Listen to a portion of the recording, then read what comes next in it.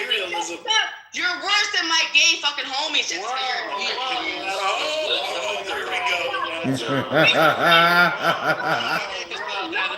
I know, Jessica. You can't hide me, bitch. That's why you got those fucking sunglasses on, right? The record stop. All right, please. Yeah, how many times that What's wrong with being gay? Bitch, I'm gonna make you get a new phone, bitch. Yeah, whore. Okay, all right. Thank you. That was a wonderful. Somebody raise the rainbow. I'm sorry, Ed. My other materialist. Rain the rainbow flag from She's on my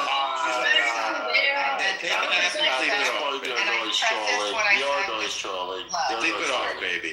Have the water and sleep it off. I'm sorry everyone had to endure that. I'm sorry, too. I gave her a reasonable amount of time.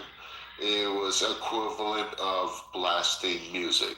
That was wait, was that spirits or was that her material brain making her act like that? What do you guys think? She's feeling was that spirits? But we were having a wonderful conversation. We were getting somewhere. And she's not wrong, so. Come on. This is all your fault, Jessica. It is. I apologize again. God damn it, Jessica. Good memes, Jeff, by the way. I've been watching. My twin sister's name is Jessica, so I've said that so many times in my life, so I had to just share it there. God damn it, Jessica. Jessica, I hear you're a bitch. I'm not a bitch, and I really didn't mean to upset her. I said something at a very inappropriate time, and it just was inappropriate, and I deeply apologize. What did you say? Yeah. It was right after she was extremely insulted and called a bitch. This guy said that she was gonna come and find her. Okay, please, Jessica, let's not talk about her when she's not on the stage. Let's just move on, please. No, I want to hear what she said, though. Come on, Norm. I want to hear it too. You're so messy, Norm. Let's just talk about consciousness, justice. We had to listen to that whole thing. And Norm, I was hoping you would bring up justice and fairness. Where is that? How do you do an MRI scan of justice, Norm? Exactly. Right? Joe, what are you crazy, Joe, let me, hold up, Joe. Let me ask you a few questions. If I were to scan your body from top to bottom, where would I find pain and suffering, sorrow, in my experience, in my brain guilt? Where do I find guilt? Where Joe? else? How do you Nonsense. find it? Why are people why are you saying that's nonsense? No. Norm is 100% right. Why do you want to scan his bottom? Why not? Why are people so You can start there, Oleg. I'm not mad. Why are people so tripped up by this idea that if you hold a concept, that it's not something you're going to be able to directly scan somebody's brain? Why are people so tripped? Yeah, I know. And at the same time, they won't define those things. So if you're saying I'm a hard materialist, justice is something that groups of fucking not hard. You were wrong, Joe. You already admitted that it's material. You're not going to be able to recapture it easily. No, but a group of people, justice is obviously localized to groups of people, right? No, not obviously at all. It is, No.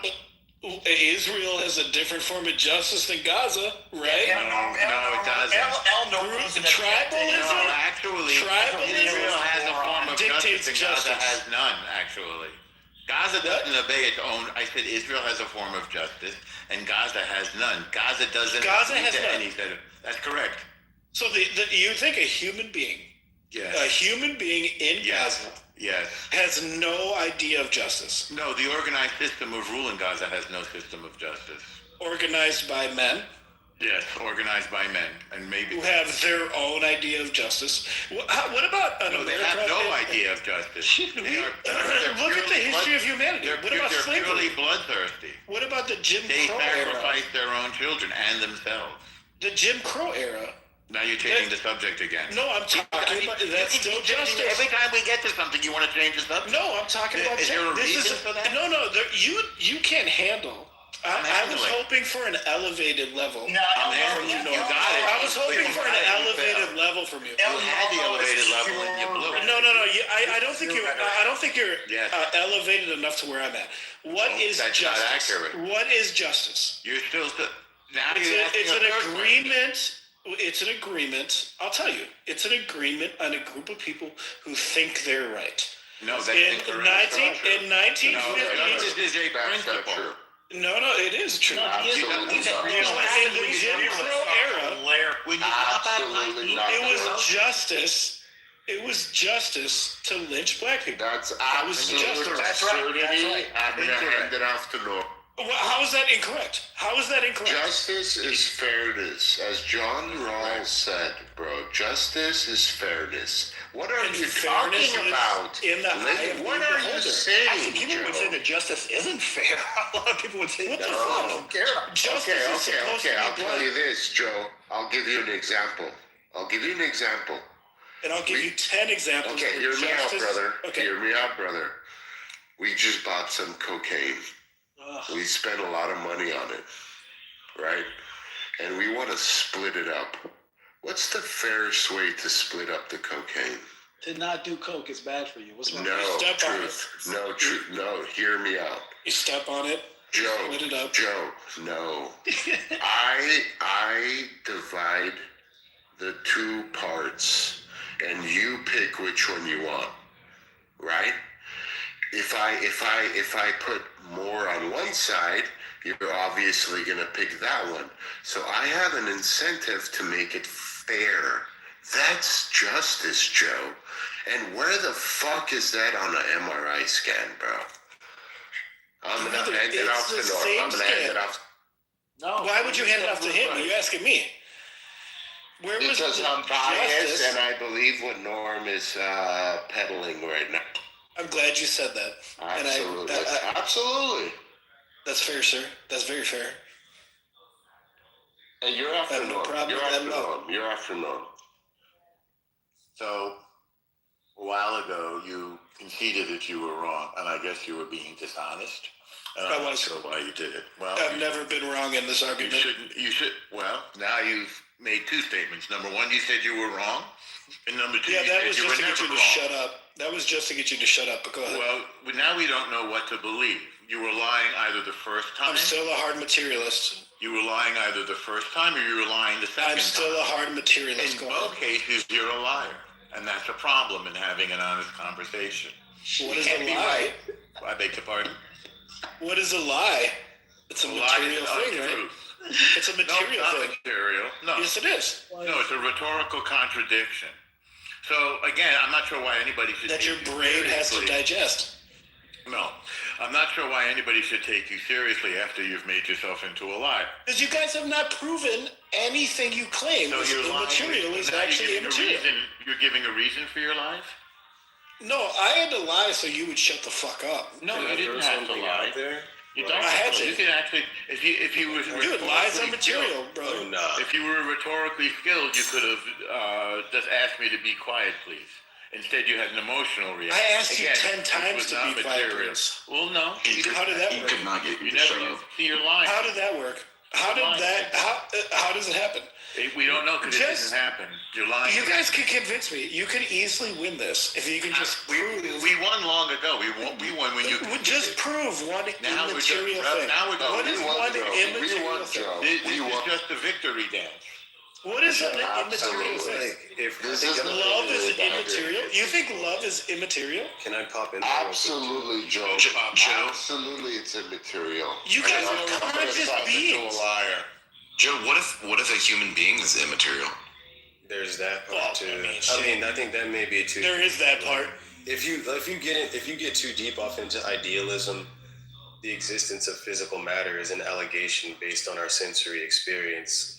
Right now, we can go deep off into that, but I think ultimately, Joe, the greatest argument for materialism is like whatever you present that you claim is not made of matter is just made of matter that you cannot collect data on. For instance, I'll give an example. People used to think that light was some non-physical super, but now we discovered photons, right? The So whole we light were- spectrum. Exactly. Like we can talk to you about photons, but people used to think light was some non-physical thing. So when we talk about consciousness and when we talk about love, and like maybe there's some deeper level of matter that we just cannot study yet. And I think that that's here's a hard position question to take. Can you love somebody if you don't have a brain? If you don't have a brain, can you love someone? Yes. Not really. How? How? Through your heart. Joe, Your heart pumps blood. Your heart is not a. Two things. Your heart pumps blood. Your heart doesn't love things. When I give you a menu in a restaurant, you eat the menu. I get you now, Joe. So just real No. Can you have Yeah. your brain dead? That's what you just did. Let me reply. So there's been cases of heart transplants where with the heart go emotional attachments. And if you look at heart attacks are typically triggered by some type of emotional heartbreak. In fact, so much so that there's a syndrome. That's not true at all. Yes, it is. No, There's it is literally not. a syndrome. Respectfully, let me finish. There's literally a syndrome called heartbreak syndrome because of its prevalence and its relationship to heart attack. And it's because what the brain does is induce anxiety in a pre-existing situation with heart failure or degenerative heart failure that causes the heart to fail. It's not the heart itself that's like, oh my God, my heart got broke. Now I'm going to stop pumping. Well, no, it's not about You really believe that? Real quick. No. There's a mucous membrane that has the capacity to understand and store memory, like most cells. And so the idea is that things that we are deeply fond with, there's the heart remembers, which kind of makes sense. That's really That doesn't make. Okay, so how do you explain the heart chemical transplant? reaction, though, right? How do you explain the heart it's from your brain. How do you explain the heart? Do you know most heart attacks are caused from brain How do you responses? explain the heart transplant thing? Here, let me get the link. I mean, you can. You're right. Cells do store things, right? They store reactions to input from the brain. So you transplant a heart. It may have a higher threshold of reaction to anxiety, but that comes from the brain. So again, I ask you guys, this is wild to me. You think a brain dead person could love a new puppy? Yes. How? Joe. They're sitting on their bed, they're Joe. brain dead. You put a puppy in their hands. Joe. They can love it. Hear me out, brother. How? Hear me out, brother. Where is my voice? Your voice is in your vocal cords. Absolutely not. It's in your mind. No, I can't. No, Okay. No, Joe. Then why are we No, here? Joe. Oleg, why are we talking right now? He got you with that one. No, if it's in your It's mind, in your why are we on this fucking app? mind, Joe. Not if you're deaf. It's Not in if your you're deaf. fucking mind, brother.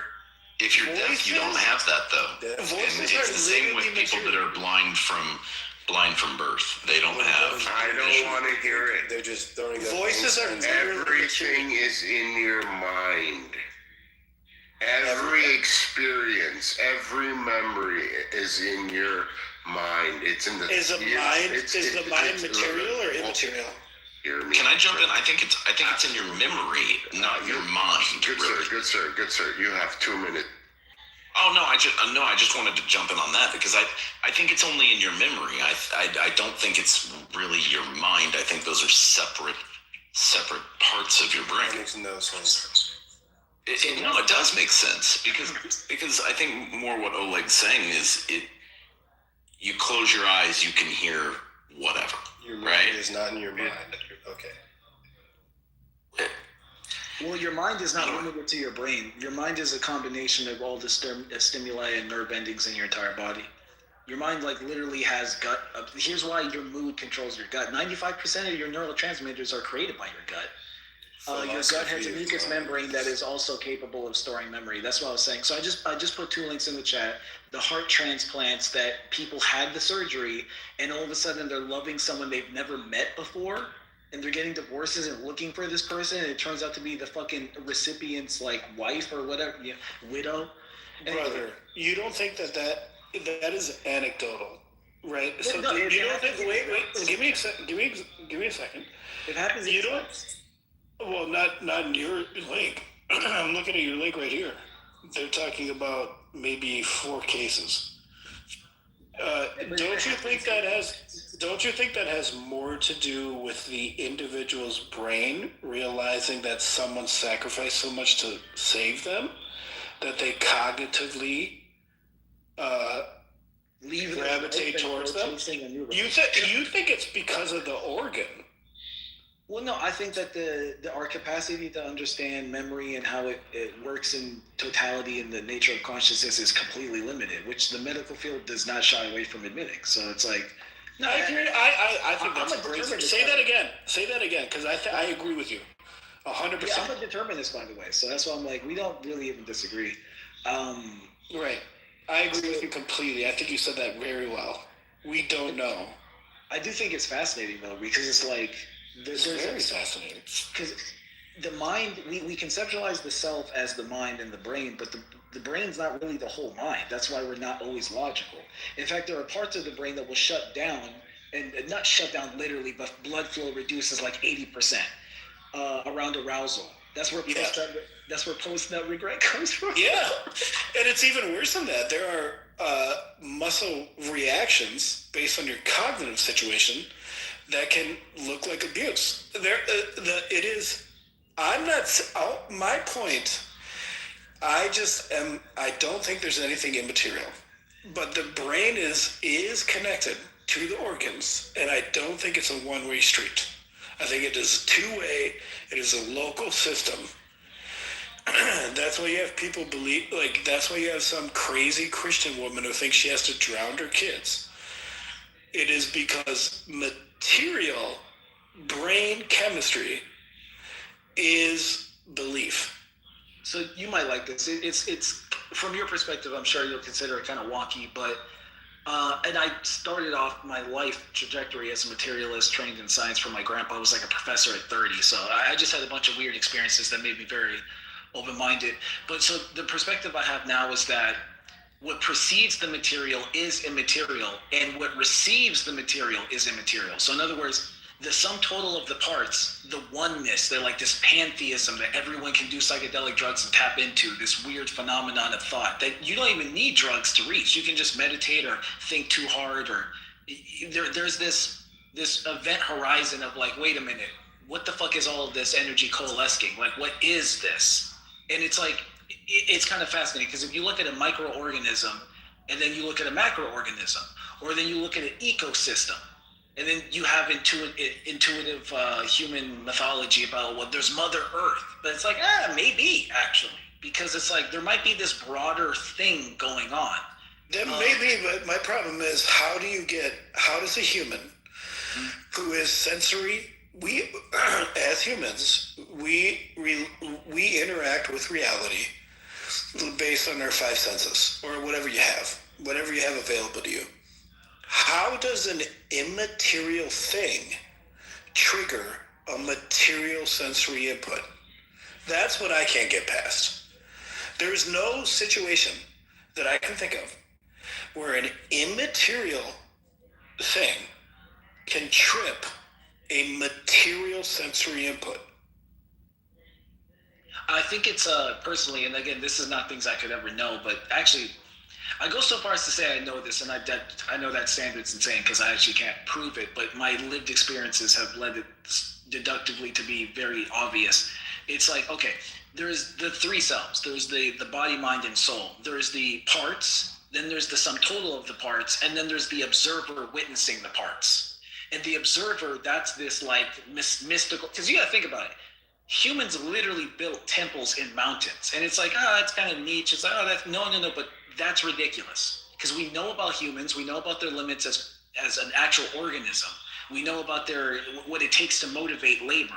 We know about systems of power and governance.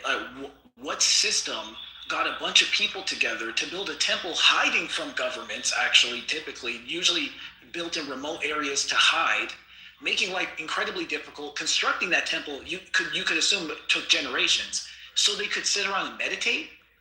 What the fuck? So they can sit around and drink tea and meditate? But that's Yeah. post-hoc. Yeah, It doesn't matter. That's why. No, but my point What's is to going on here? my point is to say that there. Do you know Sam Harris? Yeah, I love Sam Harris. I'm Yeah, he wrote Okay, the book. Sam Harris. Sam Harris. Well, hold on. Here's my Yeah, fuck Sam. Fucking pseudo-intellectual. Fuck that I guy. don't think he's pseudo. He's not He is pseudo, fine. bro. He's made more money than you ever will He's publicly. outside. That doesn't mean he's smart. Dude, that's I'm like a you saying trillionaire, that's like you bro. saying LeBron sucks, right? That's like you saying LeBron James sucks. Joe. Well, nobody That is. Sam Harris is an intellectual as far as Trash. intellectuals are concerned. Trash. He's I'm glad you feel that. like the right wing. He's like the left wing. He's like the left wing version of. No, he is Jordan not. Have you Peterson. read his books? Have you I've read. He's Yes. smart Yes. guy. Do not compare Sam Harris to Jordan Yeah, Peterson. it's not that- That is No, an but exact Joe, comparison. I will tackle you, bro. I will tackle you. I'm telling you. All right. Look, Joe. I respect Sam Harris. He's not a dumbass, but in the grand scheme of all things, he's not that bright, bro. Trust me. I think he talks outside of his. He's outside of his wheelhouse a lot. Like Neil deGrasse Tyson is an astrophysicist. All he talks about is astrophysics. Well, he's like canceled. Jordan Peterson. Sam Harris is a neurological scientist. Jordan Peterson is a psychologist who talks about like politics. No, Jordan Peterson got sold. Jordan Peterson bailed out. So all I'm saying is like when you speak authoritatively on shit that has nothing to do with your field of expertise, you will make mistakes. As a neuroscientist, which I believe is his area of expertise, I've read his short book, Free Will. Like he's on point when it comes to like when he's talking about things that are within his field of expertise. When he leaves that realm, it's like, all right, you know what I mean? Like I don't know what you're talking about. Didn't you just describe the fact you're actually going against what you were talking about? Yeah. Hold on, before Neil deGrasse Tyson has been canceled. So like, why are you even talking about because this? you're gonna change the conversation. So real quick, here's why I brought up Sam Harris, right? So I brought him up because even while he was taking tenure at university, he got some MDMA. So for those who don't know, this was street Molly or ecstasy. It was actually synthesized to help patients unlock their emotions. So he, along with some other academics, got early access to it, and they were experimenting in their dorm. And he reports having such a vivid experience with himself that he paused all of his learning, got on a plane, flew to I think India, and began learning firsthand about mindfulness from monks. This is a dude who comes from a very buttoned-up background. Yeah, very privileged. He literally went there as a vacation, bro. You know, I know what you're saying. Like, it sounds really like profound and shit, but you gotta look at it in a more practical. He literally went on a vacation, brother. Oh, I gotta bounce. He's like Deepak Chopra. He's like Deepak Chopra. That's like. Oleg, thank you for the root. This was wonderful. In this, hold on. I gotta bounce. I wish you guys all well. Be well, everyone. Thank you. Thank you. Damn. Yeah, because the whole point was just to get him to think, like, wait a minute. And it's good that he liked him, because it's like, okay, these guys in these temples got to know something, because this guy just paused his entire career and his life to go learn from them. So, but oh well. I mean, that's not really like so impressed. Like, who hasn't been like, oh shit, these monks are deep? Like, that's not like a revolutionary thought. Well, we grew up in an age where you have the library in your pocket, so you take knowledge for granted. But you have to imagine the world before. I mean, I'm old. I'm 34. I remember doing homework, going. You're not old, bro. Well, I'm old enough to remember going to the library to do homework. And it's like, I don't think people really realize what it's like having knowledge at a fingertip. Because I remember if you wanted to know something, you had to go out your house. But I think I hear you on that. What I'm saying though is like the fact that he studied under monks, and it's like, oh shit, people have been doing that for thousands of years. It's like he didn't have some revolutionary new idea. No, that's not what my point was. My point was that those monks have knowledge that you can't replace. That is like very important. So like to Yeah, but that's not a fair comparison. it wasn't a compare. Oh, Ignore him, bro. He's just a. out. What do they have that's like irreplaceable? Yeah, if you compare like a monk versus like some of the most intelligent people we have right now, like how can you compare them? So take modern. Are you saying like our modern day monks? Okay, cool. I got you. So take modern day psychology, right? Most of it's based off Jungianism. Jungianism, if you don't know, is just a ripoff of Hinduism. It's a repackaging it into a materialist lens, which makes it way more useful, admittedly, right? But it's also like, okay, this is a fucking 6,000-year-old belief system.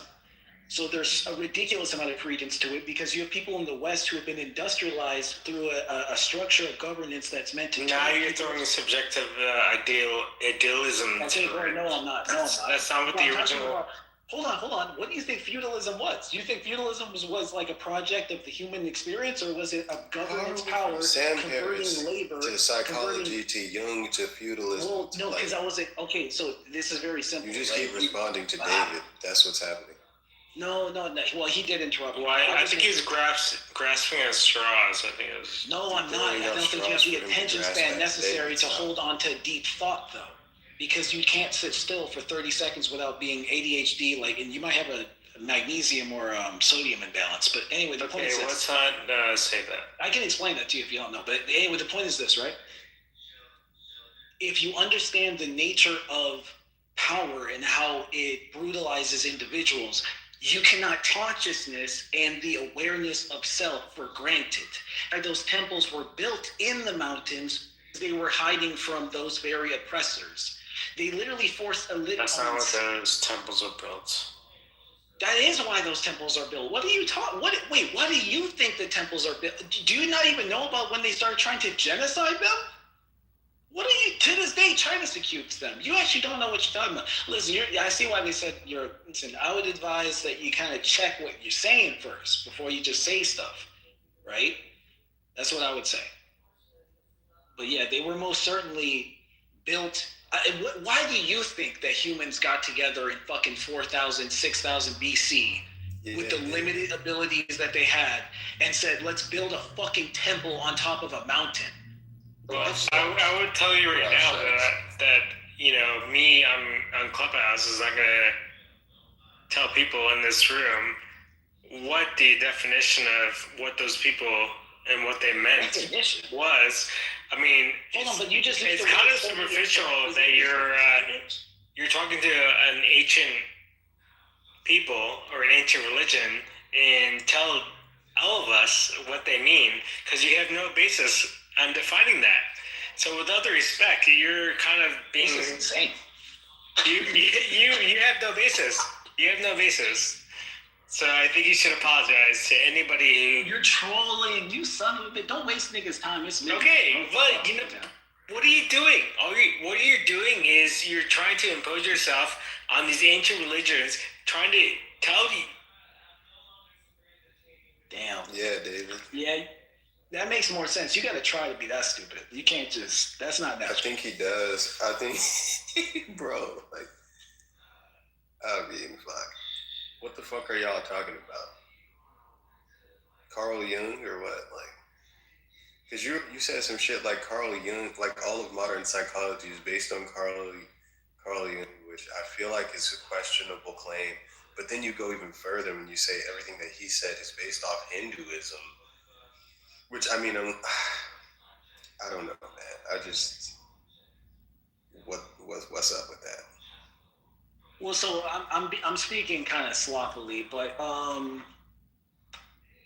it's not unfair to say it wouldn't be baseless to say that. So most of modern psychology is really So first it went Freud, but Freud's kind of a bit of a quack, and he does his best, but he literally pulls out of complete nothingness and doesn't actually build a system, but just makes a lot of claims.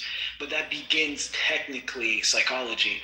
Jung is considered the real grandfather of psychology in skipping Freud because he actually built a system. But like Freud, he again was pulling air quote out of nothing. He wasn't. He didn't make these things up out of nowhere. He was literally using ancient mysticism and conceptualizations of the self and the soul. He doesn't even shy away from this, by the way. He talks about it himself. That's why he coined psychedelic. And he has the quote, like, no man truly knows himself until he's done psychedelics. So he was a huge advocate for like ayahuasca, that kind of shit. That's who Jung is. But what he does is he takes that and he puts it in a science, suit. And so people, the West, can tolerate it. And he filters it down to that. Now, that's why if you talk to people in psychology, they'll say they don't really like Jung anymore, because they'll say most of his opinions were arbitrary, not really based on any actual studies and this, that, and what, because they're trying to use the scientific method. But the reality is they're just proving his theories correct. So they're trying to distance themselves because it makes them feel academically more rigorous. But they're just going around the circle to prove all of his theories correct. So that's why Jungianism is still incredibly popular, but not official, even though it's still the baseline for what you would probably consider mental health. And again, it's not about even the mystic element. That take the soul and all that out of it. There's like a nature of consciousness that can be described. This is why people will cry during a movie, and you can write a script to make it happen. And so if you have a certain level of observant rigor, you can map the pattern. That's psychology. That's all it's trying to do. And so, so that's what I'm saying. That to discount what those monks have, they're not just up there meditating so they can feel special. They're literally. That's exactly what they're doing. I'm serious. So you don't think they're that fucking losers? You don't think meditation and mindfulness is incredible? Well, let me not straw man you. What I mean to say is, do you not see how their pursuit of mindfulness is relevant in today's day and age? No, it's a waste of time. You need to be active in the world. You want to sit around and fucking close your eyes while pedophiles fucking tax the fucking shit out of you? Fuck that. That is not the answer. Have you been drinking tonight? Hell no. Every night. None of all of employees. Literally, my entire family's veterans. My fucking grandpa was in World War II. But what you're mistaking is roles. Not everyone is a warrior. Some people are civilians, and we're glad they're civilians, by the way, because I don't know about you, I don't want to sit around and study germs and bugs. But these motherfuckers come up with medicine and inventions. So let them do what they're doing, and don't tell them what they're supposed to be doing, because we all have a role in God's mission. No, this is real nigga shit. So the dude who feels the need to sit there with his legs crossed and meditate, that might look goofy to us. But meanwhile, people are dying of heart attacks at 50 and 60 because they can't control their anger. So maybe listen to him. I do. By the way, most modern medicine comes from truth. I hear you. Instead of sitting around and meditating, how about you do yoga, right? I'm not against health, brother, but I honestly believe, like, look, I had a boss, man. My first job, my boss was like deep into meditating. He would pay $20,000, $40,000, $50,000 to go on meditation retreats and learn how to meditate. Fucking bullshit, brother. Like, yeah, closing your eyes and meditating is beneficial, but you shouldn't be spending too much time on that shit. Yeah, I think Tom Brady shouldn't practice throwing a football. You're right. I don't agree. I think all things in I respect that. Like, for instance, there are some people who like it's good to practice your instrument, but there are some people that are like practice all fucking day, and it's like, bro, like, this is not, you know what I mean? Like, do we really need to like go to a fucking mountain and just sit it by ourselves and fucking just be quiet? Like, are you making significant contributions to this story of humanity by sitting I think that doing that is important. Yeah, but we're all living a human experience. Is important. Most modern medicine comes from Eastern holistic remedy. I shit you not. Watch this. The number one ingredient in cancer, certain strain of most. Let me pull it up. The number one ingredient in this one cancer medication that was the predominant treatment was the primary molecule found in dandelion's root. And like they've been treating. This sound like some bullshit. No. The dandelion molecule? Yeah, bro. What are you No. See, this is hold up. Truth. I'll let you speak. But look, bro, Alessandro's right. You gotta be careful with like health advice and like, this is like a Deepak Chopra slash snake oil salesman. Just yeah, I don't know. Before truth goes too far. In the goddamn files. Is that what you want? That's why he's telling you to meditate. Okay, I found it. Chopra's in the Epstein files molesting children. Exactly. This is what the exactly. So it has an actual chemical name. That's what I was saying. It's because if I just say it to you, you're not even going to understand it. It's verbal diarrhea. What'd you say? It's verbal diarrhea. No, this is methanolic extract. So anyway, in any case, so essentially a lot of herbal remedies that have been, what's the word for it, propagandized against through the American Western university system, which you have to understand, the primary founders and investors were heavily invested into petroleum. And uncoincidentally, the medicine that they were packaging were petroleum byproducts. Dog, let me say one thing real quick. No, but that's literally true. I just asked AI, I was like, is methanolic extract the main ingredient in some type of cancer treatment and shit? And AI was like, no, methanolic extract is not a main ingredient in any established clinically approved cancer treatment. The idea that cancer therapies are built around methanolic extract is misinformation.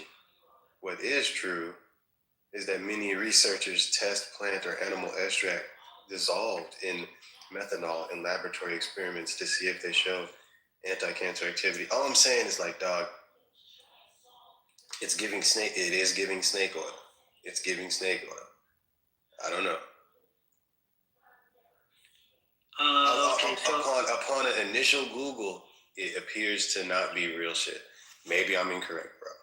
Maybe I'm incorrect. So I just did the same thing on chat. I see what you're saying. It's saying the same shit. What's interesting, it's saying in the animal experiment, studies suggest that it triggers cancer cell death, slows tumor growth in animal models. So it's working in the animals. So then you have to ask, well, why isn't it being used for humans? And it's because they probably don't like how efficacious it is. But Monsanto doesn't want it. History.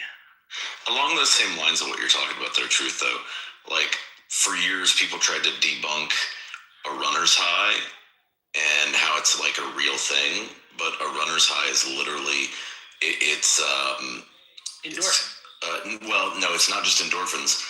The gut actually builds a it's basically shit. What's the word?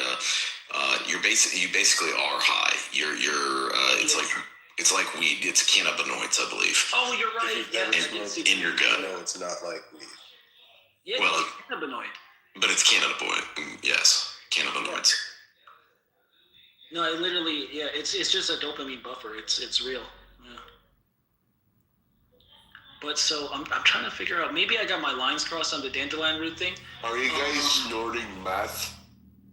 Hold on, that's you're funny. Anyway, so no, but when you look at it, it literally says in the ChatGPT, all the evidence suggests that it is in fact good at fighting cancer. At least in what the studies have revealed. Look, for truth. Hold on. I'll be quick. I'll be quick, brother. This is personal to me. Please. Everything is good at fighting cancer. Working out, sun. Good diet. You're not saying much. Okay, so it's being studied by people who I'm sure with their big PhDs aren't like fond of wasting their time and twinkling their toes, That's right? What's up. They take time out of their day and they decide to see, hey, how does this dandelion root fight cancer in mice? Because that's how we get it to humans. And it's killing the cancer in the mice. And so you saying, well, so does everything. It's like, well, come on. What am I supposed to do with that? It slowed tumor growth in animal models. It triggered programmed cancer cell death, apoptosis. I suck at pronouncing shit. It interferes with cancer cell metabolism signaling pathways. it activates immune anti-tumor responses. What the fuck? What? Oh, this is what I was talking about. These compounds. Okay, so they zoomed in and on a molecular level and find these compounds: terasterol, lupinol, and amarin. I can't pronounce this shit. These are ingredients in. These are FDA-approved ingredients, or at least one of them is. I know. You're losing it, bro. What the fuck are you talking about? No. No. Like. Okay. So even if it's not FDA approved, who cares? I want to know. I want to know how it helps cancer. I just read off how the. Because cancer is a big industry, right? And every fucking. Oh my god. You didn't hear when I said it? Slow tumor growth. Trigger program cancer cell death. Interfere with cancer cell metabolism, a signaling pathway. Activate immune anti-tumor response. Look, I'm not calling nothing a silver bullet. This was one example I gave, shot in the dark. That's what's up. Of how, you feel me? Like, of how the medical industry is built on profit. And they're not going to tell you, oh, it turns out the Indians who were drinking tea who said this is good for that were right. So can we bottle it and sell it? That's what I want to know. And can we make money? Let's go. Exactly. And instead, you know what they will sell you? They'll sell you a petroleum product that will cure one thing and give you something else. It won't even really cure it either. I'll just treat it. You know what's so fucked up? It's going to be a psychological placebo. Go ahead. It's been like a psychological placebo that they'll give you and say it cures cancer. Sorry, could you repeat that? I say it could just be like a psychological placebo to make you feel like you're cured. It says X, Y, and Z. Like, yeah, they're about to be. I've been seeing some ever since the Epstein files came out. They're seeing like, especially women like come out with like breakthrough cures for cancer or cancer regression. Is that the word? Like, it reduces the cancer growth or something. And like many things. So there's no definite cure yet, but there are stories out there coming out. Man, I'm listening. I know, like, bro, I'm sipping Glenfiddich, man, for 13 years. I'm with you, bro. Cheers, brother. Yeah, man, they're trying to kill us. It's a big game to them.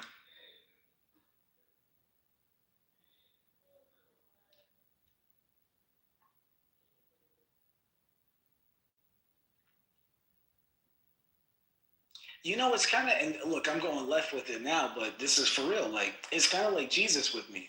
I think a lot of people take for granted, and even myself, I grew up from a secular atheist background, even though my mom was super spiritual, but we take for granted the morality that religion is trying to enforce, even if it's, corrupted like any other human endeavor. And so we think without it, we can have a secular community of humanitarians, but the reality is maybe some people actually do need the threat of hell to control their behavior. I'm not saying that's actually true, but I say to say, like, we'll take for granted growing up in that cultural custom in the same way we can take for granted what India and the Hindus have done for the world. So many of their beliefs are just commonplace now. Like, karma is an easy example. Like, everyone around the world kind of jokes about this karma concept, and some people really believe in it more than others. And it's just one of their ideas. Like, I don't know. It's every place most teas come from India. I don't believe in karma, dog. Like, no, I don't really believe in karma. Like, if karma was a thing, what the fuck is the West? But I don't know. Like, you know what I mean? Like, yeah, no, I don't necessarily believe in karma. Well, karma doesn't function how most people think it does anyway in Hinduism, but I don't believe in that either. They have like these niggas think that you will be reborn as a cockroach. Like, I'm good. Like, it's kind of ridiculous. But I think too, like, if we're talking about the morality that we see from religion, that's really just the morality of human beings, trying to convey that to other human beings through narratives, parables, and stories. So it's really just the morality that you see in any scripture is just some ideas that a dude had. You know what I mean? And like, so it's not like some deeper shit. It's just ideas. Well, yes and no, right? Because we all have ideas, but can we get the whole world to subscribe to them? Can we create a movement that will inspire people for a millennia? Like that's. Well, they're just good ideas, right? But it's not. I don't even know if it means they're good, but yeah, I agree. Well, I mean, they're just ideas that people like. I think when we're like, well, religion offers this thing, and it's like it's just religion offers ideas that came from people. You know, it's like, and like, it's almost like when people say like the morality. The Bible teaches us not to steal and kill. There's never been a society where it was legal to kill people and steal shit. Like, what are we talking about? Like, that has never. There's never been a society where that shit was like legal. So like, and the government will always do it whenever it suits them, and the people will probably allow it. They sit back and go, "Yeah, do it." There's a comedian that has a really good skit about Cain and Abel and how we act like nowadays the world's a scarier place. And the skit is basically around the thought that Cain, the third person on Earth, killed the fourth person on Earth, literally killing 1/3 or 1/4 of the humans on Earth. And we think it's scarier now. You know, he got rid of 1/4 of the population, and the whole skit's hilarious. Just real quick, just boop, minus 25%. That's wrong though. There wasn't only 4 people alive on the earth. Oh shit. Oh, you don't believe the Bible? Ding, ding, ding, ding, ding, ding, ding. Wait a minute. Technically, the read of the story is that those were God's chosen people, and the humans were already. That's a fact. Wait a minute. The Goyim were already present. The Goyim.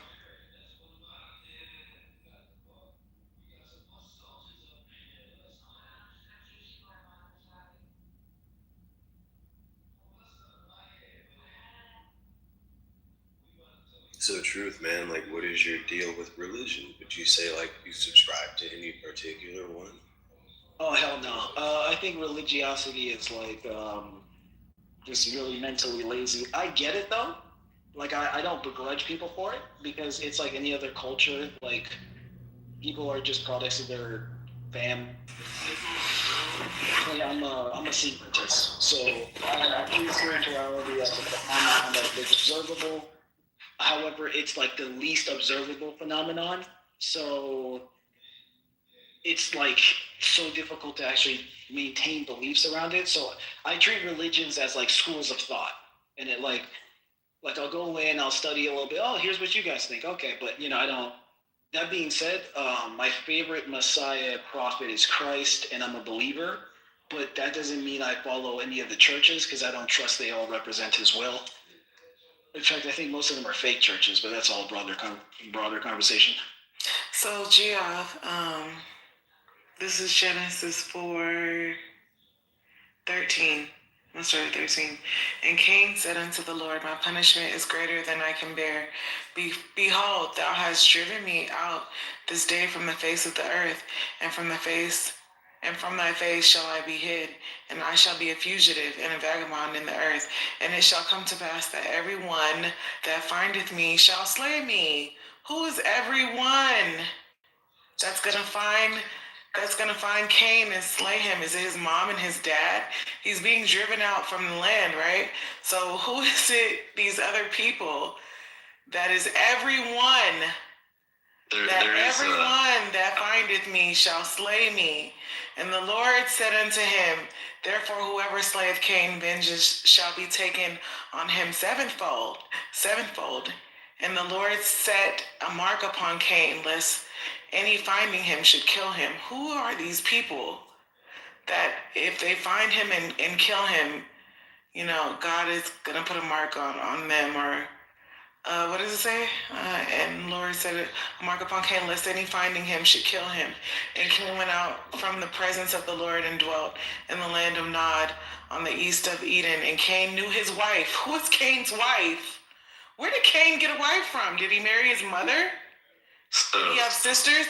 Did he have sisters that we didn't know of? Once again, yes, there Genesis 4, I believe 17. there were 7 children. Genesis 4:17, and Cain knew his wife, and she conceived and bare Enoch. Right. So there are people that that Cain is afraid of that are going to come and kill him because he killed his brother. And then Cain has a wife. So, I mean, you gotta make up shit that's not in the first 4 chapters of the Bible to come up with people that Cain is afraid of, and to come up with people where Cain gets a wife from, right? So you gotta come up and you gotta go get extra biblical text to find me these people that Cain is afraid of, and to find me the people of which Cain gets a wife from. But it's easier to just admit that there are other people besides Adam and Eve and Cain and Abel.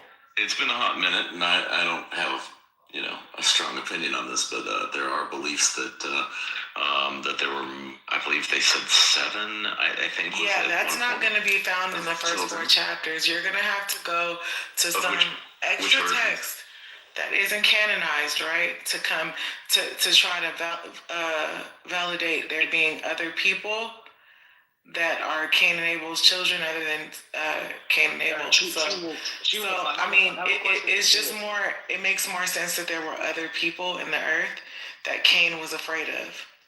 And where he got a wife from.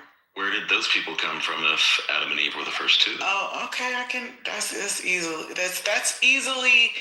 more easily explainable than you just coming up with the fact that there were 7 children that aren't spoke about in the first 4 books of the Bible. But what were you about to say, Machiavelli, before I show you where the other people came from? Can you look this up, right? Can you look this up? We know about Cain and Abel. Can you look up who, I think his name's Sheath, something like that. You know who that is? Sheath? No. You guys ever heard of that? No.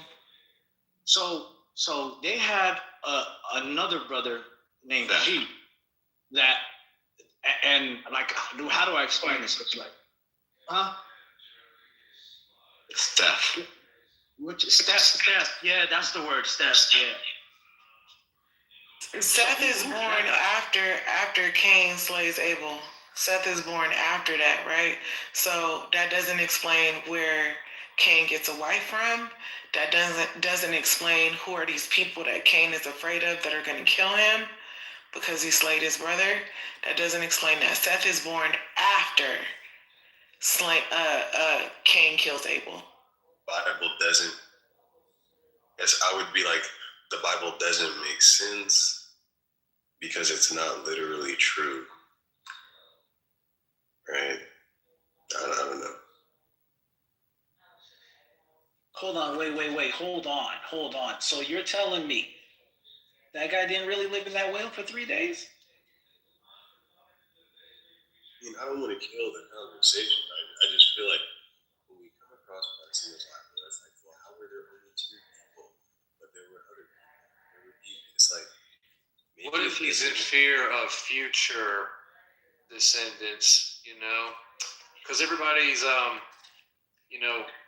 everybody does live for a really long time. So I mean, not that he knew that it was going to be that way, but what if he knows that from here on out for the rest of my life people are going to know about what I did? And what if he's just in fear of what can happen in the future the more that people learn about them? And to answer your question, Alessandro, again, this is why I don't fuck with religion. You see how silly this shit gets? This is ridiculous. Because if you can just read it and take away, oh, this is a literary narrative that informs ideas and perspectives on consciousness and relationship to a divine creator. Okay. And then people will sit here and actually, it's like when niggas do, can Superman beat Goku? Who would win in a fight? I wasn't going to take it there, only because there's people here who actually believe it. And they get offended when we take it to that point. But I think ultimately it is like, if Goku can destroy a universe, how is Beerus stronger than Goku? And then how is Whis stronger than Beerus? And then how, you know what I mean? Like, it literally turns into how many universes could they destroy? Like, if they're in one universe, like, what the fuck? And then you got some dude trying to make it make sense, like, well, the universe in Dragon Ball Z is actually 5. You know what I mean? It's like, what the fuck? Like, I see what you mean. But at the same time, like, I don't like taking it there because there's people that truly do believe it. You know what I'm saying? And I think it is, I can understand that as a form of disrespect. So like, Well, no, it's not disrespect. Like, I respect all faiths, but my thing is I try to bring people forward because I'm like, listen, the point of all faiths is love. Fundamentally, it's love. It's understanding what love is, how it functions, and how to live it. And so that's going to come down to freedom, justice, and I think this is why Christ is my favorite. His lessons are it's treat people how you want to be treated. Oh, thank you. One sentence, simple, self-evident, easy to understand, and the only way you disagree with it is if you're in favor of forced doctrine, which is inherently hypocritical and tyrannical, which a lot of people are because they're so pragmatic. They're like, yeah, well, let's just utilize human labor. It's like, okay, well, you don't represent the people. So thank God you're a minority because that's fucking psychotic. But what's normal for most people is like this intuitive sense of equanimity and like, and that's why we even do abuse people. Like if you catch someone being aggressive, they'll usually start saying, well, he did this. Well, no, because they even think they have to justify. They don't just say, well, because fuck, I want to. How about that? No, they say, well, I did it because. And so, yeah, I love the way, but you see, that's why I reject Pauline. Pauline is, Saul converts himself to Paul and he becomes this apostle, allegedly. I don't buy it. From a materialist point of view, as I read history, it doesn't even make sense. He's a Pharisee who was literally just eating off Christians, and all of a sudden he wants to follow the apostles because Jesus came to him in a vision and said he's going to hell. The fuck? That's a wild-ass origin story. And now he radically modifies the interpretation of Christ's texts. What? And like that's why there's literally Pauline Christianity, because it's different than like what it was before him. And he's where you get Jesus is Lord and you have to pray to him, even though Christ never prayed to himself. He never told anyone to pray to him, and he always prayed to God. His very last thing on earth was praying to God. He asked God to forgive people, forgive them for they know not what they do. Who's he talking to? If he's got, I'm just saying, a lot of the religiosity ironically is designed, in my opinion, to redirect attention away from the message. Because now we're not talking about how Christ said, be a loving person. We're saying, if you're not a Christian, you're going to hell. And Christians aren't Christian at all. But it doesn't matter because they believe, so they're going to heaven. Bro, they done stripped the faith of all its substance. So, it's by design. It's unfortunate. I mean, I consider myself to be a Christian, right?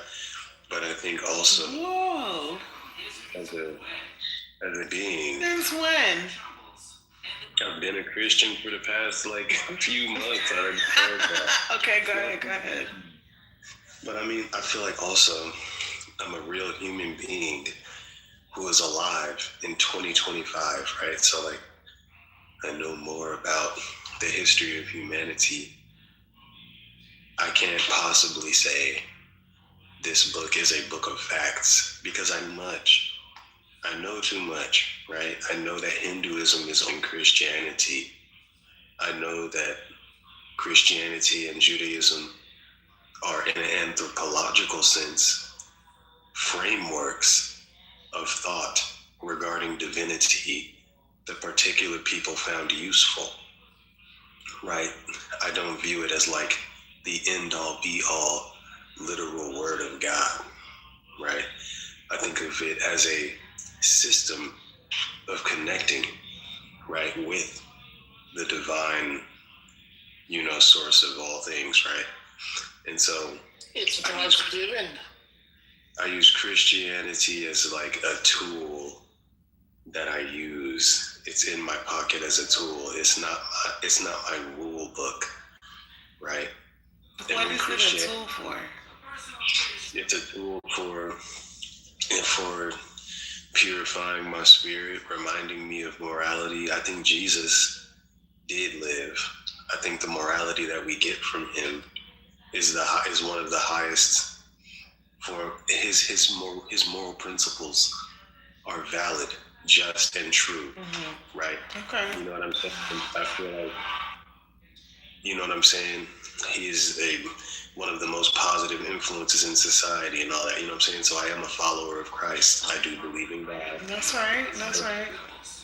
But I don't just believe, to keep it 1,000, I don't believe a snake ever talked to nobody. I don't believe, You know what I mean? So like when we get into the parts that don't make no sense, I'm not about to start trying to make it make sense. You see what I'm saying? Exactly. You know what's crazy is you say you believe in God, but you don't believe in miracles.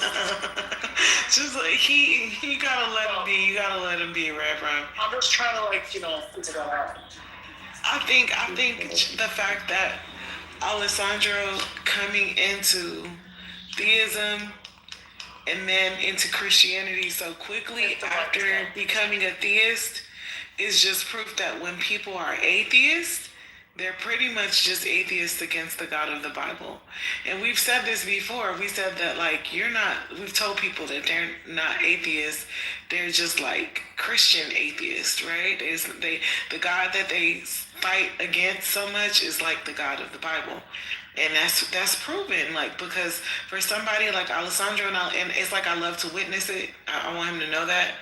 But just the fact that so quickly realizing that he's a theist and then deciding that he's Christian so quickly is proof that when people are atheists, oftentimes there's just atheists against the Bible, specifically Bible God.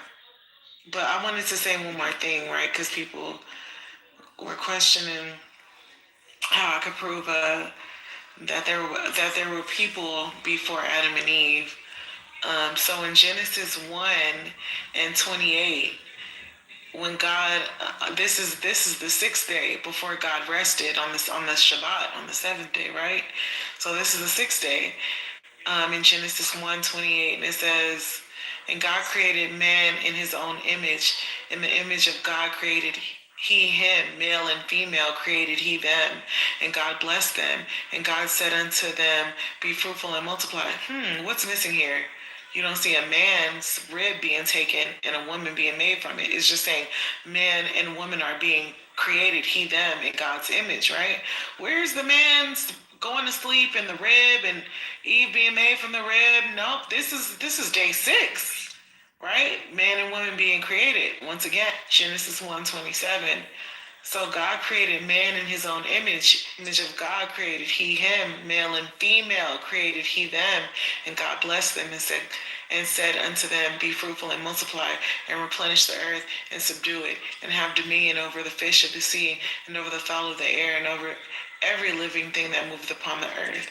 And God said, Behold, I have given you every herb bearing seed, which is upon the face of the earth, and every tree in which is the fruit of a tree yielding seed. To you it shall be for meat.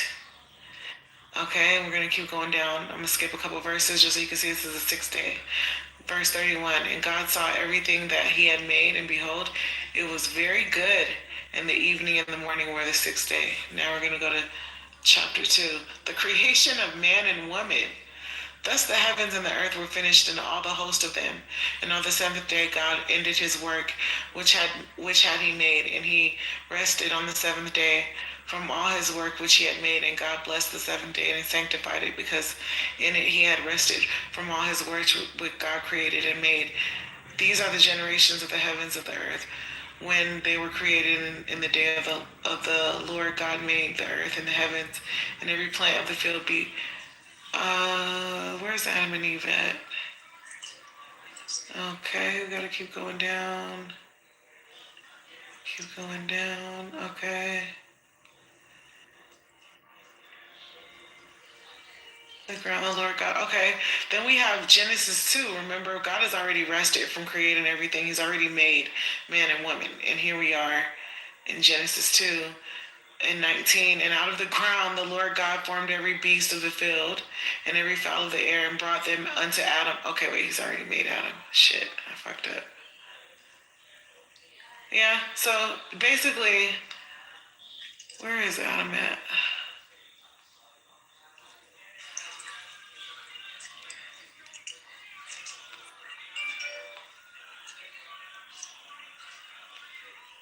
I'm in the garden. Oh shit. Who is chewing like that?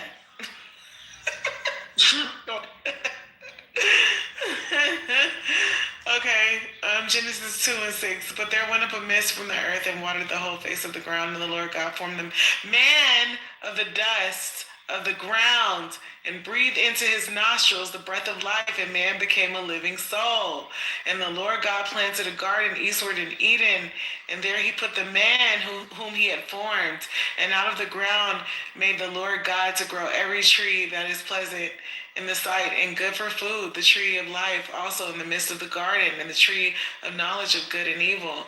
And a river went out of Eden to water the garden, and from thence it was parted and became into four heads. This name of the first, Pison, and it was which compasseth the whole land of Havilah, where there is gold. Yeah, so here, in Genesis 2 is where Adam is made, and then he puts Adam to sleep to make Eve. But men and women are already made in Genesis 1, and God rests on the sixth day. So, like, there's your proof that there were already people made, and then God made Adam and Eve.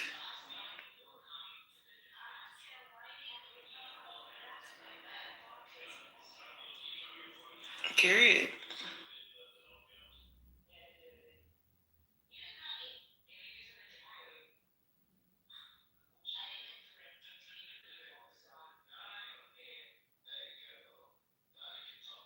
Oh, y'all ain't shit. Y'all don't see Elliot in the goo saying he had his hand up for a long time?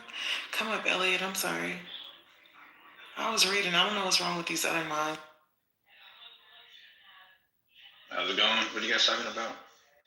I was showing them that there were people that existed before Adam and Eve.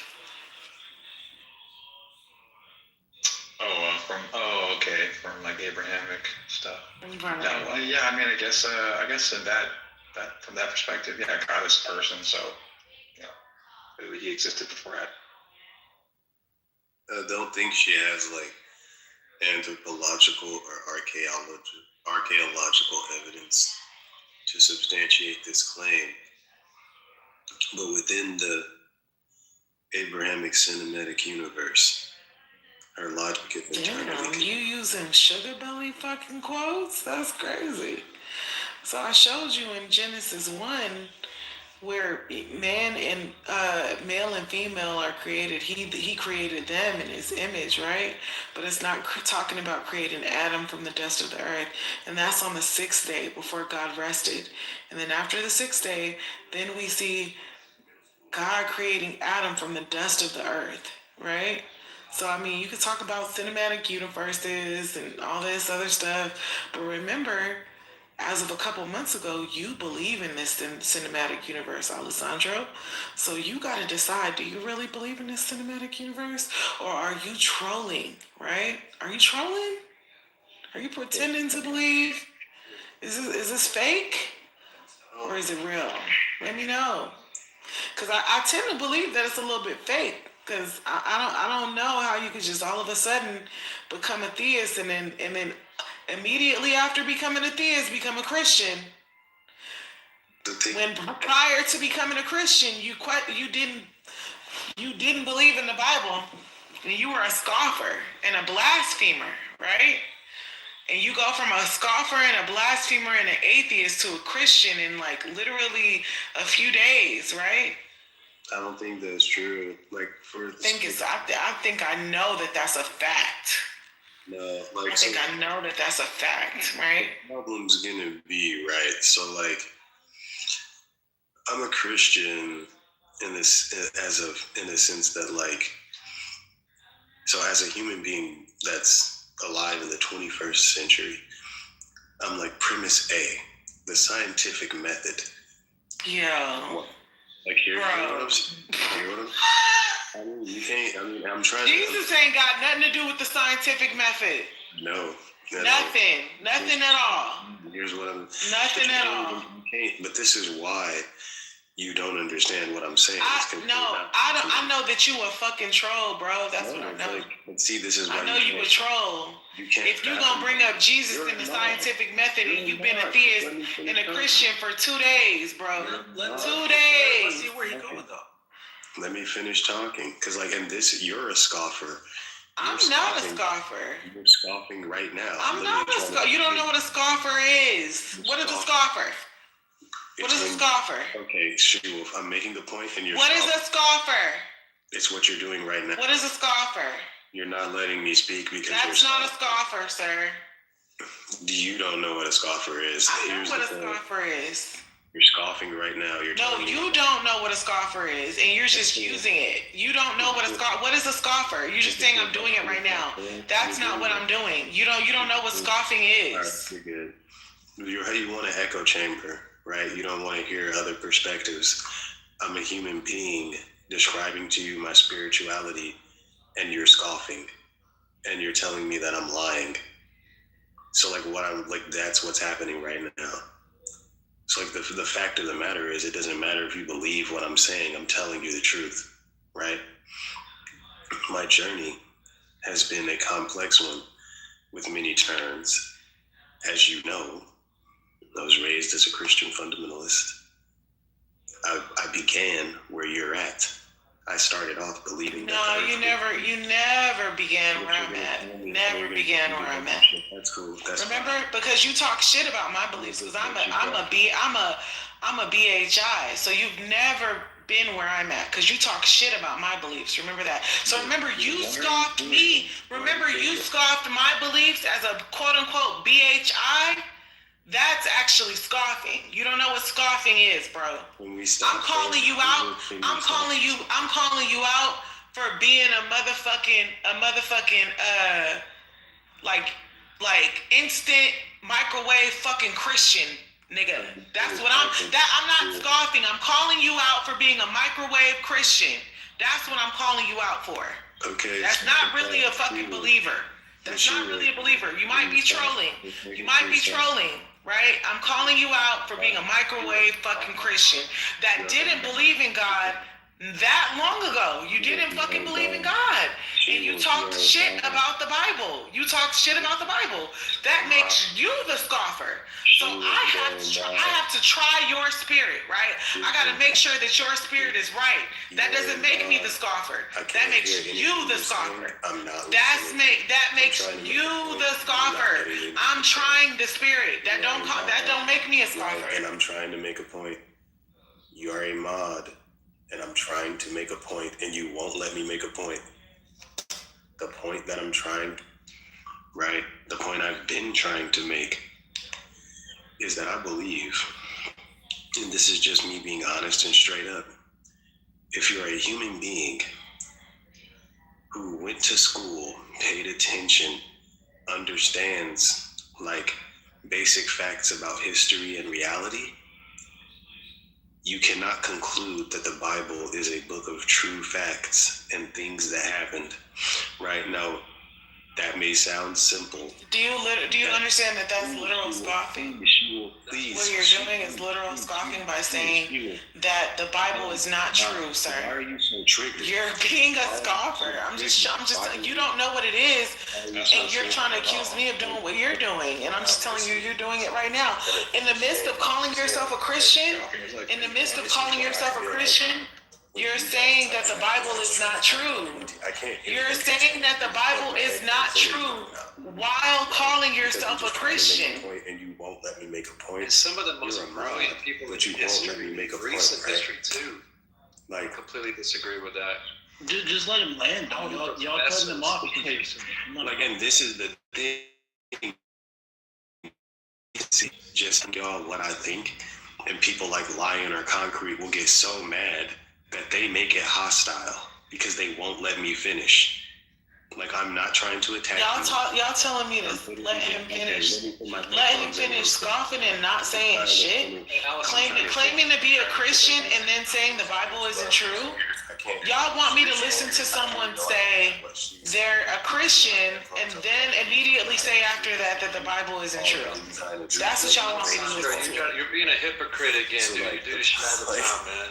Okay, cool. So I'm saying, I'm I can appreciate, and I know that there are people in the room, right, that cannot appreciate the findings of academics, who don't appreciate the scientific method, who don't appreciate anthropology, archaeology. Just showing how fucking please stop, please stop, please stop, please stop, every day though, man. please stop, please stop, please stop, please stop, man. It's going to be fucking retarded, dude. please stop, Feel better. please stop. I have not attacked anyone. I have not attacked anyone. You absolutely fucking have, but you're too fucking retarded to realize that. But just go ahead, you're too stupid, man. Go ahead. But they're not in my ears. You're fucking retarded. I realizing people be trolling y'all. Can I make the point? Right? And it, like, the things that I'm saying are literally unbelievable to you. You don't believe what I'm saying, but I'm telling you the truth right now. I do believe in God, right? I am a theist. But because of the premises that I hold, when you tell me snakes talked to people, when you tell me a person died and got back up and came to life and then flew in the sky, when you tell me that like one guy defeated an army of men with nothing but the jaw of a donkey's, with nothing but the bone of a donkey's jaw, when you tell me that like Samson was strong enough to knock over entire buildings, right?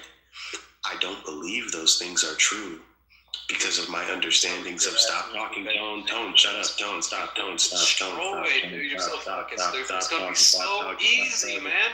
Look at you right now. Listen to what you're saying, right? Please stop talking. Please stop talking. It's just so pathetic. Please stop so talking, bro. I think it's interesting you guys are getting triggered. Like what? Bro, and the funny thing is, bro, I would have been done like 15 minutes ago, but they just get triggered and come off the mic. You're a hypocrite, man. You lie your fucking ass off, dude. So this seems personal. He got beef with you. Like this is. Oh my god. Right. So like in this space of free speech, I'm literally just describing my own beliefs and thoughts. If you're triggered, stay on mute until I'm done. So what I'm telling you is, right, I draw as a person who does believe in a God, a prime mover, right? I don't believe in miracles, right? And I'm gonna, some of the language that I'm using may be hostile because you won't let me fucking finish talking. So now I'm feeling hostile. So no, I don't believe in talking. You were saying lies and hypocrisy before I ever even said anything. Attacking her and then attacking other people and saying that you attacked a single person. So that's the point. So when he says that everybody that goes to school is fucking retarded if they believe in God, that is a personal attack on everybody. Because you're a retard, Tone. You never called people you believe the earth is not round because you're a retard. So please no, shut he the didn't fuck say the up. word. No, he did not say the word The earth is retarded. not round. Shut the fuck up. This is the point he's talking about. Stop talking. Okay.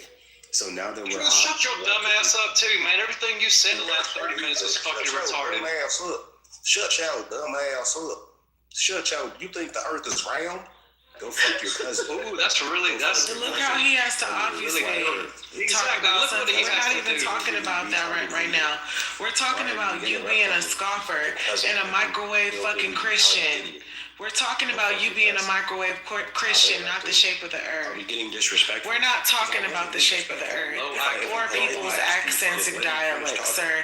We're talking about you being a fake microwave Christian.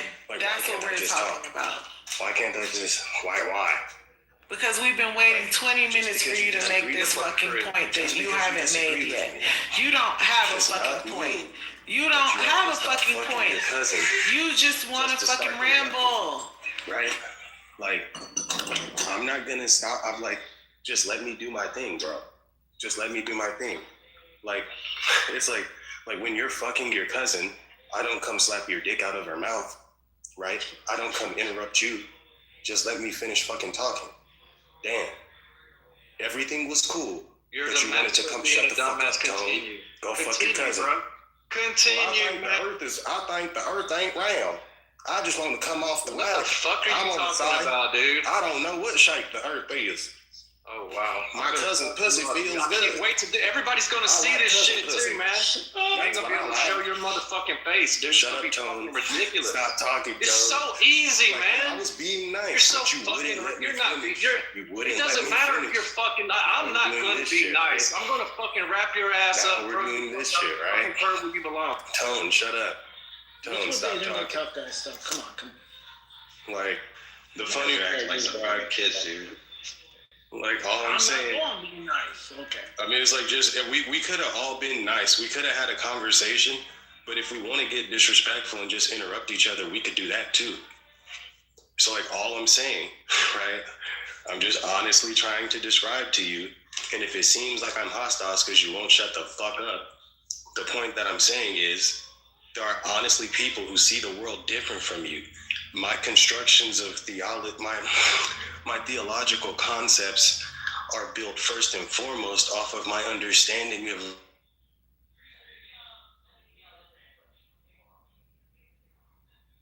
I don't understand reality just where like there was like this water bender who separated the Red Sea and like divided this ocean of shit with a gesture of his hands. You know what I'm saying? Like, I don't believe in all this other shit, right? Now, I do believe in God. I do believe that some people are given like inspiration to improve the world and spread better morality, right? I believe Jesus is one of those people. And you know what I'm saying? And things like that. So I do believe in God and I am a follower of Christ, right? And I think that's what it is to be a modern theist. To be a modern theist is to accept reality for what the fuck we know it is, right? And then draw your morality from some sort of theology. And I don't even think you have to draw morality from theology. But I think like there are frameworks of thought to where you could be a modern person who's not a fucking like flat earth cousin fucking hillbilly who also like still believes in God and follows Jesus. That's all I'm saying. I would have been done like 30 minutes ago man. if Tone didn't stop fucking You're such a genius. to interrupt. Congratulations, genius. You're so wise. You just became a Christian a few days ago and you got all this shit figured out. And you learned it in college and your teacher congratulated you and you know you were high and above everybody else and we get it. You got it all figured out, man. You and Truth, y'all got this shit figured out. Brother, I got nothing against you, but I just don't like emotional antics. He's a cousin fucking flat earthist. He does not believe the earth is round. Yeah, that flat earth shit is kind of crazy, but what does that have to do with you being a microwave Christian trolling like you believed in Jesus and the resurrection, you weirdo? That's not what I said. He can believe. What do that have to do? About that, dude. I just think We're not talking about the shape of the earth right now. We're talking about you being a microwave Christian, pretending like you believe in the resurrection. Did Christ resurrect from the dead? Did he die? No. Then you're not a Christian, you idiot. You can't be a Christian if you don't believe he rose from the dead. Stop saying you're a Christian, dumbass. Catholic? Stop saying a Christian, you dumbass. No, Catholic? no, I'm an apostolic Jew. I'm an apostolic Jew, dummy. I'm an apostolic Jew. I'm not going to burn in nothing. You don't even believe in the resurrection. You don't even believe Christ resurrected from the dead, and you're calling yourself a Christian. You're a scoffer. You're a scoffer. That's the definition of a scoffer. What do you believe in? You don't believe in nothing. You don't believe in nothing. Stop calling yourself a Christian. You want to argue with somebody about what shape the earth is when you want to call yourself a Christian and you don't even believe in the death and the resurrection? We ain't even talking about Trinity, bro. Fuck Trinity. We're talking about death and resurrection. You can't even be saved if you don't believe he died and rose from the dead. You cannot even be saved. That's not what You can't even, the Bible tell you in Romans, bro, you cannot be saved unless you believe he died and rose from the dead. What do you believe in? You don't believe in shit. You don't believe in shit. You a microwave fake ass Christian. You've been a Christian. You've been a fake Christian for 2 days. You're not even a real Christian. You're not even a real Christian, bro. God, Christ will look at you and say, I never fucking knew you. That's what he's gonna say to you. Who the fuck are you? I never knew you. You claim to have cast out demons in my name. I never fucking knew you. You're nobody to him. Nobody to him. You don't believe in his death and resurrection. You don't believe in him, bro. Stop pretending like you believe in Christ. You're a fake fucking Christian, and we don't fucking know you. Christ don't know you, and we don't fucking know you. The real people who love Christ, who he died for, who he shed his fucking blood for, and resurrected for, it's not you. He didn't die for you. He didn't die for you. He didn't die for you. He didn't die for you. He didn't die for you. He didn't die for you. He didn't die for you. No, he didn't die for you. He didn't die for you. So real fake ass microwave ass Christian. So real quick, right? I was trying to be nice. Fake ass microwave fucking Christian. Can I explain to you what I believe? And y'all were like, dude, fuck you. I don't give a fuck what you believe. You don't even believe in the death and resurrection. You're not a Christian. You're not a Christian. You don't believe in the death and resurrection. You're a troll. You're a fake ass theist. You're not even a fucking. You're right. I'm not Jewish. Dumbass, get it right. I'm a Jew. I'm a Jew. I'm a Jew. I'm a messianic Jew. I'm an apostolic Jew. You just believed. You just decided you believed in the book yesterday. You don't even believe in anything that it truly says. You don't even believe in anything the book actually says. You just think it's fake stories. So how do you know who's the real people anyway? They're not real people anyway. There's not real people anyway, right? If Christ never resurrected, if Christ never died and resurrected, then who are the real Jews anyway? Does it fucking matter who the real Jews are? If Christ never died and really resurrected, then all of it is just hyperbolic, right? It's all just a fake story, right? So who does it matter? Why does it matter who the true people are? Because you don't even believe in the death and resurrection, you dumb fucking idiot. So why are you trying to tell me who the real people are? You don't even believe in the death and resurrection. You're a fake Christian. You're a troll. You're a troll. You don't believe in the Bible. I don't care what you say about the Bible. You're a troll. You don't even really believe in the Bible. You don't believe in the death and resurrection. You don't believe in the apostles. You don't believe in the word. You don't believe in the law. You don't keep the law. You don't keep the law. You're a fake fucking theist. Yeah, because you're a troll. Fake Jew. You're a troll. It's better than being a fake theist. Forgive your It's better than being a fake theist. You don't even believe in the death and resurrection. Why are you pretending to believe in Christ? Like, are you trying to fit into like theism? Do you feel like you need to be a theist to like fit in? It's weird as fuck to pretend to be a theist when you don't believe in Christ for real. To pretend like I fake believe in Jesus because I want to believe in God so bad, or I feel like it's cool to believe in God now. It's not cool to be an atheist anymore. So now I want to be a theist who believes in Christ, but I don't actually believe in Christ. I don't actually believe in the death and resurrection. I'm just a fake fucking Christian that wants to tell other people what they are. I don't even really believe in the book. Yeah, I want to tell people who the real people of the book are. It doesn't make any sense. How could you not believe in the book but want to tell people who the real people of the book are? Please. You're confused.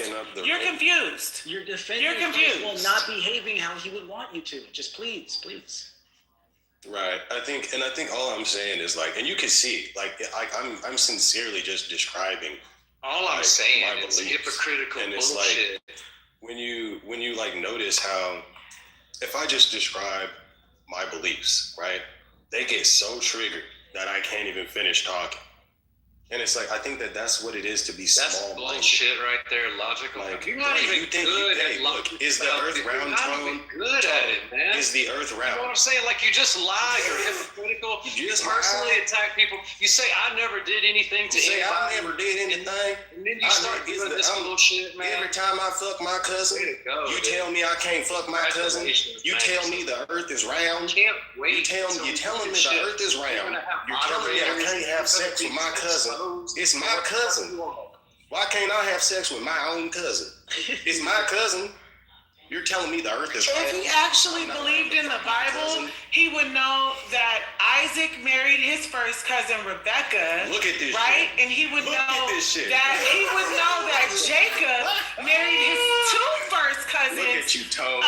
Leah and Rachel. So he's actually speaking against the fathers of Christianity and the Bible. The fathers, the patriarchs of the Bible who married their first cousins, he's literally speaking against them right now. But I'm not surprised that he doesn't know two of his first cousins, Rachel and Leah. I'm not surprised that he doesn't know that because he's a fucking idiot who doesn't really believe in the Bible and doesn't really believe in fucking Christ, right? He doesn't believe in Christ. So he wouldn't know that Christ's forefathers are men who married their first cousins. And he's trying to shame people into thinking that it's wrong to marry your first cousin when it's actually not wrong. But only an idiot who doesn't know the Bible and pretends to believe in the Bible and pretends to believe that Christ is the Messiah and died and rose from the dead. Only a fucking idiot would think that it's an insult to tell somebody about, like fucking their cousin or something, not knowing that it's literally biblical. It's biblical, right? And the lineage that Christ comes from, the direct line that Christ comes from cousin fuckers, you idiot. So the Christ that you claim to love and to worship and respect and honor comes from cousin fuckers, you idiot. You're so dumb. Amen. You're so fucking dumb. Hallelujah. She will. No. There's a difference between descriptive and prescriptive. Hold on. Stop. There is a difference. This shit don't bother me none. There is a difference between. Yo, please, bro. There is a difference between descriptive and prescriptive. Not everything in the Bible is these nuts in my cousin's mouth. So you'll hear people do a lot of stuff. Doesn't mean God's telling us to do it. The commandments are as follows. We have 613, but even then, Christ comes and gives us the new covenant, right? Which is Abraham's the old. And then I have one more thing Abraham for is the the old fucking fake Christian, the microwave Christian here. Bro, she's not But what saith he? The word is nigh thee, even in thy mouth and in thy heart, which is the word of faith, which is preached. That if thou shalt confess with thy mouth the Lord Jesus, and shalt believe in thine heart that God hath raised him from the dead, thou shalt be saved. That if thou shalt confess with thy mouth the Lord Jesus, and shalt believe in thine heart that God hath raised him from the dead, thou shalt be saved. You fake ass microwave Christian. You don't even believe that God raised him from the dead. You're not a Christian. That's the core belief of Christianity. That Christ was raised from the dead. You fucking idiot. You're done. You're not a Christian. You're not a Christian, honey. Stop faking it. Stop trolling us. Stop trolling real Christians. Stop trolling real Bible believers. Stop trolling real theists. You're a fake fucking theist. You're a fake fucking theist that wishes you believed in God. And you know what? Maybe if you keep praying, and if you keep asking God to come into your empty, soulless fucking heart, maybe one day he'll come into your heart and you will be a real theist and you'll be a real Christian. But today, as of today, you're not. You're a fake microwave, lying ass, trolling fucking theist that wishes he was a Christian. You wish you had the faith. You wish you had the faith that you had years ago when you grew up in Christianity. And I don't feel sorry for you. Because those who God rejects, he fucking rejects. And I don't care. He doesn't want you. God clearly does not want you. He does not want you. God hates you. Okay? Because if God loved you, you would believe in the resurrection. If God loved you, you would believe Christ was risen from the dead.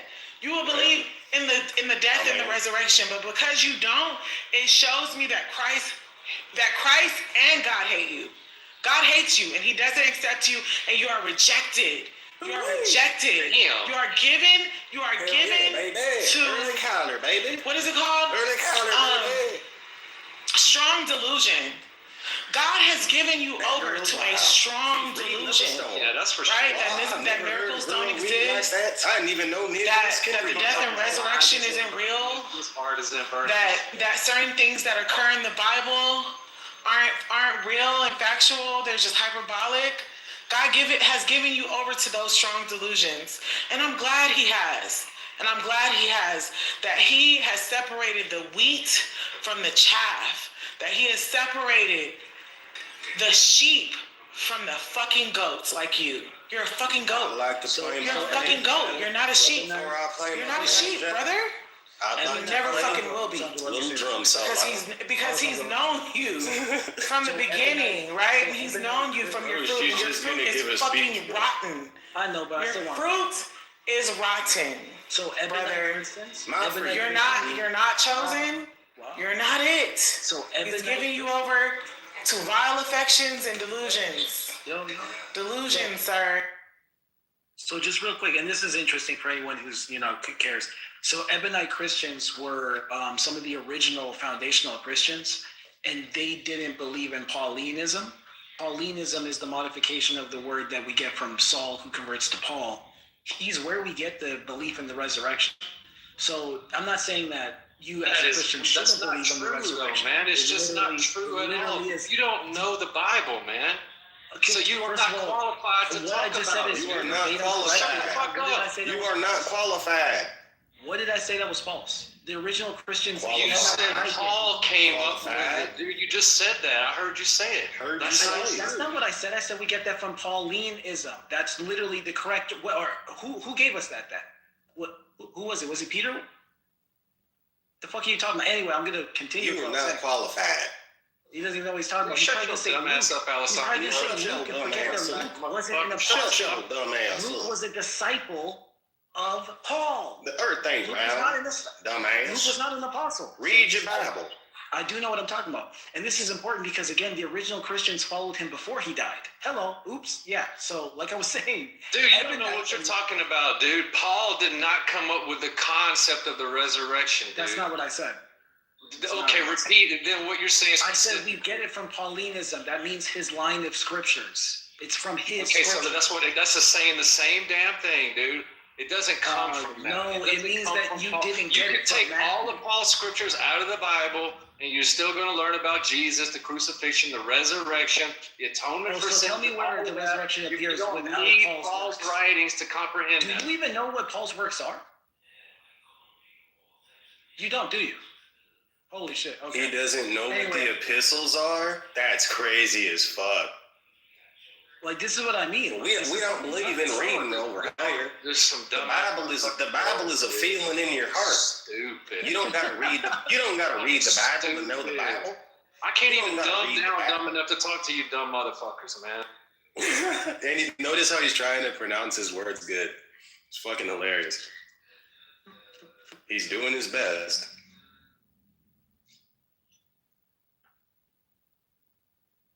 Well, I'd like to sing a song about how the earth is flat. And I like fucking my cousin.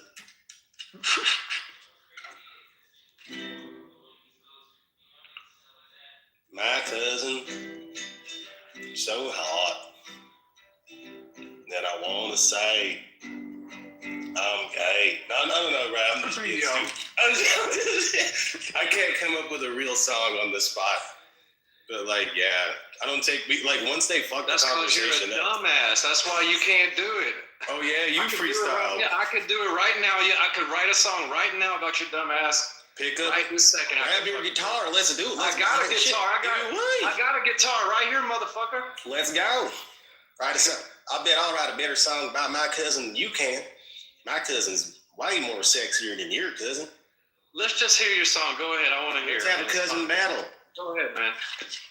Look at him running away. The earth is not fucking flat. It's round. I'm right here, dude. Fucking sing it. The earth is round. Is the earth round? What shape is the earth? Do you know? These are the people we're arguing with. These motherfuckers are not sure what shape the earth is. Oh my God. I'm being so for real with you, bro. So wait, bro, so you think the moon is like a spotlight? He's one of those, bro. Don't say it ain't so. You think I'm playing with you, bro? And I was trying to be nice, bro. I was honestly just trying to be like, being so patient. This is how I describe my beliefs on God, and they get so fucking triggered with me being nice. That is false. And then when I take the gloves off, now they want to act like I'm being mean because he fucks his cousin. You know, I didn't even have to come into the conversation until you started lying. Until you started accusing people of shit, until you started. No, that's not what happened. Everyone here saw me. You said you just like any Christian that goes to college. Why you don't understand how they can go to college and sit in class and still believe the Bible. So you're basically throwing shade at every single Christian. He said he feels like my feelings are hurt. Because I don't like your words. So now, bro, notice how I did not directly disrespect them at all. And it's not, dude. I didn't disrespect them at all, right? With some They start crashing down and now. I'll bring my shit. He's mad. Nah, bring my shit. Bring your shit. I bring my shit. I mean, I'm not gonna have to forgot to call say you mine. names and fucking make It's fun of you pronounced dumbass. mine. No, I'm gonna keep Not calling you mine. part of it because I can't help that. It's pronounced It's mine. easy to fucking Say obvious. mine. Okay, but I'm not gonna You said resort to all this mine. other personal shit. Okay, but let's do it, man. Fuck you. The earth is round. Here's what I'm saying, right? When I'm being like just straight up and honest with you guys and sharing with you my opinions on theology, don't interrupt me and accuse me of lying because I don't agree with you, you fucking idiot. Right? Have a conversation. Hear what I'm saying. Said that's you twisting shit. No, you're actually just retarded, so you don't remember what happened. Shit into something completely different. It's fucking bullshit. It's a lie. Why do you got to resort to that? Why can't you just pronounce bring lie, facts, not lie. evidence instead of Say making lie. up shit? Say it with me. Why can't you do it, man? Like try, like pie. I like to ride. Stop saying man. You just lied. Total lie. It's fucking crazy. You sound like a squid, Billy. Shut the fuck up. So what I would recommend, right? And I'm not preaching to nobody. This is just me speaking live from my experience. One of my favorite things about Christ is I think he's promoting sanity. I think too often we conflate spirituality, religiosity with like morality, which is fine. I mean, sure, I'm not saying that's not useful. But to me, it's actually what I've gleaned from it that's been very useful for me is that, this is being sane. Right? And psychology comes at it from a different approach where it's like a materialistic determinist perspective where it's like, someone really literally is their genetics and environment. So like when Christ is literally saying, hey, forgive them for they know not what they do. You can take that as like a moral claim that one should have a merciful, humble heart and that's like morally useful, but it's also just cognitively, logically coherent. It's like sane. It's less insane. It would be insane to like go up to a crackhead in the street and like legitimately become upset because he's a crackhead and be like, why the fuck are you on crack? Get sober. Like you would notice that's insane. That's like going to a rock and just, why are you a rock? And so our inability to maintain a humble, loving, merciful, understanding heart actually shows how mentally unstable we are. And that is like, whoa, like for me, that's like, holy shit. Because when you make it this be a good person, be a bad person thing, now it becomes subjective territory. Now and people have, fuck all that moral shit. Just make it about being logically coherent and salience. And it's like, because if I am truly upset with someone and I'm not an insane person, I have to have like a logical, rational understanding for my emotions. So like, why am I upset with someone? Well, I'm upset because they did this. And that's why Christ says, forgive others as you'd have them forgive you. Like he's without sin cast the first stone. I hear what you're saying, but here's the thing. You can only have conversations with people who are willing to have a conversation with you, right? It's like if you're talking and I'm like, shut the fuck up, you're lying. You're at that point, we're not even having a conversation. Christ got you there too. He said, don't cast pearls before swine. No, like here's what I'm saying, right? That at that point, they are the rock, the crackhead. Like, why would you go up to a rock and try to have a conversation? The rock is, we can't have a conversation, right? We're just going to interrupt. We're just going to. Oh, no, facts, bro. So it's like, once the conversation cannot be had, fuck the conversation. Let's just troll each other. You know what I mean? Like, that's what I'm saying. Like, yeah, to that point, Christ has a bar where he goes, I'm sure you've heard it, don't cast pearls before swine. And he goes, go where you're accepted, not where you're rejected. And like a lot of people overlook that shit, but he's literally talking about sanity once again. It's like, bro, why would you sit there and argue with people who are clearly, just disingenuous and not really trying to have a good faith discussion? Go where there's people who will actually appreciate you, not necessarily I think, like, to keep it real, I think like my main objection is like She-Wolf is a mod. Which means like all the shit that she was doing is against the rules in this room. Like she's not supposed to disagree with what I'm saying and then come off the mic and not let me talk. That's against the rules in this room, so I don't give a fuck what you have to say about the Bible or any other shit. I'm just keeping it real. Like it's not because it's not even about that at this point. It's really just about like, fucking bro, can you go back to fucking your cousin? Like no one cares. Go back to pretending the earth is not round. You're a fucking idiot. Shut up. You hear me talking? Congratulations, just keep saying All right. Wait until I'm done. I got it. The earth is flat, fucking cousin. Congratulations, man. You're so... Yeah, it is. Tone, stop talking. You see me talking. Dude, you talk. That's because all you fucking do is talk for an hour fucking straight, man. You're such a little bitch, dude. Tone, you're retarded. You're such a little bitch, dude. Go fuck your cousin. Go back into your trailer and shut the fuck up. Stop talking. It's like the well, Tone, I'm gonna just put it like this. How you doing? Fuck tonight, kid. That like what the fuck? We gonna let him finish whether you like what he said or not. Deal? Thank you, bro. Just let me finish. Appreciate it. All I'm saying, and that, bro, that's how we got here. Because I'm not gonna try to Tone, shut the get a fuck chance up, to talk anyway. So no, you good. You just gotta let him roll, you know, like he always. Tone, shut the fuck up. Like, but yeah, I mean, and you see this shit, truth, and like, I'm always like, bro. Fucking Kendo I've never like disrespected Kendo or called him a name or any type of shit like that. Because he doesn't, even if we disagree, Kendo doesn't fucking interrupt me or call me a liar or refuse to let me speak. If you ever see me disrespecting somebody, there's a 100% chance they got me fucked up. And that's just facts. So like, I'll land there. If I'm lying, let me know, shit.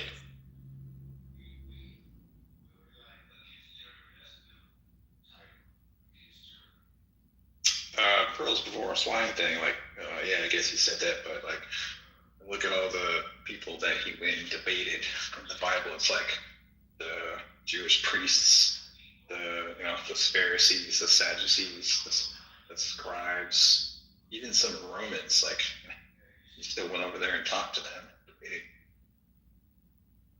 Oh, that's different. So when he's having public forum, that's it's the same as modern day, right? Like a lot of times when you're having a debate with somebody, it's not about changing their mind. Not that wouldn't be cool, but it's unlikely. It's about the audience. And realistically, 60 to 70% of the audience is not going to change. They're going to come in with an opinion and leave with an opinion that's going to be the same. There is that minority, though, that's actually listening. And so that's who you're talking to 90% of the time. And then in regards to when he speaks to people one-on-one, he literally only does that when he's compelled to or when he actually does make a difference.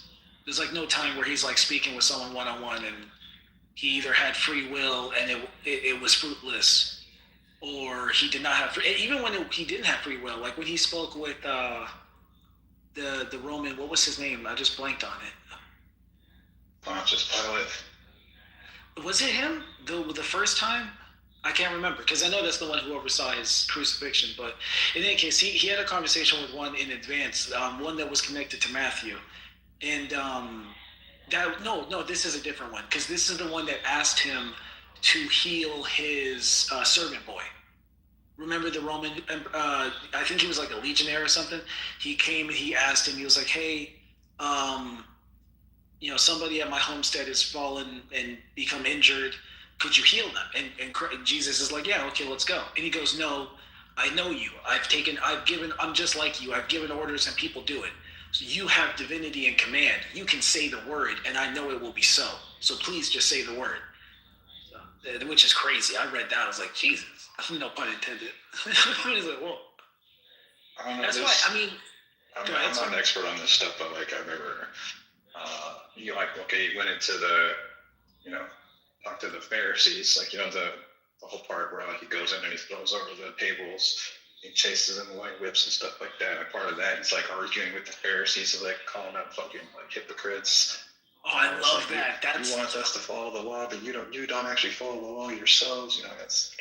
One of my favorite bars of all time. He goes, "You are like a tomb that is on the outside white and glittered with gold, but on the inside is full of death." I was like, oh my God, that is whoa.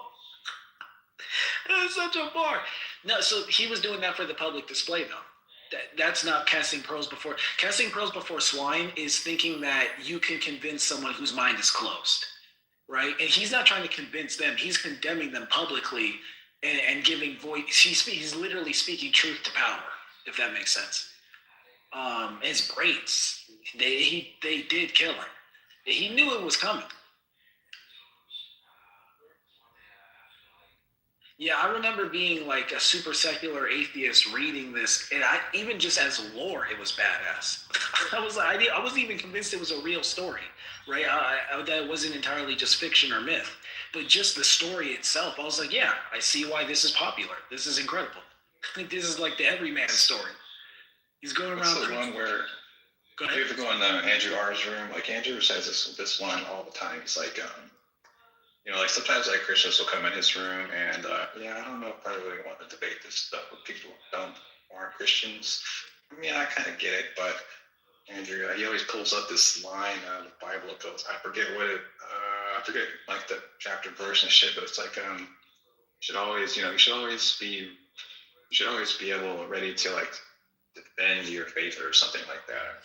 I forget exactly how it goes, but he always has that fucking thing. Yeah, because you never know when you can save somebody's soul. From their perspective, you got to think it's like the gospel is the good news. And you know what's so funny is, and this is why I hope that we can actually have that conversation Alessandro was trying to have, because the less Pauline interpretation of Christianity, the more it actually kind of becomes, in my opinion, really interesting and like useful, because it's like, okay, when we take the concept of the baptism of John, right? It's important to remember, like he was considered by Christ a forerunner. He identified John the Baptist as a forerunner, but people skip over him when they're pursuing Christ's ministry, which doesn't make sense because he's a critical part of his ministry. And when you look into John the Baptist, he was doing baptisms before Christ instructed him. So then one has to ask, wait a minute, like what was the spirit that he was giving people a baptism under? And it's the spirit of redemption, which Christ then renamed the Holy Spirit, which existed inside of the Torah as a concept. So he was really just identifying it. And so that's important because it means that when you're getting baptized in the name of Christ, you're not getting baptized because you pray to him as God. And some people can do that. I'm just saying, if you read it, what it's really saying is that you're getting baptized in the spirit of redemption. And Christ literally says the only unforgivable sin is blaspheming the Holy Spirit, which is the spirit of redemption, that's the whole thing. That's Christianity. It's redemption. And so people are like missing the message. The message is redemption, mercy, love, period. That's it. There is no Christianity without that. And then they turn it into this obsession with his crucifixion. And I'm like, that's a psyop. You don't believe in the crucifixion. You're not a real. You don't. You don't believe in the death and resurrection. I wrote a song. I didn't make that up. You said it yourself. You mad at me because you a fake Christian? Sorry. Keep praying. Maybe one day he'll change your heart. Maybe he'll make you a true believer and you won't have to pretend. I'm sorry that I had to hurt you so much, and you still thinking about that. But if you keep praying, maybe one day he'll make you a true believer. Just wondering, can I get to know you? I know this. That's a song I wrote for my cousin. Yeah. You ain't no Christian, bro. I know you ain't no theist, bro. Wait, who? No she-wolf, like who? Like, man, this is like all the stuff that people hate about Christianity. Like, oh, you're burning in hell. Bro, what the fuck? Y'all are weird, man. Were you saying I'm not a Christian, Elliot? No, I think he meant She-Wolf. Man. I think he meant She-Wolf. Oh, you meant She-Wolf, Elliot? No, that part was for you, yeah, Alessandro. You think I'm not a Christian? Yeah, you're like an agnostic or something, maybe. So you've been in Andrew's rooms and shit, right? I think I know the dude from Andrew's rooms, and it's like, yeah, dude, no. So they think that. So they lump agnostic in with atheist, and to keep it a stack with you, on my journey, I have concluded, and even like when I was in the rooms where you've heard me speaking, my views on spirituality are so exotic, right? that in the same way that the average Christian can't accept my Christianity, the average atheist would not be able to accept my conceptions of God, right? So a lot of times it's like trying to explain your thoughts to a toddler. It's like you're not going to accept them. You don't understand them. So I typically don't even, the bullshit that you just saw unfold tonight is what typically will happen if I just honestly explain what I think to any group of people, right? Like they won't be able to understand it. They'll start like being weird and shit, right? So for that reason, you don't know what I believe or think because I haven't really been forthcoming with that. So I don't believe that your assessment of my stance on theology is accurate, right? I usually want to give people the benefit of the doubt on this kind of stuff. I usually, somebody says they're a Christian, like, okay, fine, whatever. Right? Like, are you a Christian, Elliot? In your case, no, I'm an atheist. But in your case, I do have reason to doubt. I've got a lot of reason to doubt. Well, no, like, because you've also heard me argue against religion on many cases, probably vociferously and, like, emphatically, right? And, like, you've probably seen me. And that's one of the reason why you're saying what you believe is the same reason why they're saying the shit that they believe, because they've seen, but I also, like, it's going to be semantics on what we believe a Christian is, right? So, like, I don't believe in miracles. No, I don't believe in the resurrection. I'm defining a Christian as someone who believes in God, right? Do you believe in, like, a conscious prime mover? Do you follow Christ? And do you affirm the divinity of Christ? I believe if you do those three things, you're a Christian. Now, they're going to say that's not sufficient. They're going to say those things may be necessary, but not sufficient. And I'll be like, okay, fine. That's cool. But let's, like, respectfully have that discussion, right? We can respectfully have a discussion where you say, oh, here's why I believe what you're saying, doesn't meet my standards. But when you just, like, talk over me, interrupt me, then the room just becomes bullshit. You dig what I'm saying? It's like, I can see why you might say my definition of Christianity is incongruent with yours, and therefore I'm not a Christian. That's fine. But, like, at least let's have that discussion, right? My angle here is not like you have like the wrong interpretation of the book or something. That's not my angle. I'm pulling my angle from I've listened to you talk about quite a bit. You're a pretty eloquent speaker. You have like some decent insights about this stuff that I think only an atheist would have. Certain kinds of critiques that like only I would come up with. That's what I'm getting. Damn, bro. I mean, but I think that's because I'm familiar with the critiques that make sense and are relevant. I know what hills to not die on, and I'm a rational thinker, which is why I don't believe in miracles, which is why I don't. You see what I'm saying? So I think, like, me and the atheist are not going to have too much to argue about other than like our beliefs on theism. Like, I mean, I'm like, typically if you're talking to a Christian, the easy way to, like, debunk their whole shit is to just point out the flaws in the Bible.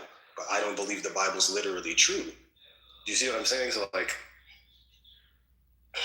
I don't know, man. I'm not trying to beat a dead horse, but I'm being sincere when I tell you that I do believe in God and I do follow Christ, right?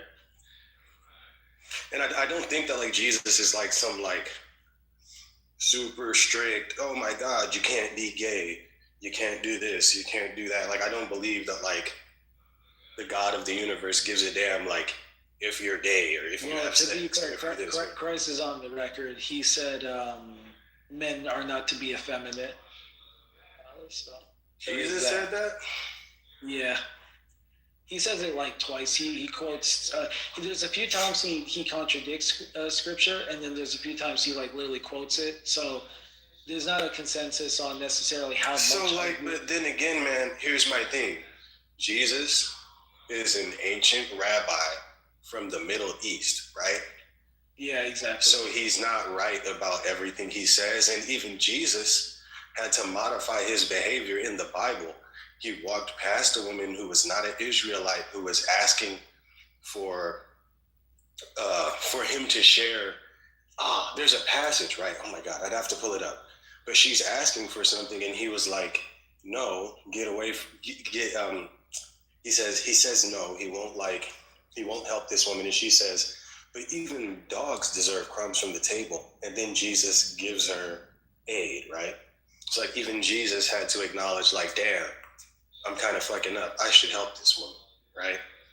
So like even Jesus acknowledges he can be wrong, right? I can pull if we gotta go verse for verse, I can pull up the verse, but like, I don't believe like the Bible is like a book of like where everything in it is literally true. And if Jesus said it, then now it's a fucking fact. You know what I mean? Like I don't read the Bible that way. My what I've learned so far on my journey is that spirits are real. The spiritual realm is real.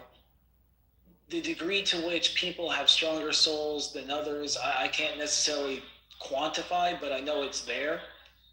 And when I look at figures like Jesus, it's like, okay, this is somebody who is so unbelievably spiritually powerful that you can literally pray to him and things will happen, right? But people have prayed to lots of things and claim that things happen. So now, you do believe in divine intervention, you'd say? Because I don't necessarily believe in it. I've experienced it. It's crazy. No, I know it's nuts. It's nuts. Funny enough, Carl Jung believed in it. He just had a different name for it. He called it synchronicity. So there will be little moments in life that the odds are so insanely improbable and beneficial, or sometimes even consequential, but they're just so against what is likely to happen that it happening is obviously significant and meaningful. When you begin to track these, they always communicate a certain message. One of the first synchronicities I ever had was I was with my grandpa and my grandma in the car. They were asking me, I was like 14 years old. They were asking me what I wanted to do for a living. And I was quiet for like 15 minutes because I was like, let me think about it. And I literally sat there for like 10, 15 minutes just thinking as hard as I could. Because my grandpa had told me, he said, select something that on your worst day, when your leg is broke and you're sick and you feel like shit and you got no sleep, you still want to go into work because you love your job. That's how you want to choose. I was like, damn. So I was really trying, like, the fuck, what can answer that? I came up with paramedic. At the same time I went to say paramedic, an ambulance siren started blazing so loud they couldn't hear what I said. And it was crazy because I even said to my grandpa after a beat, I was like, was that weird? Like the odd that I was sitting there quiet for 15 minutes. If I had talked even just 20 seconds earlier or 20 seconds later, that wouldn't have happened. But as it would happen, the very moment I said paramedic, because I said, hey, I figured it out. It's boom, I go to say paramedic, sirens. And literally an ambulance drives by. And I asked my grandpa, I'm like, do you think that's weird? And he goes, yeah, that's pretty weird. And my grandpa's a no-nonsense guy. So that's why I had to ask, because he's like World War II vet, old school gruff. I didn't even know, I thought he was an atheist. I didn't know what he believed, right? So I was like, do you think that was weird? He was, yeah, that was very weird. You said paramedic and we couldn't hear you. You had to repeat yourself because there was a siren, an ambulance full of paramedics. I get it. That's weird. I go, would you take that to mean something? He goes, honestly, yes, I would. From what I've seen in life, take it or leave it, but yeah, that would mean something to me.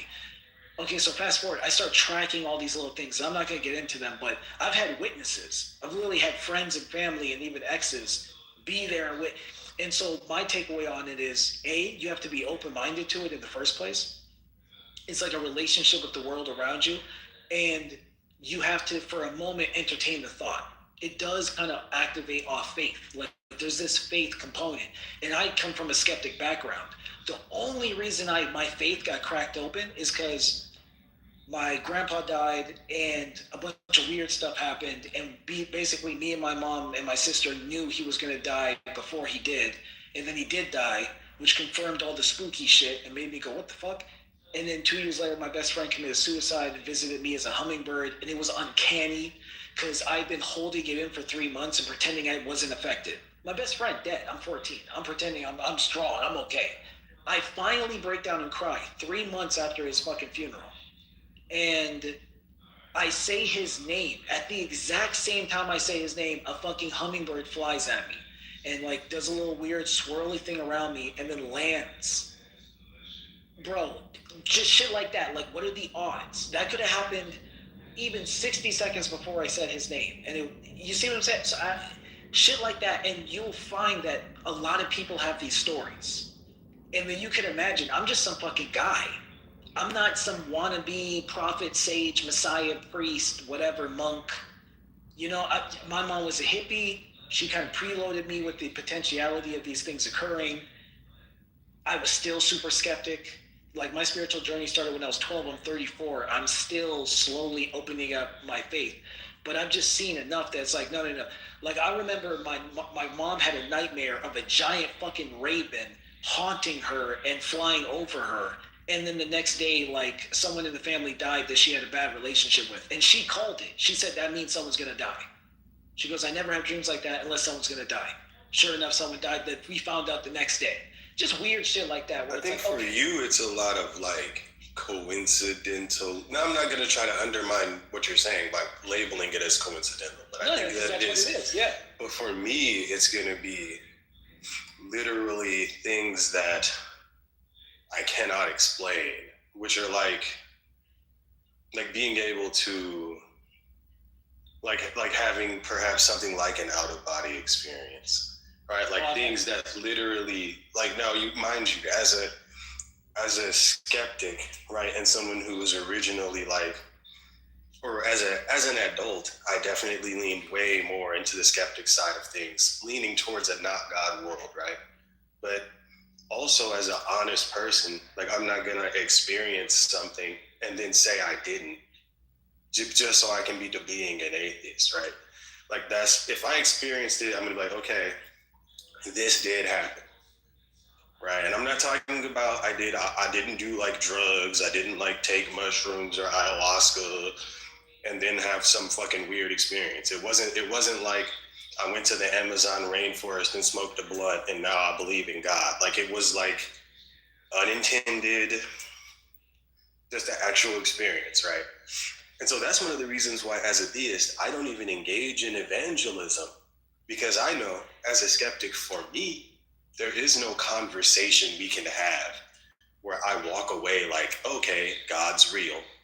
You see what I'm saying? So, like, for me, I know that, like, belief in God to the rational person is going to come down to, like, your own person. Like, for Elliot, I'm not going to, and I think I do remember having conversations with the gentleman.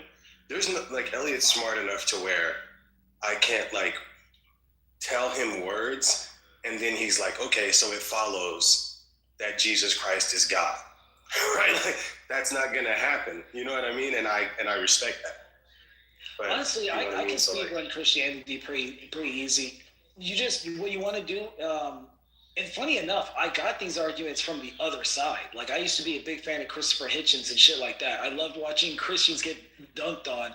But you watch enough Christian apologetic debates, and you start to realize, like, okay, actually, some of these points that I was taking for granted because I was already like a skeptic atheist who like wanted to watch them lose. When you revisit, you're like, well, no, they didn't actually have an answer for that. They just deflected to this. Dude, I'm going to be honest with you. I've never heard a good argument for God.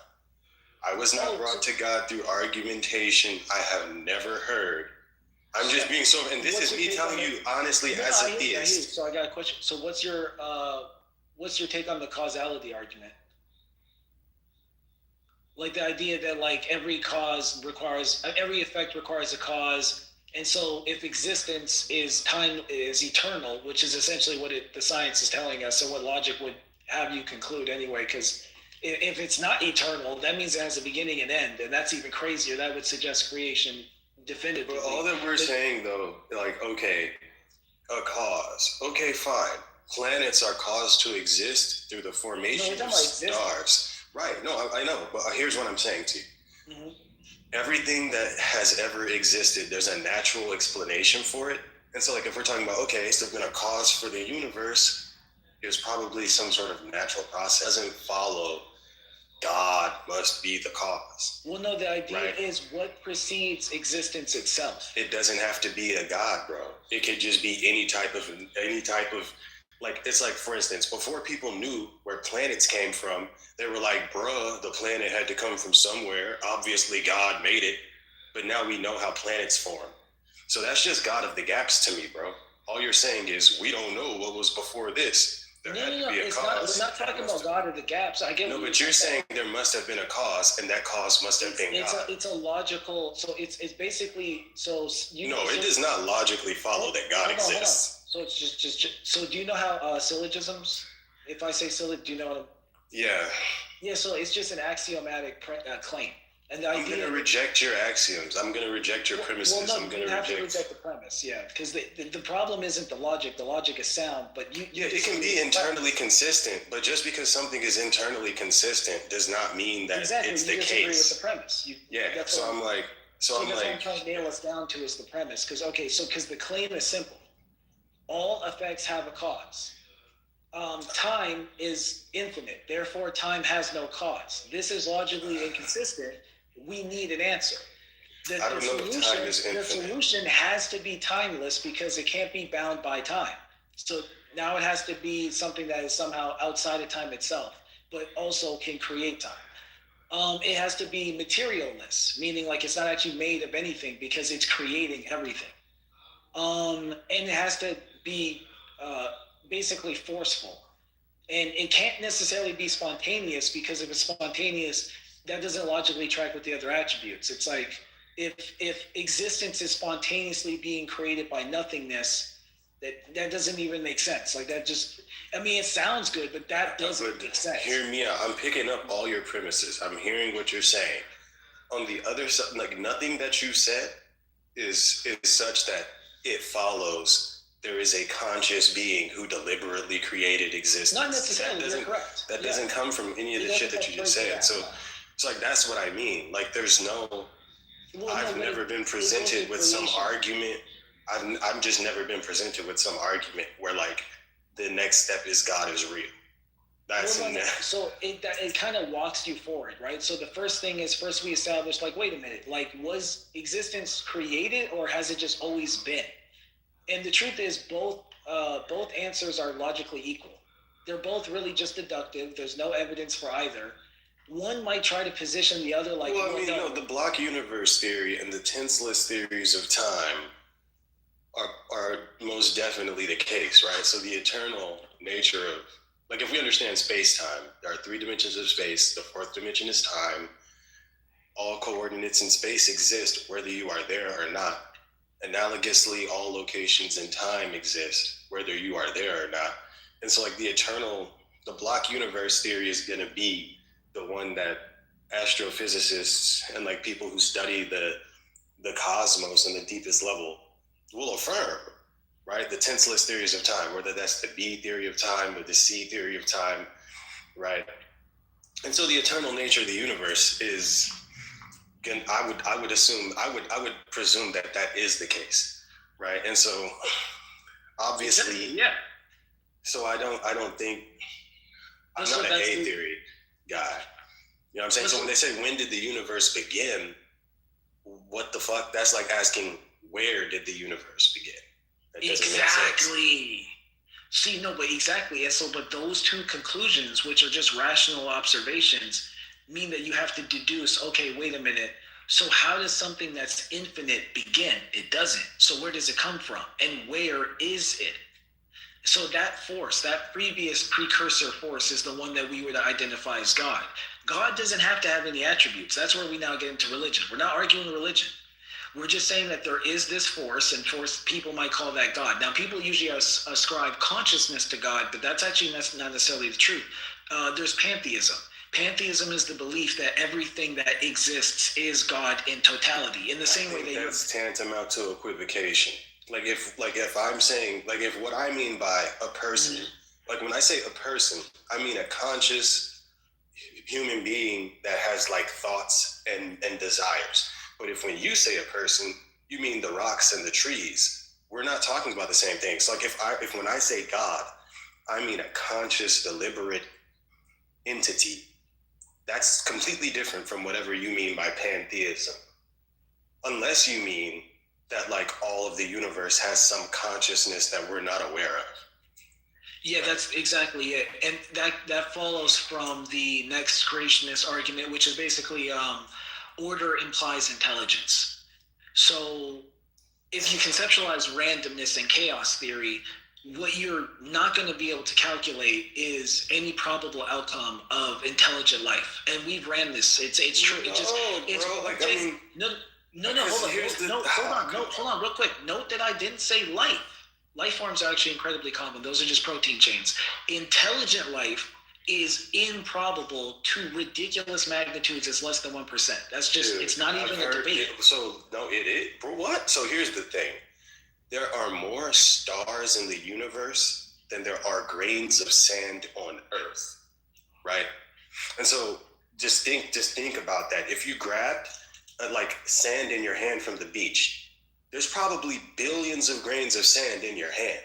There are more stars, like the odds of intelligent life developing are actually quite high, if I'm just being honest with you about what I've heard when astrophysicists talk about it. Because people, like most creationists will say, what's the odds of life existing? It's actually pretty fucking high. No, life is common. Life is common. And even intelligent life, when you look at the probability, it's like, we're gonna like debate on what intelligent is. But like, yeah, bro, it's like, it's kind of inevitable. It's almost numerically like inevitable. I mean, like statistically, it's very likely, at least from what I'm familiar with scientists saying. So again, it's not about the capacity or the possibility. I think that's where we're talking past each other. Obviously, we exist, so we know it's possible for intelligent life to I'm talking about the likelihood. I'm not even talking about the possibility. Exactly. I'm saying it's very likely. That's where we disagree on. So one, Earth is already improbable. Every single thing. It's highly probable. Like, hold on, please, just let me finish. Everything about Earth characteristically, and we can go down the list, I'm not making this up, is less than 1% odds. So for example, do you know how our moon formed? This is the going theory. An asteroid hit the Earth so hard that a chunk of the Earth fell off. That became the moon. And it became tidally locked so that at the ratio that the Earth spins on its axis and the ratio the moon spins on its own axis, we are always seeing the same face. That is insane. That's literally less than 0.0001%. Like that doesn't even make sense that it ever happened anywhere. And by the way, we've never seen it happen anywhere ever. What the fuck? That's already. So let me just push back real quick, because like we're just disagreeing with each other. And here's the thing: I just asked AI. Okay, bro, but I knew the answer before I asked it, right? I knew what the answer was, but I'm just showing you, right? Is it likely that there are many planets like Earth in relation to a star like ours in the universe, given the number of stars? Is it possible that there are like 1 billion planets like Earth? The answer, yes. Based on what astronomers currently know, it is very likely that the universe contains billions of Earth-like planets, because what I'm telling you is there are more stars in the universe than grains of sand on Earth. The odds that there's a planet like Earth are hella high. It's higher than you can even fathom. There are more stars than you could even imagine. So, and there are more planets than there are stars. So, there are many planets like Earth. Like, no, there's not many planets like Earth. Bro, okay, now you got to show me a source. Because I just gave you like a reference other than just me talking. Yeah, so I'll get a link right now. So what we're talking about, is it called the Drake? Or you could just ask AI, like, is it unlikely that there are planets like Earth? I don't like just anything other than, because I hear you saying it, but what I'm telling you is like that what you're saying is not true. That's what I'm saying. All right, I think you're selling it a little short, Alessandro. I think I read like in the observable universe, like that stuff that we can see, there's like 2 trillion galaxies, and each galaxy has like, a few hundred billion stars per galaxy. So I asked AI as you asked, I asked AI, habitable zone rocky planets plausibly on the order of 10 to 30% per star depending on star type. So again, now we're talking about 1 to 3 out of 10 planets that have a star that's the right type. And then of that, that's not necessarily meaning it's in the ideal temperature zone. That's just the fact that the planet itself is the right type. If we now add a qualifier and say, okay, give it the right distance from the sun, and then because we're not done, then we get the atmosphere correct with the right gases present. Oh, and then we're not done. Then we have enough of the core material of that planet such that it can resist electromagnetic waves coming off the sun, like solar flares and other types of asteroids. When all that criteria is met, you really think it's going to be many, and many is relative. So if we're counting out of infinite, yes, 3% of infinite is a ton, but it's still 3%. So that's what my point is. What is 3%? No, you're onto something there. You're definitely onto something. Like the way I think about this is like, think about the lottery, Mega Millions or something like that. The odds that like you or me will win the lottery is extremely small. But the odds that someone will win the lottery is extremely high. That's kind of the way I look at it. Right. So it's like, and I did just ask AI, because I literally included everything that you said. I modified it. I said, include factors such as the appropriate atmosphere, Goldilocks zone, and all the necessary conditions for life to form. Is it possible or likely that there are billions of planets like that? The answer, it's possible, right? So I think like when you say it's damn near impossible, I'm just pushing back on that, because it's not even improbable. It's likely. It definitely, no. So we're talking past each other. When we're talking about a scale of infinite, then it's inevitable. That's where we agree. It's inevitable. I don't think the universe is infinite. In terms of, I don't think space is infinite. Well, no. Existence is infinite. The cycles it goes through notwithstanding. We need evidence for that claim. I mean, literally Einstein thought he was wrong up to the end, and then he gets proven right by the scientific equipment. It's all intuition, bro. The Big Bang. What the fuck is the Big Bang? Your brain couldn't come up with the Big Bang? Everything begins and ends. From the smallest to the biggest, it's all just cycles. But that's not, who even cares about that? What I'm saying is this. I'm saying there are not infinite stars, right? There are not infinite planets. So I'm not telling you that there's most likely infinite universes, and each universe is going to have an insane amount of what? That's a wild claim too. Like, why would there be infinite universes? Like, where are you getting this from? That's what the modern science is suggesting. Yeah. There's infinite universes? I mean, well, this would be theory. I think, okay, I'd entertain like that as like a theoretical, but that's not a scientific theory. In the sense that like evolution, it is a scientific theory. It's called. It's called bubble universes. It's the prevailing theory. Okay, but when I say a scientific theory, what I'm saying is like, do we like? So, for instance, when we say the theory of evolution, like we know that basically evolution is a fact. Are you saying that like the existence of infinite universes is tantamount to a fact?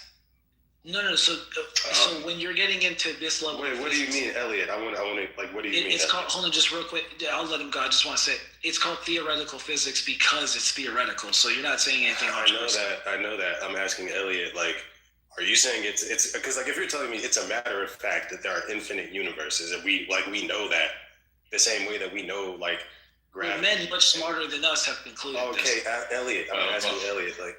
Well, the way I understand this is like, yeah, it is in theoretical physics. That's right. The way I understand it is the idea of the multiverse, among like a few other ideas.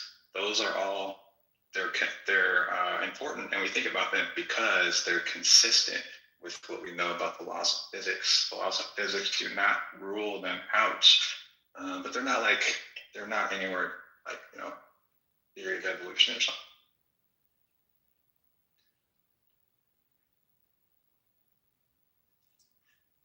That makes sense, and like I do believe in the multiverse. Like the existence doesn't really make things in one. Like there's not one planet, there's not one star. Why would there be one universe? But then I don't like positive and negative. Yep. So I'm open to the idea of the universe, and I'm sorry, the multiverse, and I do lean towards the multiverse. But I mean, it was just like, I don't know, like we're getting off base, because I think like the whole thing was, I've never heard a compelling argument for the existence of God. And I think the sticking point here is that truth is trying to make the case that the likelihood of a planet where life exists is so damn low that it kind of means something. And I'm saying, just based on what we know, then okay, let's ask Elliot. Wait, because like let's get clarity. Let's get clarity, right? So Elliot, do you think that truth has been saying the probability of life existing? I'm right here. Well, wait, I'm just asking. No, but I think like we've been talking past each other. No, because I think you're just doing truth, man. Truth. Hold on, truth. Truth. I think you're doing an unintentional straw man, Stop. No, truth. Yeah, like, you are, bro. Truth, please. Truth, please. Because like truth. I'm not even poisoning the well. Truth. Stop for 30 seconds.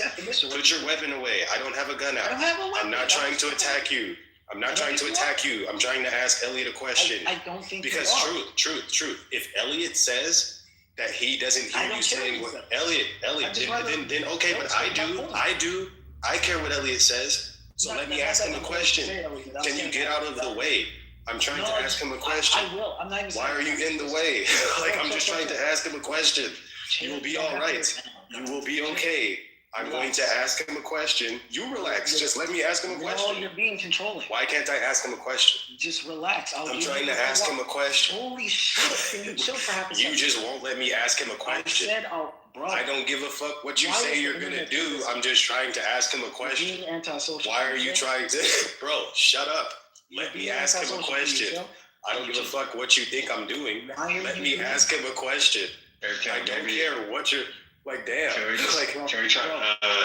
Bro, let me just ask him a question. Can you chill, though? No, I'm trying to ask him a question. Let me ask him a question. Can we agree on this? For you earlier, and you I don't give a fuck what you did earlier. Just let me ask him a question. Respect, bro. You're disrespecting the fuck How? Because I'm just trying to ask him a question. Control me. No, I'm not. No one's controlling you. You'll be okay. What are you doing right now? I'm trying to ask Elliot a question. Why haven't you stopped? What is wrong? Because you won't let me ask him a question. I didn't say that. I literally said I'll let you. Can I say one thing? Then just let me. No, you can't say one thing. I don't give a fuck. No, okay, that's cool. I'm trying to ask Elliot a question. You won't let me do that. Fuck you, man. So just okay, that's cool. I don't give a fuck how you feel. That's weird internet shit. Okay, that's cool, bro. That's cool. How people acting. That's cool, right? I'm trying to ask Elliot a question. In real life, you would have just let me do it. No, you're being weird about it, though. Okay, I don't give a fuck if you feel like I'm being weird.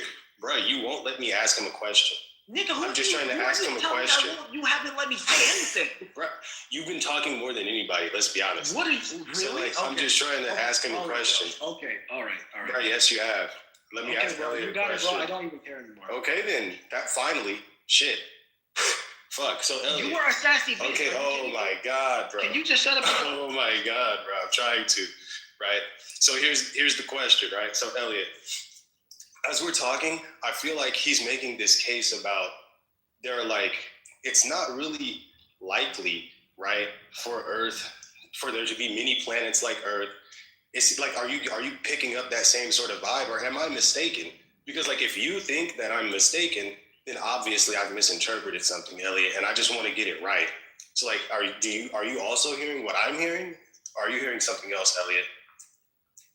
I don't remember what exactly Truth said. I think that remember the lottery thing I was talking about?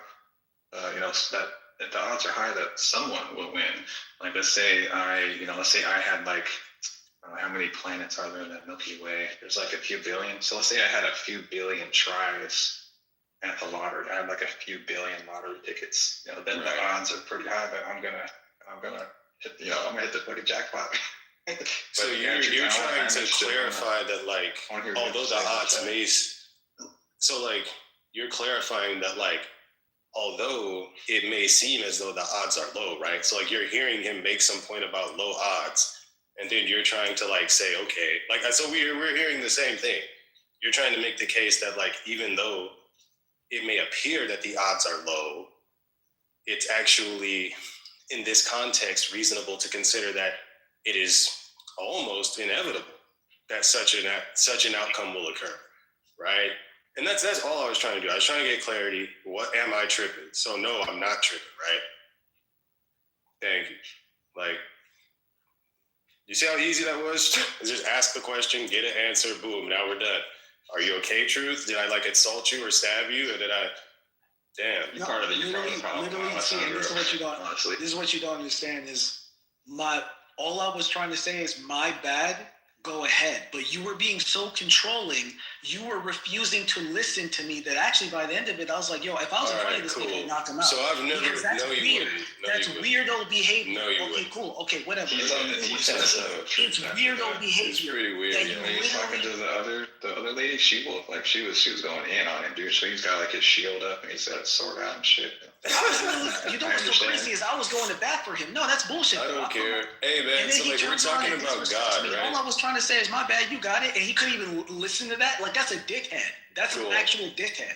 Cool. So like, if we're talking about God, he can't take accountability because he's pissy. Now he needs to take it, bro. I'm not your boyfriend. What do you want me to take accountability for? No, you know what a real man would say? A real man would say, you know what? A real man would just go back to the conversation. Now I low-key get why she was talking to you like that. If this is how you be getting down with, because it's cool when the niggas on your good side. This is how you be getting down with the cool niggas. It's cool when the niggas on your good side. Then you show respect. The second you decide to be a narcissist, all of a sudden the rules go out the window. Now you got no decorum. You're a hypocrite. So this is how you want to be treated. You're saying the N-word and talking about decorum and shit. Are you drunk? What are you doing? Are you drunk? Oh, I've got you fucked up. My bad. I won't call you nigga again, Alessandro. I'm sorry.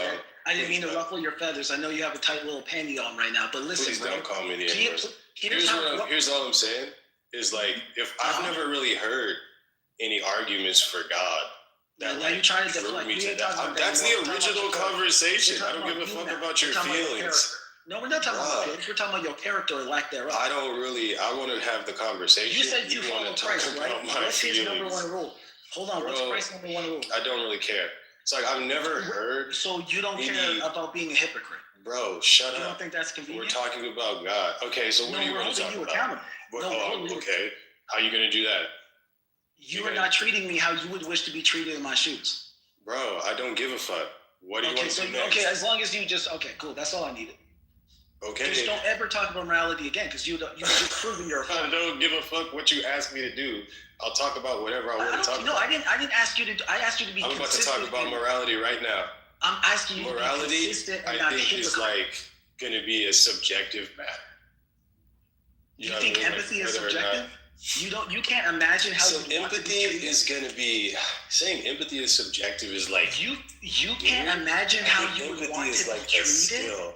Bro, how important is this to you, bro? Do you want me to like hold your hand? What the fuck do you want from me? Like, no, what I'm are we just doing? blown away by the ludicrousness of your statement. Dog, I don't give a fuck. Why are you still talking to me about shit I don't care about? That's brain damage. That's like, bro, you're slow. I don't give a fuck. Cool. Here's what we're doing. Like, now he's projecting. I prefer to have the conversation that's not fucking retarded with some dude I don't know about how I make you feel. I don't give a fuck, right? So like, what are the odds that we can get back to the conversation about? Thank you. Like, what are the odds? No, because it's relevant because he was talking therapy for this weird dude. Elliot, you missed it. He was defending his Christian status, and I was saying, he was here for that. But did you not defend yourself? So how are you going to say I don't care if I'm disobeying Jesus' number one tenet? I'm not disobeying Jesus. You're being weird. So how are you not? Okay, so my claim was simple. You are not treating me how you would want to be treated. Bro, I don't. What is the point of being a Christian if not to control your behavior? Dude, what the fuck is it? Just so you can say she was right about you. Oh my fucking God, she was right about you. I don't give a fuck what you think. What is the point of being a Christian if it doesn't change how you behave? I don't give a fuck about what you're talking about. Exactly. That's the thing that you don't get. You know what's so crazy is I was going to the bathroom, but do you see how it's relevant? Bro, people are so fucking petty and weird on the internet, man. It's so fucking weird. You're projecting that's what you're doing, bro. What? What are you talking about right now? I still think you're petty and weird. All I said was, hey man, it's kind of weird how you. Elliot, bro, don't do this, man. So don't do this. I don't buy it, dude. I don't buy it. Okay, no, but let's be so for real. So like, why do you not buy it? I'm curious. Man, your points are like too deep. They're too well thought out. You know, like a theist would never come up with this stuff, bro. It's just. But all you're saying is like theists are stupid. I mean, but that's not a fair point. Like, come on. Oh, that's. No, like, okay. I'm being hyperbolic, but you see what I'm saying? Like, I don't know. No, what was I gonna say? Yeah, this is a dumb conversation. I mean, the stuff about like people, doing like a racial draft except for religion or or atheism than a race. I mean, it's just kind of stupid. My favorite kinds of Christians are the kinds that they describe themselves as followers of Christ. Those people seem to they seem to be tuned into something that I agree with. Like they're really looking out for like how best do I treat others around me? That's what they're really tuned into. Like that's what I want Christians to be like. So for me, I think Calvinists, get that. Okay, I think so. The way that I view Jesus is kind of like an uncompromising revolutionary, first and foremost, right? I do believe that he had high moral standards. I don't believe that he was like a pacifist, right? I don't believe, because he did tell his followers to get swords, right? Like swords are not used. Like if he said get bows and arrows, maybe they're hunting deer. Swords are only really used to like kill people. You know what I'm saying? It's like, I believe that Jesus was like ultimately like a real solid dude. Now, obviously, I think that as a man who was like resisting the Roman Empire, he had the intelligence to know we cannot engage in like a violent revolution and defeat Rome, right? But he was not a pacifist. He was a stand-up guy, but he was also, I would say, like you are right. He cared about others. He cared about helping others, making and like creating an equitable society. You know what I mean? But I also think Jesus didn't give a fuck about what other people thought, right? He would go against the grain. He would disagree with like thought leaders. He would just tell you what the fuck he thought was real. You know what I mean? So like, I think these are the attributes of Jesus that are admirable, in my opinion. And he was open to growth and changing and learning. And what's up with that freaking fig tree stuff, though, man? That's like a good person would like go over there and like destroy a fig tree like that. What is it? Man, some Christians are like they treat the Bible like it's the U.S. tax code, and they go over it with a microscope, so that they can get like an extra $1 off their taxes or something like that. They get like very literally serious, like in that kind of way. And like there is a lot of stuff in the Bible that's written or intended to be understood as history, but like there's also a lot of poetry. There's like there's all kinds of different genres in there. It's not like you shouldn't read the book that way. Well, yeah, and I think again, this is where I think that there may be space for me to make the case that I was originally making. I think that like you can't be a serious person in 2026 and open up any ancient text and be like, this is a book of real things that happened, right? Like you can't it's the same as picking up like Greek mythology and saying like, this is a list of facts. It's the exact same thing. In 2026, it's the exact same thing. And so like, as a serious person, the scripture to me is going to be parables. I look at it as parables and proverbs. That's all it is. It's parables and proverbs, right? It's not a book of history. It's not a list of facts. It's not a list of things that actually necessarily happened, right? And it's like, that's how I view it. Right, and I'm being sincere in that regard. I think that this view of Christianity is probably the only one that I could have any like respect for intellectually. Right, that's the only form of Christianity that I could honestly look at and say, let me test you a little bit. Is God good? I would say, I believe so. Okay, God is good. Okay. I believe So so. that just opens you up to like all kinds of questions about evil, and I don't think you're prepared to answer. No, I am. I'm prepared to bite a few bullets. I'm prepared to bite a few bullets. And I'm also prepared to make statements based on faith, right?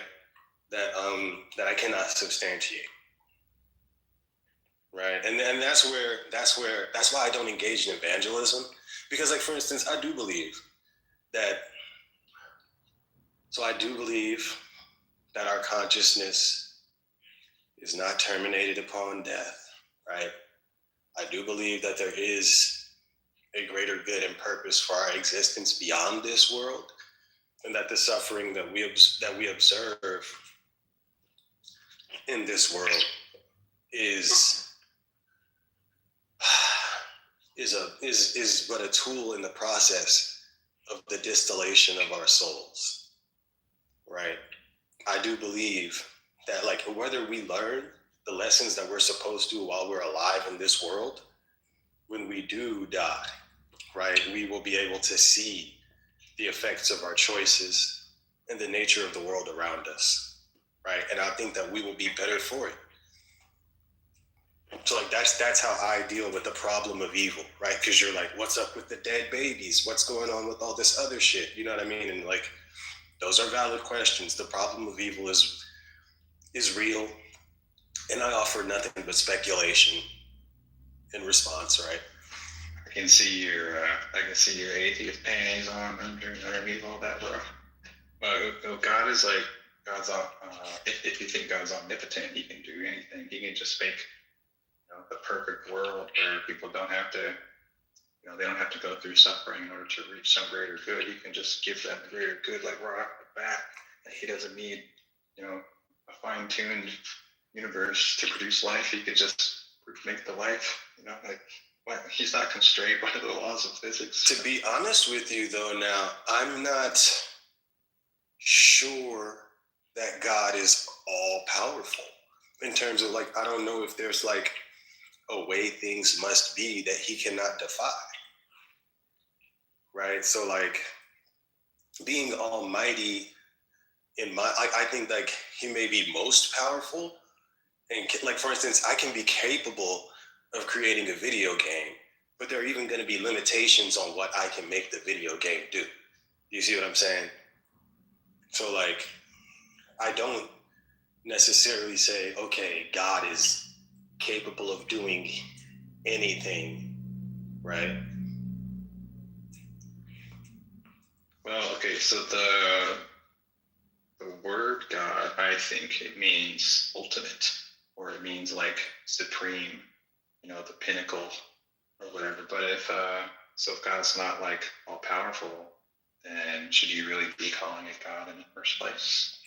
Well, I think, like, the ultimate being does not necessarily have to be like the Scarlet Witch who can, like, morph reality at her will. You see, like, it can be like the ultimate being does not necessarily mean that it can literally warp reality into whatever it wants. And at least that's not my interpretation of what the word ultimate means.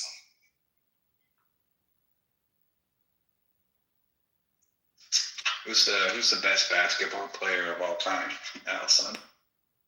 Right. I mean, let's say LeBron James is the ultimate basketball player, right? Oh man, you definitely don't believe in God, because Michael Jordan is clearly the best basketball player of all. All right, but do you see what I'm saying? Like, if we were to say, like, there is an ultimate athlete, that doesn't mean that they can, like, make the basketball float and then turn into a soccer ball. You know what I mean? Like, they're just the best there is. Sure, but then you wouldn't, but then they just wouldn't be ultimate. Ultimate means like they're the best. It's not even possible for something to be better than them. So, like, you honestly think you don't think there's anything that's ultimate in the universe at all, right? Because according to your definition, for something to be the ultimate anything, it must also be able to warp reality. I think these are. I'm not really sure about that. It might be that there is no like ultimate thing in that kind of way. Like our brains like intuitively want to go in that direction. We think like analytically. A lot of times we think in black and white, like this is not that, or there's like classical laws of logic or whatever we think in that kind of way, but it might not, like not everything fits the classical laws of logic. Some things just seem like extremely counterintuitive to us. But like, I don't know, I think that like just even just a word God is like, problematic in that sort. I guess, like, I just asked AI real quick, just define the word ultimate. It says ultimate refers to something that is final, fundamental, or most extreme. I'm sorry, the most extreme or important of its kind, right? And so, to me, ultimate does not necessarily entail limitless, right? It just means the most so I think like the attributes of God that I would like affirm are going to be, I do believe God is good, right? I do believe that there is a prime mover that is, conscious and has intention and does communicate with us, right? And things of that nature. So, and that's where I stop there. I don't go into like much deeper than that. And then I do also like affirm the divinity of Jesus, and I affirm and I think like if you do that, if you believe in God and you believe in the divinity of Jesus and you follow Jesus, I would say you're a Christian, right? And I've been saying this for months at this point, but I think that like She-Wolf is like no true Scotsmaning me out of being a Christian, right? And I think like a lot of people do that. And I think people in my family even have tried to do the same thing, but I think like one of the last things I'll say is like, there is no uniform ideology of Christianity, right? It's very fractured. Some people are going to say you have to believe in the Trinity, others won't, right? Some people are going to have books incorporated into their canon that others don't, right? And so like, none of you can tell me I'm a heretic, because all of you are heretics, according to somebody, right? So like, I think that's where I feel like my Christianity is legitimized through the fact that there are so many different forms. I don't know if that makes sense, but I'm telling you, I am sincere in my beliefs and the things that I'm saying, right? So. All right, but I still don't buy it, but I think the instant that anyone like attributes any kind of like properties or some sort of determinate kind of nature to God, which God just means like ultimate. Anytime somebody starts throwing stuff on them like all powerful and like perfectly good and conscious and what did you? What's the other one you say? Starts with an I. Forget intentional. Has intentions. Anytime you start doing that kind of stuff, you immediately like sort of contradict the idea that God could be explanatorily ultimate. Because like you can always just ask questions like, why does God have consciousness rather than not, or why does He have intentions rather than no intentions?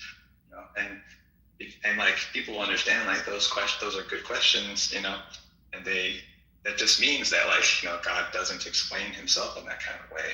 Like the moment you put those top things on there, so it can't be ultimate.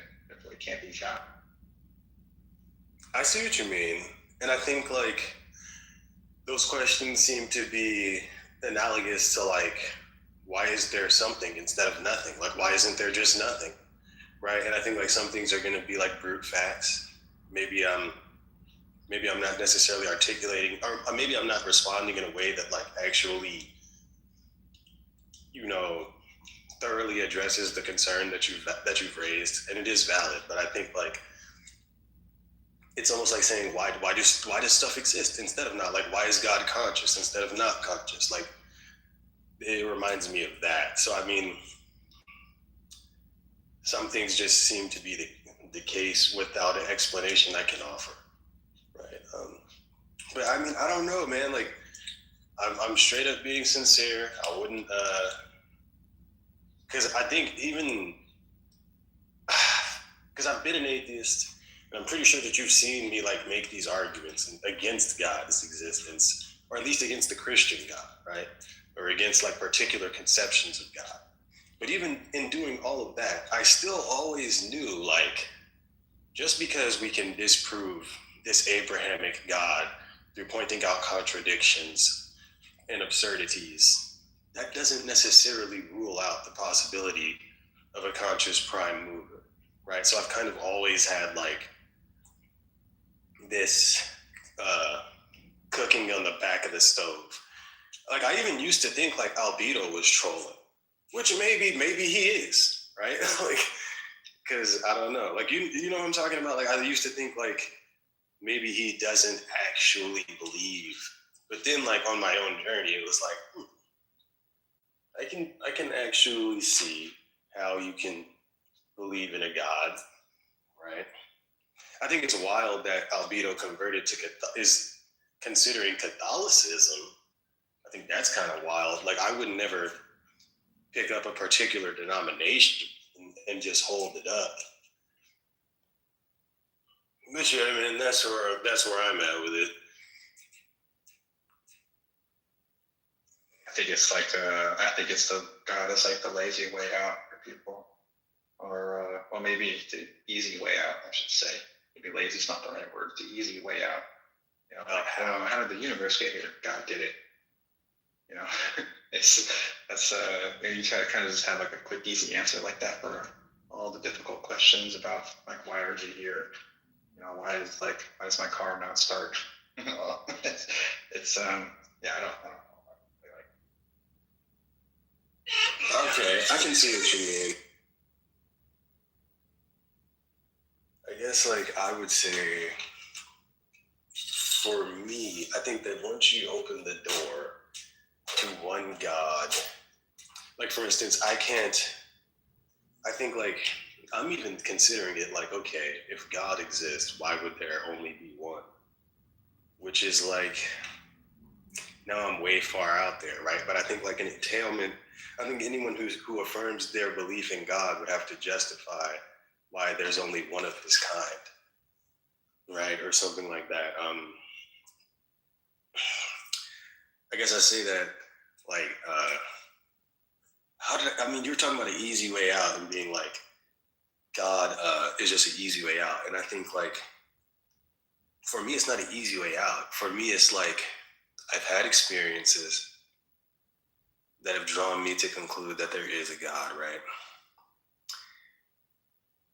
I acknowledge that the entailments of that conclusion can be more vast than I can even fathom. And so I don't really engage in evangelism. You'll never see me going around telling people this is who God is. These are his attributes. These are the limitations, right? I just use Christianity as my framework, of engaging in spirituality, right? I don't do evangelism.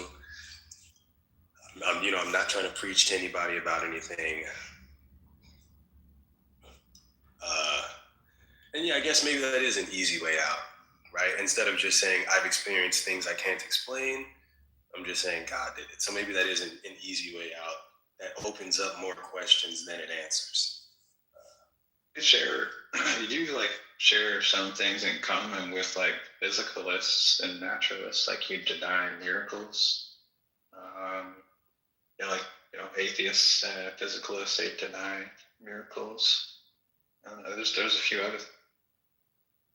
But I think that's just sincere common sense. I don't, because there are certain things that I like, no matter how much I believe in God, there's like, bro, I'm not about to tell you something crazy. Like, we don't have to abandon all rational thought and entertain magic.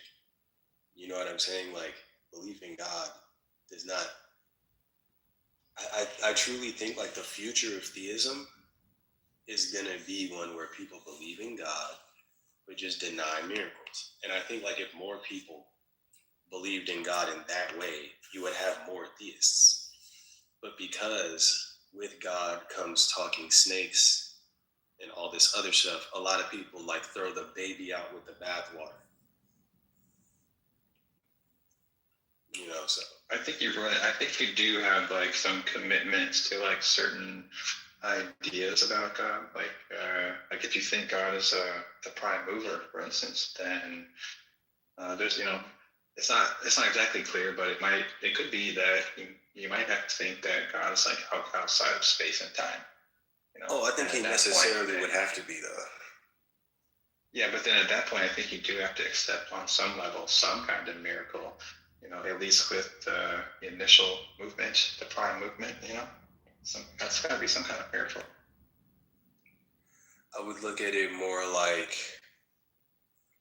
there's probably some, like if we believe in like a multiverse, the way that I conceive of it is like some sort of extra universal continuum that is analogous to space and time in which the universe hangs, right? And within that extra universal continuum, God operates.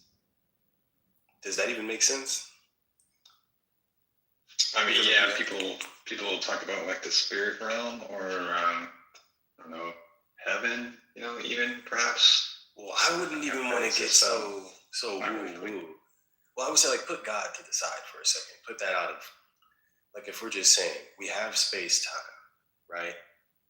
But what is the canvas upon which it is painted? Where is space time?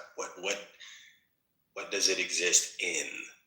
Right. So I think that I'm alluding to an extra universal continuum in which a universe can exist. Right. So there's almost like maybe I'm having a hard time explaining it, but like I believe that if we're talking about there are multiple universes, where are they? How do they exist? How far apart are they from one another? So there's like some cosmic, some extra universal continuum in which there are like a sea of universes that comprise the multiverse, right? And like it would be like within that space, God operates creating universes or something like that. Like people have these ideas about, understandably, they're like they hear like the physicists saying stuff like, yeah, and the universe is accelerating in its expansion. It's expanding and it's accelerating in its expansion. It's getting bigger, at a faster and faster rate over time. And then people like immediately go to like, well, what is it expanding into? They think it's like a balloon that's like expanding on the surface of the earth or something like that. The balloon is expanding into like other air, but like outside of that edge of the universe, that might not even be, that's not even like, there is no like edge of the universe. Like the way the expansion works, it's like, think about like, you're baking like a loaf of raisin bread. You build you knead your dough together, you like work the raisins in there, and then you put that in a pan and you throw it in the oven. And then like all the raisins are like plants or whatever. And then the dough like rises and it expands. And so like the raisins like move apart from each other as it expands. But it's like this, like the dough itself isn't like expanding into anything. It's just kind of getting bigger and bigger and bigger. There's nothing. There's nothing. The dough is expanding into the dough is taking up more space in the oven, right? Yeah, but like inside of the dough, not outside of the dough, but inside the dough, it's not expanding into anything. It's just getting bigger. Oh, I see what you mean. Like there's not like more dough molecules being like created in that process. The dough is the dough. It's the same amount of dough. But then I guess I'm asking, if you believe in the multiverse, right? Then where is it? I'm not literally asking you where is it, but like, are you saying like the universes are like, would the universes be like raisins in a loaf? Or what would you? Oh shit! I didn't need to answer that part of the question. My bad. I don't even. I'm not even sure the multiverse theory is right. It's just one of several hypotheses that there are reasons for thinking that it might be true, but there's nothing that rules it out. There's a lot of unanswered questions. So I'm kind of like I'm agnostic about the multiverse.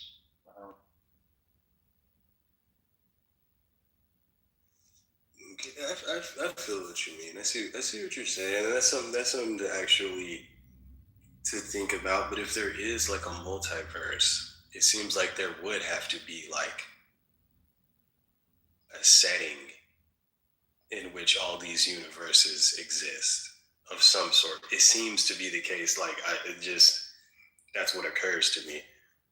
But or that they would have to or like, you know.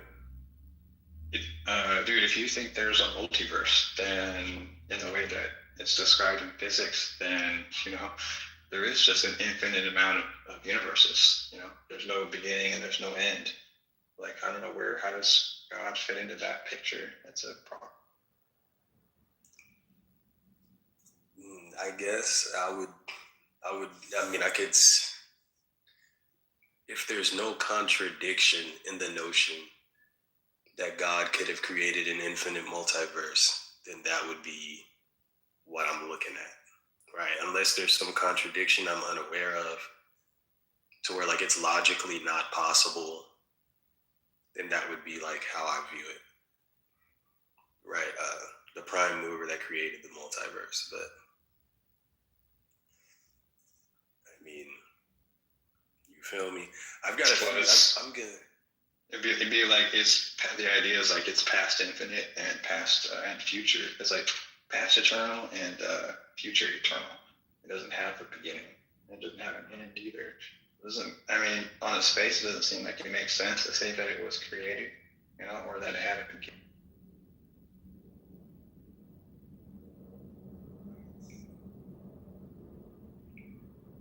And I think, and then that's where I feel like you have something there when you say God is like an easy way out, because these are all like valid questions that seem to just make the conception of God more and more cumbersome to entertain. It becomes more. Now you got to answer this question. Now you got to answer that question. Well, how the fuck does this even make sense? Like, you know what I mean? So like, I can respect the skepticism, but I don't know. Like for me, I believe in God, man. I don't think and I'm being sincere in that. I sincerely do. But I think you have heard me speak in other rooms, so I can understand. You sell some wolf tickets, bro. You selling some wolf tickets, man. I mean, I'm gonna take care of some other stuff, man. I'm keeping it so for real with you, dog. Like, if I'm an honest dude. If I felt like something was bullshit, I think I'd be like, that's bullshit, right? But yeah, maybe another time, if there's more theists or atheists in the room, we can discuss further. You feel me? I'm gonna go ahead and handle some other shit, dog. Take it easy. For sure.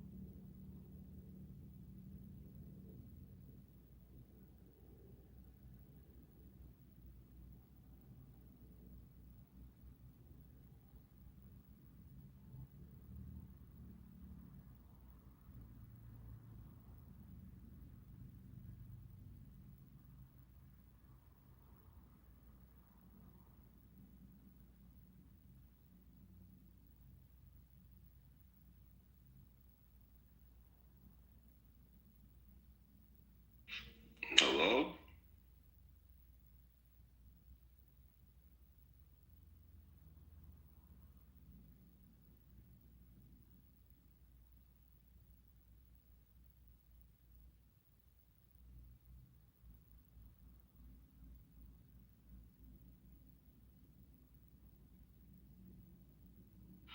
Nathan, you're bald as shit. I hope you're not sleeping and you can hear me.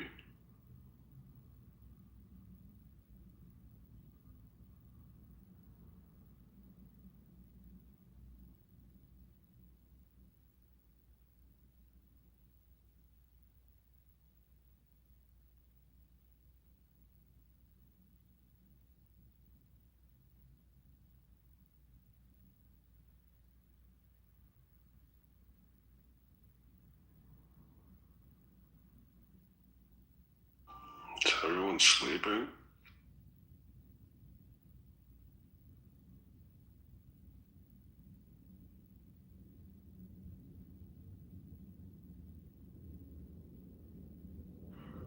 That goes E equals MC squared.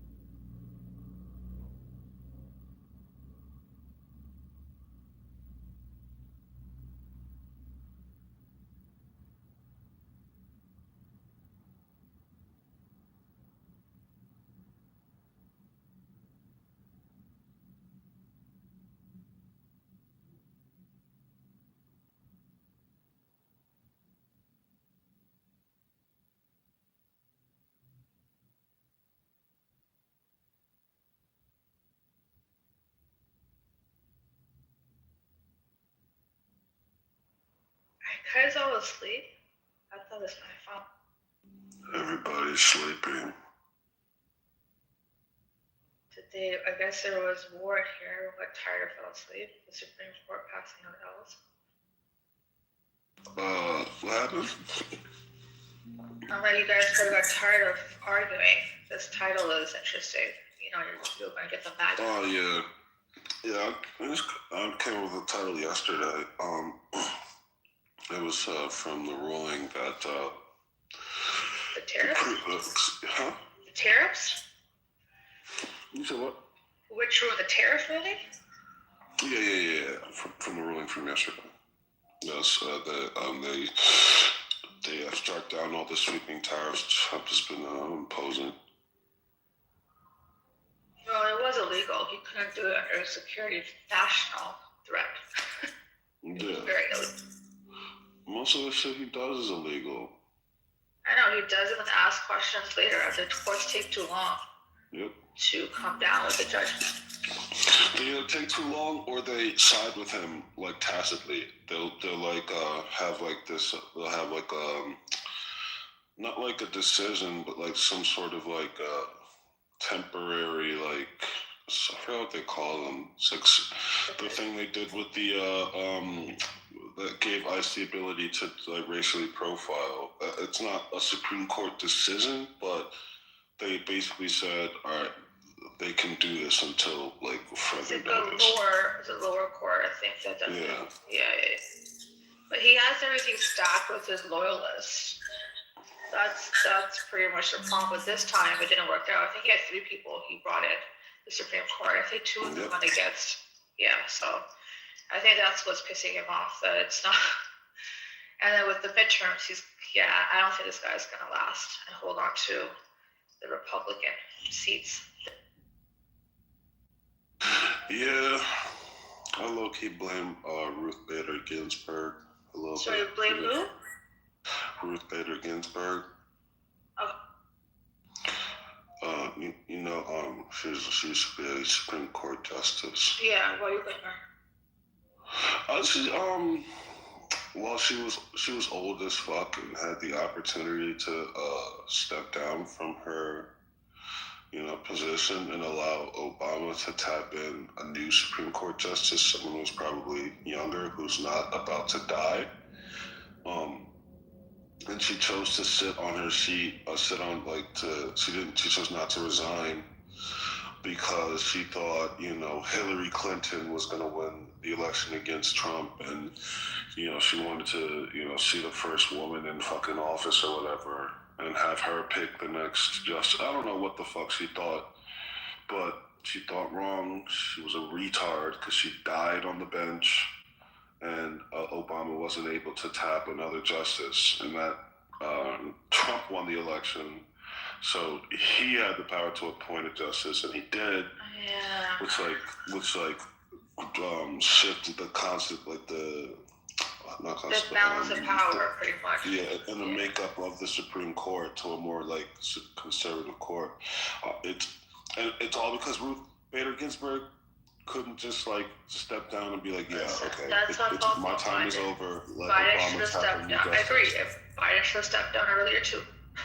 To be honest. Yeah, I think Biden more so did what Ruth Bader Ginsburg should have done, because he actually stepped down. He could have ran. He could have still ran that race as much as America thought he was like, dying. 100 days, and then it's Kamala automatic. Do you get what I mean?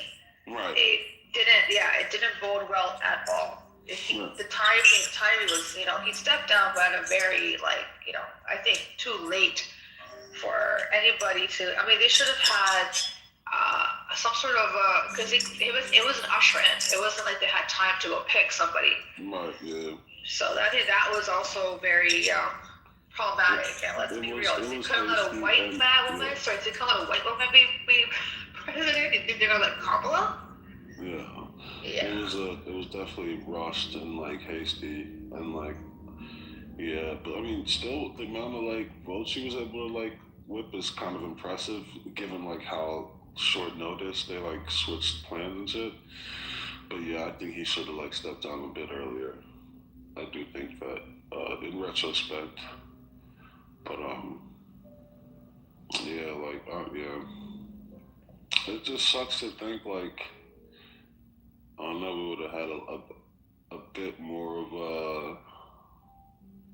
a liberal Supreme Court composition, and like that was ruined because a liberal justice couldn't like, put like she put her own legacy above like like liberal policy. The way you're putting it, it kind of screws her legacy. Because that action, yeah. That's why I can't really, I don't really have a lot of good things to say about Ruth Bader Ginsburg at all, because I think that was a major mistake, and we're like suffering from it now. It's not like a mistake that like, all right, whatever. Like, it's a mistake, and like you majorly fucked up. Like you are the reason why there's one more conservative justice on the bench, and not a more like liberal leaning one. It's her fault. Yeah, you need a balance of power. And again, like you said, she thought Hillary was gonna win, and she made a miscalculation, and it ended up being Trump. Right, a major miscalculation. Like, and I mean, I guess most of us did think Hillary was gonna win. Like, in retrospect, it's like, all right, yeah. I didn't think Hillary was gonna win. I didn't think she was gonna win. I thought she was gonna win, honestly. You know why? I think it was because of what Trump did the first time he ran. He did this thing, like, people in America in general are kind of over the whole traditional leadership that is a draining the swamp. And he came with the rhetoric and the talk that people thought, you know what, this is not a career politician. He's going to be different. That's what people wanted to. And that's what sold a lot of people, even if, they put aside all of this other bullshit. And I'm going to drain the swamp.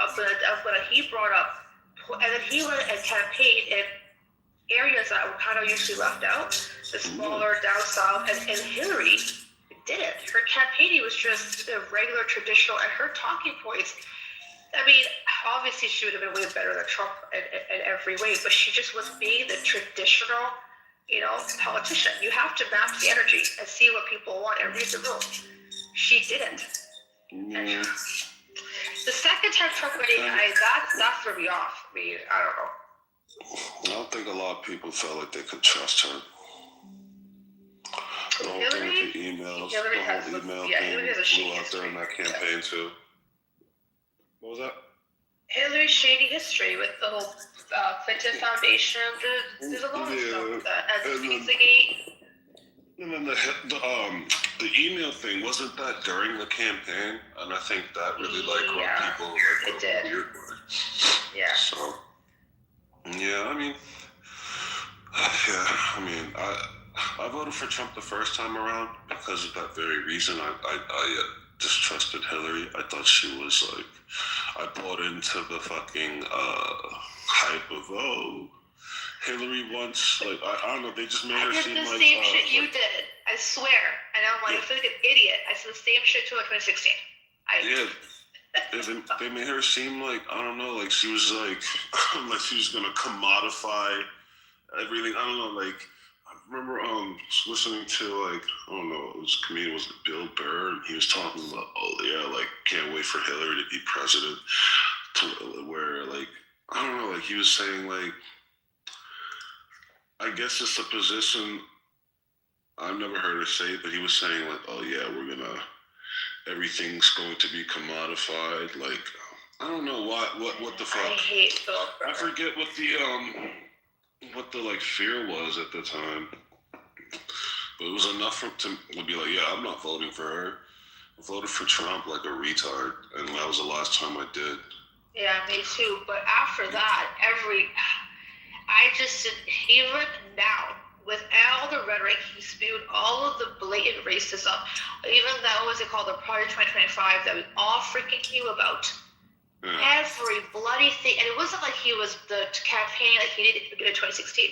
He was blatant. He was emboldening the freaking KKK, like mofos out here. He was saying and doing everything, which I don't get. Even people that are like black, brown, for backwards. So there's a big group of them that freaking voted for this ass wipe.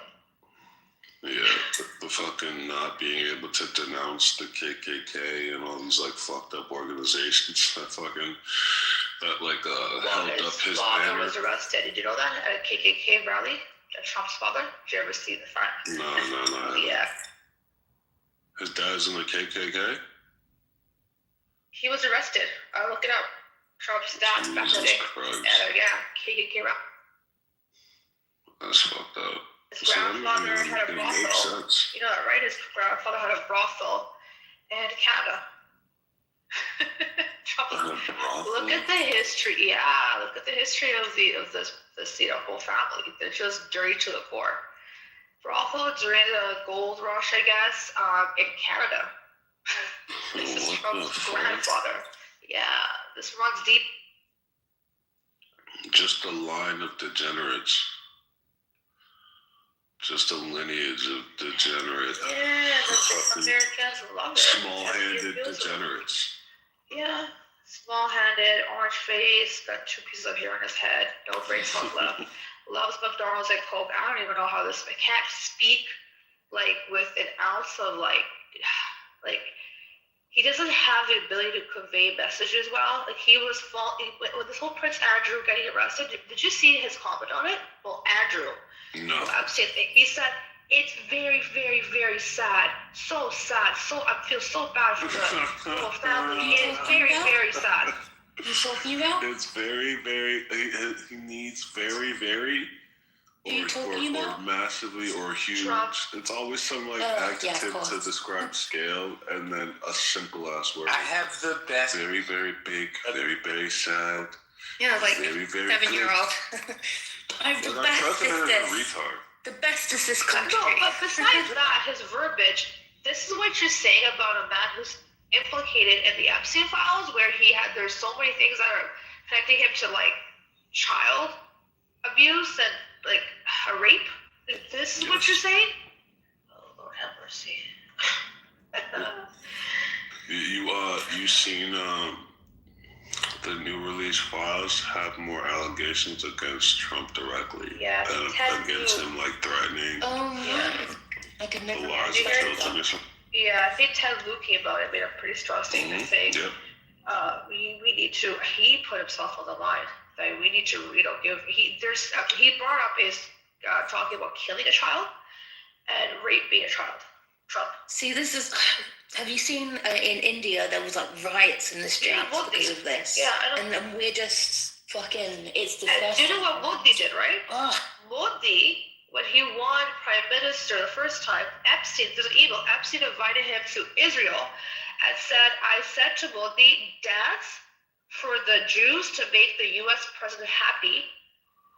When Modi did, and right after that, yes, dance. This is the email. It's crazy. And then after that, Modi went and spent $700 million buying military equipment from Israel, which they've never bought that much.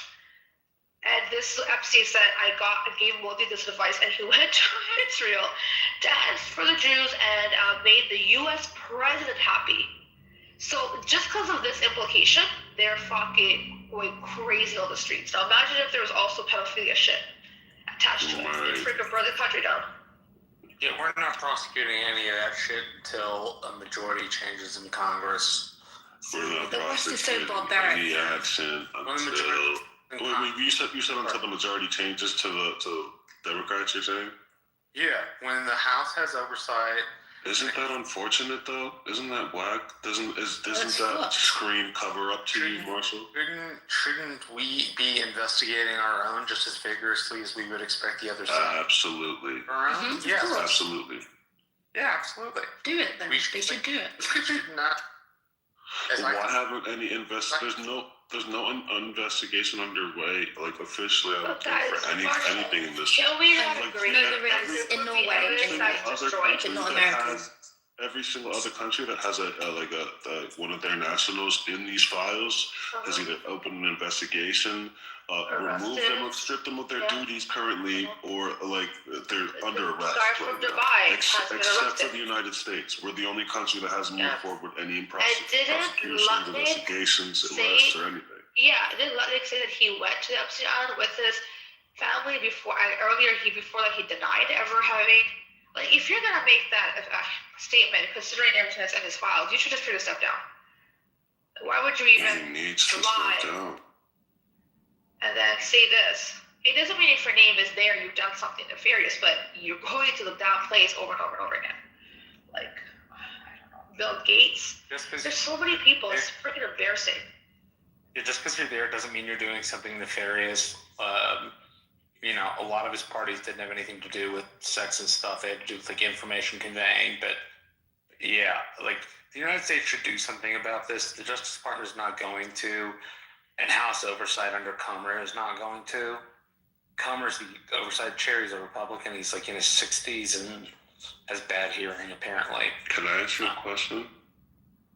Of course, man. If you were to err on the side of caution, which do you think that those people in those files mentioned that were present on Epstein's Island, were they there for like nefarious shit, or it's just like a coincidental, just so happens that they were having some sort of meeting on the island and everything's completely innocent? Like, if you were to stake your life on like one of those two options, which would you choose?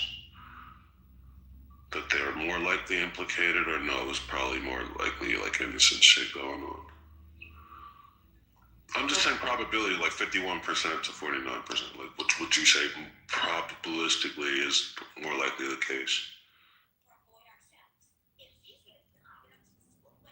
From what I assume, from what I assume, it's probably got something to do with what's going on, and there is a cover-up in the United States.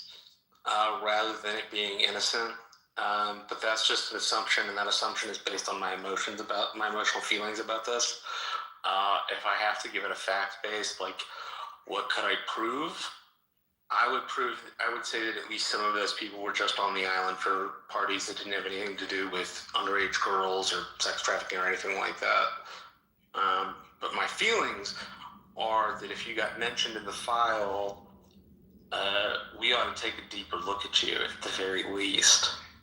Right? Maybe that looks like a cursory investigation of your life, but if you get mentioned in the Epstein files, like, I kind of feel like you should be investigated a little bit. Yeah, like Lutnick, right? Lutnick, who denied like association at all until he was forced to tell the truth under oath. When it came out that you were on the island, like we have correspondence with you and Epstein, like talking about meeting up, right? Even let's say we want to give that guy charity, like why deny so much? Why is it? I think these people are lying so heavily because they never thought these lies would come to light. Like Lutnick was able to lie and say, "Oh, he was disgusting," and me and my wife felt away when we visited him when we were around him, and we never. Like, he's able to say that because he didn't think, or he's able to say like, we never associated with him, like he was a creep or whatever. He's able to say that because he doesn't think the truth gets uncovered, and he has to completely walk back that lie, that complete lie that he told us. Right, and then now he's just sitting here with egg on his face, but for some reason, no prosecutions, no one the left is screaming to do something about Lutnick, but no one on the right seems to have they don't bat an eye that this guy who lied about being on the island actually had way more close of a connection to Epstein than he'd let on. Yeah, it's just these lies being uncovered. It doesn't speak to someone who is just innocently there and is just trying to. Marshall, I don't agree with you about the island and the sex parties. Did you ever talk about the former First Lady of the U.S. Virgin Islands and her role? No. Okay, so this is why I don't believe what I mean. This is what leads me to believe this. So in the files, and there's also court documents that are filed in 2023. Basically, so what she did is, there's emails. She consulted with Epstein to basically discuss the language of a law that pertains to underage offenses against like minors. I forgot the actual the name of the law, but you guys get what I'm saying. She sent emails to him and said, "Hey, is this your liking?" She's consulting with Epstein, and this is after his conviction, right? So we know. I mean, everybody knows what he's about. So that's just one part of it. Then not only that, she actually was basically so there's a trust. And Epstein has put in at least $200,000 to $300,000 into this trust that it's her, and she's also emailed him asking for tuition for her kids, etc. But what she's done is she actually helped facilitate student visas to basically arrange young women from other parts of the world to enroll them into the so-called, school, University of Virgin Islands, to pretty much make it look like they're there for legit reasons.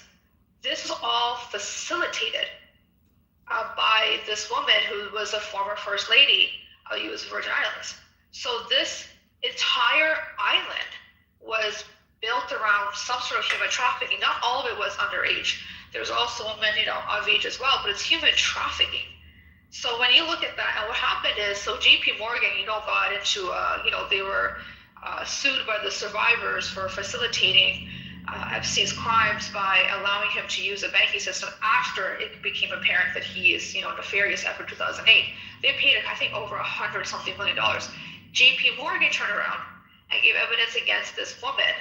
I think her name was Cecile DeJong. I can't pronounce it. This, and then it also connects to the file. So this island, it wasn't just a place that was just innocent parties. People that were going there were taking part in something that's illicit. Not all of it meant pedophilia. And the banks were involved? Yeah, 17 banks. What the fuck? Yo, everybody's going down. Like Deutsche Bank. Going... So JP, let me pull it up, the judgment. JP Morgan, this was, let me split up. So hold on. This is after he, so just put a JP Morgan Epstein settlement. Here we go.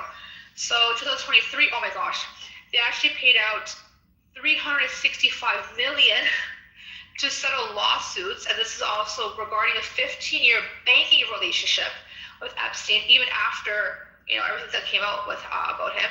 And then there was another $290 million class action lawsuit. Sorry, so out of the $365 million, $290 million went to a class action lawsuit for victims, and $75 million went to a settlement with the U.S. Virgin Islands.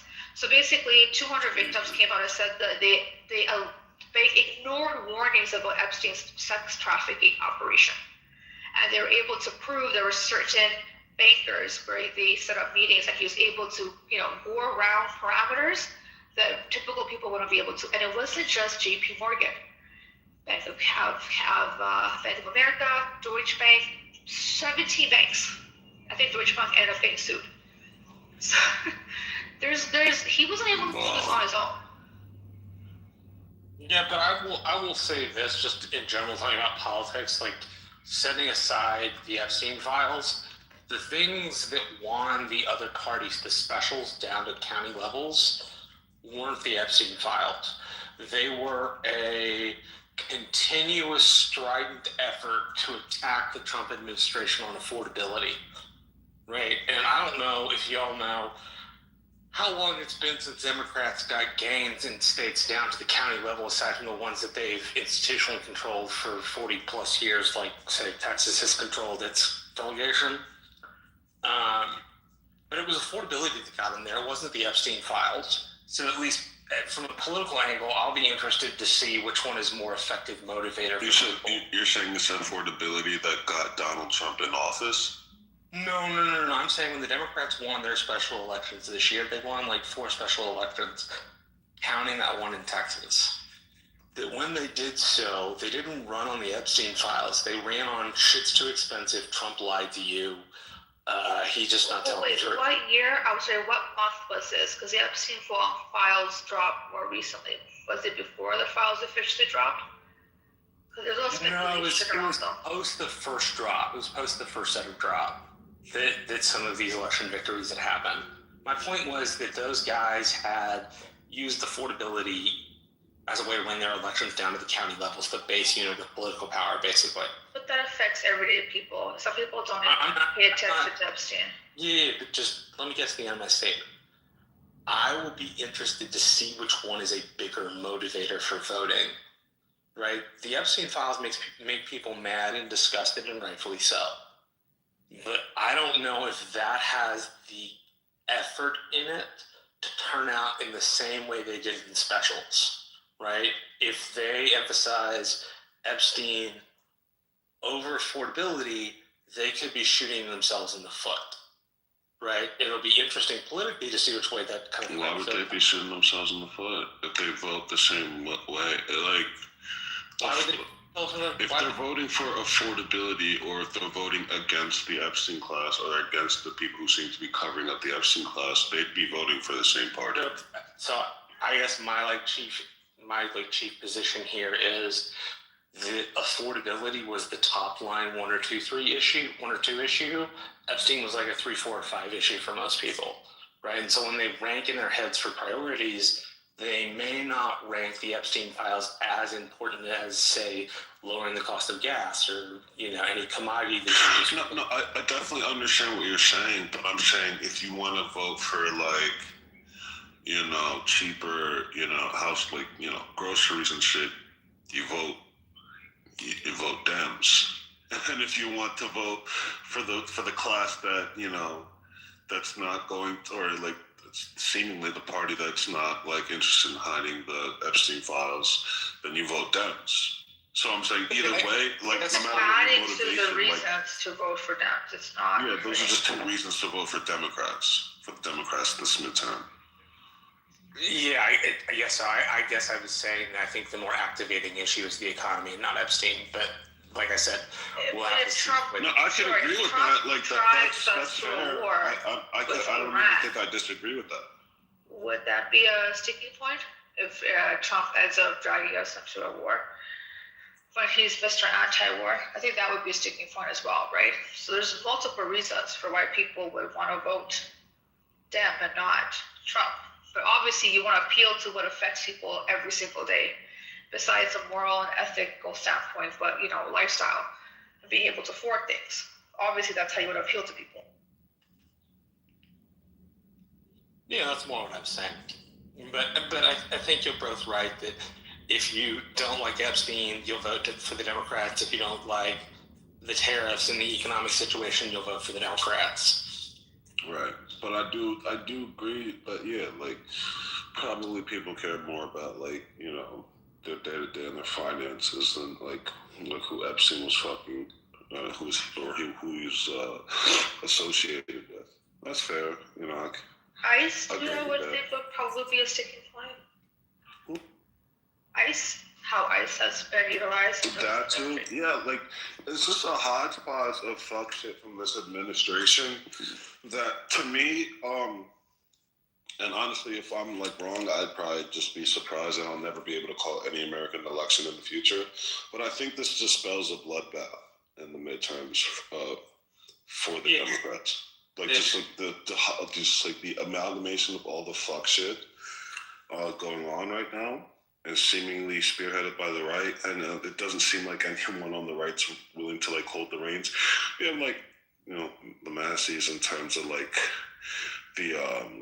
we have Thomas Massey's and the Republicans concerned that on the Trump on the Epstein front that are okay, that are they seem good, but in terms of tariffs and shit, what Republicans in the House or Senate are giving So I think there's a actual substantive pushback to these tariffs. I think there's not many at all. So I think there's a 20% shift or 20 seat shift in the House and a 50-50 split in the Senate. Right, now, if it's a really big blue wave, the Democrats will manage to take over both chambers, the House by 15 or 20 seats, and the Senate by a couple of seats. So they'll still have to have Republicans to pass any bill. But if you get a majority in both houses, I don't think it'll be all that long before Donald Trump finds himself impeached. Possibly not convicted, but I think he'll find himself impeached again. Surely, yeah. I mean, surely. Are they not done with that? They already tried that twice. Well, the figuring this time would be that you would have the majority in each chamber, and that you think you can pick off enough like 7 extra Republicans to get the votes you need in the Senate for conviction. That's the only time under which you would do it, or you would do it because you see impeachment as a signal. Hey, we disapprove, even though, like, I think I sit probably closer to you, Chill, where if you're not going to convict the guy, you probably shouldn't impeach him. Why not? I think it should be known. Trying to make a mockery out of the process.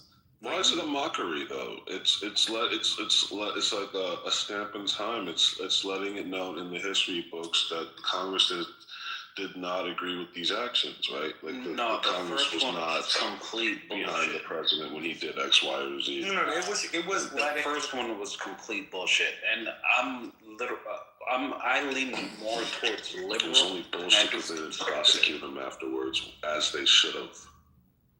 But they were too scared and they sat in their fucking for some bullshit Russia files that like the liberals made up. Like the whole first Russia Gate shit was bullshit. It was really bullshit. That wasn't what got him impeached the first time. What got him impeached the first time was that phone call that Vindman was on with the new president, Volodymyr Zelensky of Ukraine. That phone call is what started the impeachment proceedings the first time. The second time he was impeached was on January the 6th. Was he impeached for January 6th?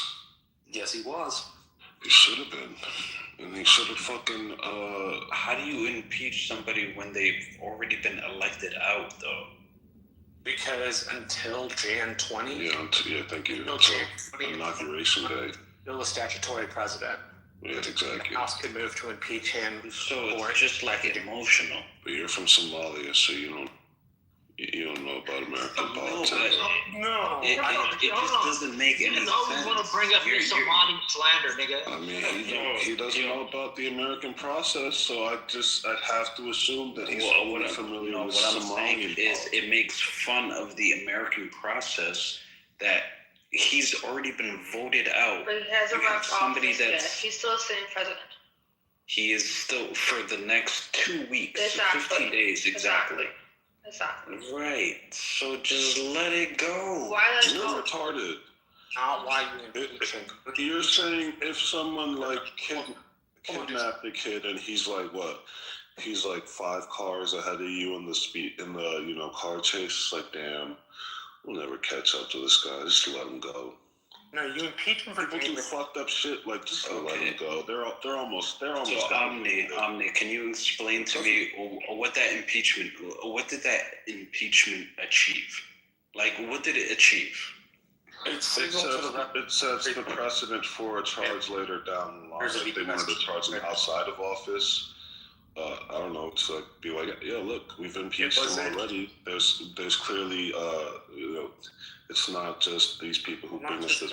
Like, there needed, if there was any impeachable conduct in Trump's first administration, it was January the 6th. That man. Okay, that I will agree with. That man lied to people about the election. He then didn't do the shit he was supposed to do legally to fight back. He tried to send in electorates that weren't certified by the governors of those states, right? The fake electorates. Didn't he say find me votes? Wasn't he on record saying find me votes?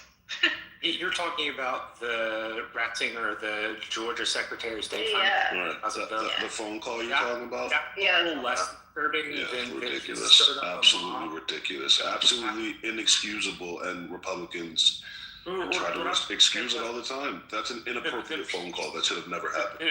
The piece that is really wrong isn't simply him objecting. It's him stirring a crowd of people up, making them believe it was fake, and then letting them loose on the 6th toward the Capitol. Right. A day they shouldn't have even been at the Capitol because all of the legal avenues for redress for that shit had been worn out. And Donald Trump led these people to believe that going to the Capitol on the 6th would stop the count for the election, right, and then get to have an investigation. That was so That's absolutely why he deserved impeachment for that. Okay. Right? He intentionally misled right about that. the entire public. Right, Marsha, and Jack Smith was right to indict him afterwards, but they just held on too long. They waited till right before the fucking second campaign. They should have fucking moved forward with those charges that Donald Trump versus the United States, where like the electorate plot was laid out. They should have pushed that for that as soon as possible. But they were Democrats are too concerned with optics instead of like actual actionable shit. And that's why we didn't want the optics of like, oh, we're attacking our political opponent right after all this. But that's what we should have done. Because Democrats don't give a fuck about nobody, bro. We're getting smarter. Yeah, I'm about to move y'all down. I don't know what y'all doing, bro. And Australia, I'm telling you, Mike, we've had enough. The UN can't. Man, bro, fucking just be normal, bro. Just get in you could be part of the conversation, but be normal. Just be a normal person. I will join you and say that the first impeachment was unwarranted, and particularly because they knew they weren't going to be able to convict him in the Senate, and you should impeach when you can convict to make it stick. But the January 6th stuff, he absolutely deserved to be impeached over that. And you've convinced me on that. What do you think about the Supreme Court, pretty much shielding him from that indictment? No, they didn't shield him from the indictment. They said he shielded it. Just give me a second. They said if he was pursuing the goals as president, he was pursuing the goals as a candidate. Right, had statutory presidential authority, but he was doing it as a candidate. He was doing it to benefit himself. Right. That's what I'm saying. Right. I'm saying after that, where Jack Smith comes to Trump with, the United States versus Donald Trump, that lawsuit that alleged that he tried to steal the election. You think that was appropriate, right? Because you said the second impeachment was probably more like warranted. Yeah, the second impeachment was absolutely warranted. Right. So you probably agree that the charges, the indictment that followed that is probably warranted too. Yeah, dude. And my issue was, I think the Democrats they it was too late. They waited years after he had already been out of office. They had all that time to try him. They waited right before the for re-election, where like he was like gearing up to run again, and I feel like. So, are you talking about this impeachment or the indictment? Like I don't know why that indictment isn't handed to Donald Trump January. I see you're a Theodore Roosevelt fan. No, hold on. Let's get this clear real quick. Omni, are you talking about the second impeachment, or are you talking about the indictment for fraud in 2024? He's talking about both. He's saying the impeachment came, like the investigation for fraud came in the wake of... No, the investigation for fraud was absolute fucking bullshit. I will co-sign him on that. Oh, explain how. 100 times out of 100. Like, explain to me how you're gonna go back fucking 20-something years off of a loan that I did. How can you tell me what my... Because they were trying to throw stuff to the wall. No, wait. We're not talking about New York's tax returns. We're talking about January the 6th. Yeah. An indictment from Jack Smith that arose from January the 6th. And Omni's point that the Democrats waited until January 21st for getting stuff going. Yep. That's what they did. Okay, hold on. So they should have dropped that. Are you're talking about 2024, because that's when they actually started the case. He's not for 2023. Talking. You're talking about Donald Trump. I'm talking about the fraud case. Are you guys? Yeah, I don't know why. I don't know why you're talking about that when you've been told twice that we're not talking about that. I thought that's what I just clarified, but okay. I don't think I misheard you. You guys, I feel like it's, Jill, I I don't know, think it's your mic irrelevant is. overall. Jill, I think your mic is a bit weird. It keeps being like. I don't know, it keeps making a horrible noise whenever you. I think that was the other guy down there. Nah. Oh, yeah, it didn't happen that time with Jill, so ignore me. Hello. Thank you. So are you even familiar with the fake electorate plot? Or like that the concept of like what Donald Trump was trying to do during January 6th? We do have Epstein files proving that they were, plotting against him with the media. What do you mean? What does that have to do with January 6th? It doesn't. What I'm saying is that January 6th is irrelevant now. I mean, it happened. He didn't get impeached. That term was over. This is a new term. He did. January 6th is irrelevant. He was in office. What else? Yeah. Yo, Mino, there's something wrong with your back to a time where the government. We went back to a time where the government was holding people accountable. We got on to Jan 6th. Omni said that, and again, we're not talking about the fraud case in New York. We're talking about a case of I don't remember the electorate case. Yeah, the electorate case. Where Jack Smith alleges that Donald Trump tried to forge electorate votes to be sent into Congress and be ratified by Mike Pence, which he urged while he sent a mob of people to the Capitol to thwart the electoral count.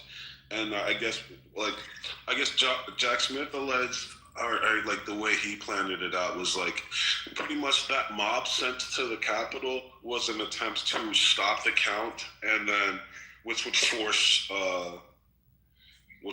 the counts to go to the House of Reps, right? Which at the time was in control of the Republicans. Of the Republicans controlled. So it was a plot to get the vote to stop, so we could delegate it to the House, which like clearly Donald Trump would have won in the House. That was the whole thing. Yeah, I mean that just sounds like nothing. Which obviously is like completely feasible. Yeah, but these are a bunch of hypotheticals. I don't know. No, these are not. If I were you guys, I wouldn't torment my mind with things that like maybe were like, you know what I mean? You don't have concrete proof, like, you know what I mean? Like, we do have. I would just move on to something that you could quantify. You feel me? Lost the election. His staff told him, and he went out and he stirred the fucking pot anyway. Yeah, I don't know. I wouldn't lose sleep over that guy. Conversation that happened between Donald Trump and Ted Cruz. I don't care what you would lose sleep over. The day after his election loss. Ted Cruz said to Donald Trump, Omni, you're a Roosevelt fan. I would expect more of you. A Roosevelt fan. Roosevelt. You don't know who? Wait, you don't know where that quote on your bio comes from? That's crazy. That's funny as fuck. This is foreign policy. No, yo, all right, I'm gonna mute up. That's crazy how you don't know where that quote comes from. All right, Wait, do you think you're smart? Yes, I know. No, I don't think I'm smart. No, I don't think I'm smart. I know I'm intelligent. Retard. There's a difference. Yes. Think soft, speak softly, carry a big stick was his foreign policy.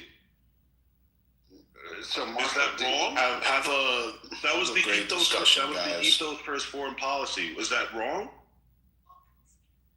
Okay, so go ahead. Have a great discussion, guys. I'm not against Roosevelt. I just thought you didn't know where that came from. I would have been very, very shocked.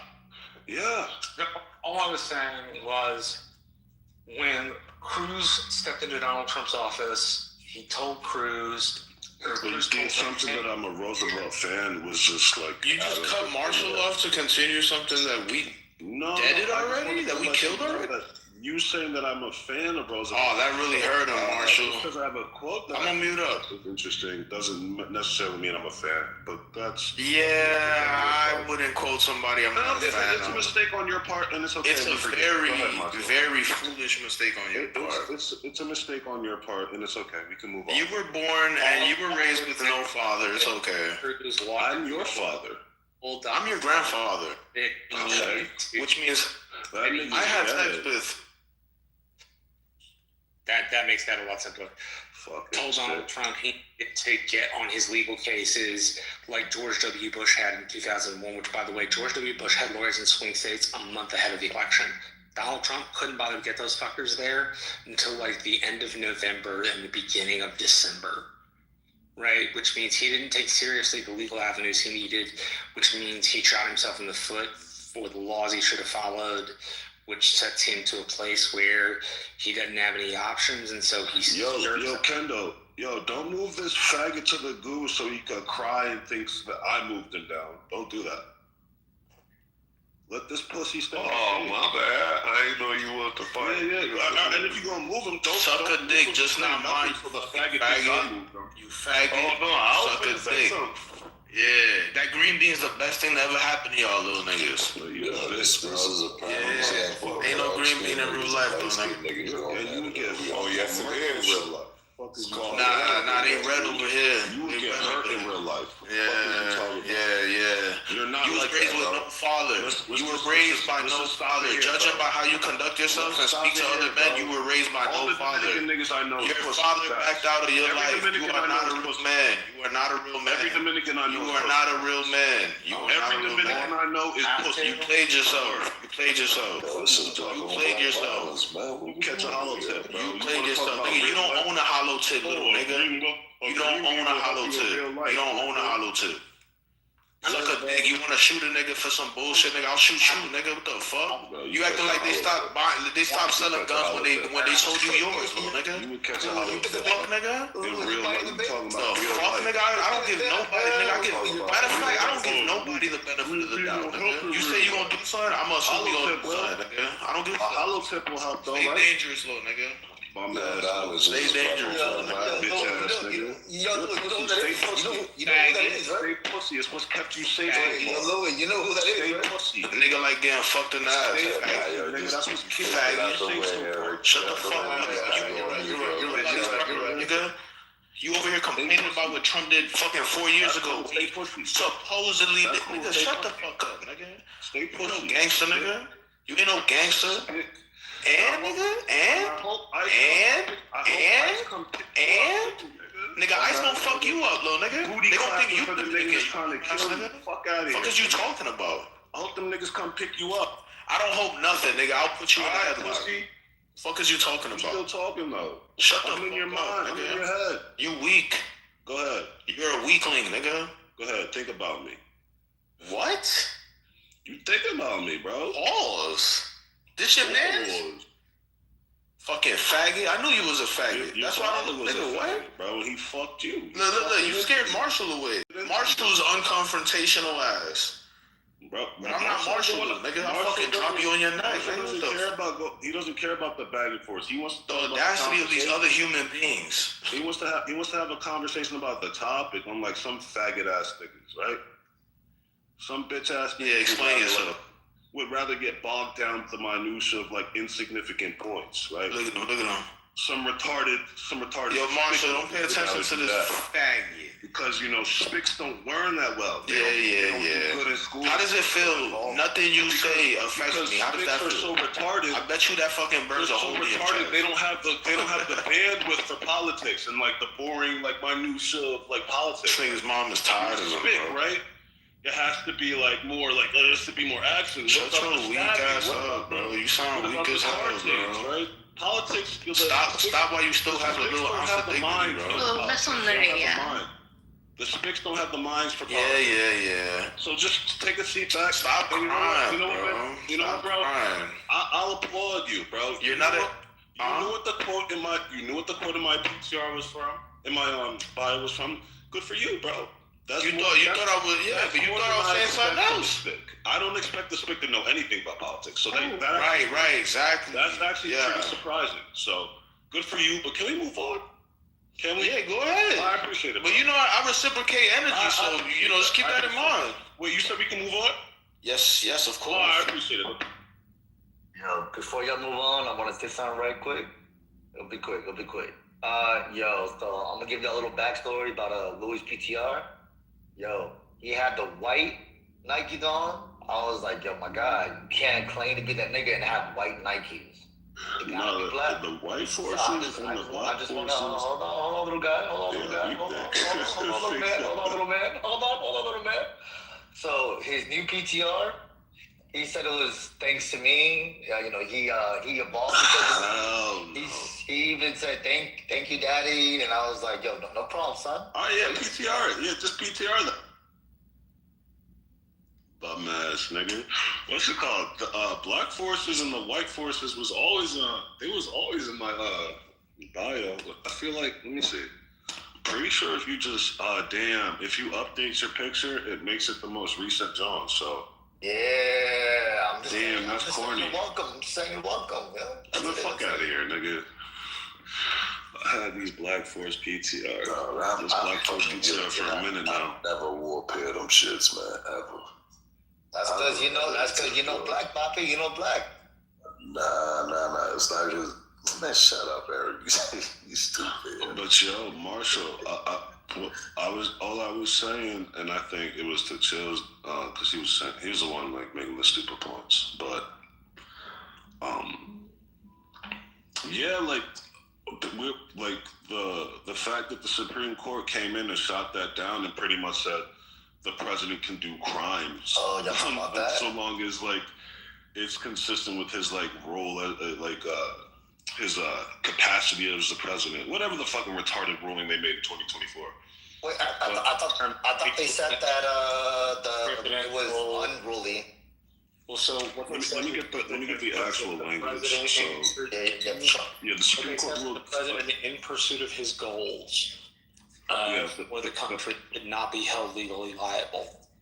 Right, so if he acts as a private citizen, say like he breaks the Emoluments Clause, and Donald Trump, the person, takes in say money from hawking watches, which is a violation of the Emoluments Clause, and they can hold him personally accountable for that because he's not acting in the capacity as the president when he does that. He's acting in the capacity of his own private person. Yeah, so the ruling was that it was a 6-3 ruling that a former president has absolute immunity for core constitutional powers and presumptive immunity for all other official acts, but no immunity for unofficial acts. So yeah, pretty much saying, now if you're doing a crime, so long as we could frame it that like it's under like it's an official act. As long as you can legally. That's always been the case, hasn't it? No, it hasn't been the case. No, it hasn't. We've talked about this fucking years ago. Yes, can the president shoot somebody in the middle of the street?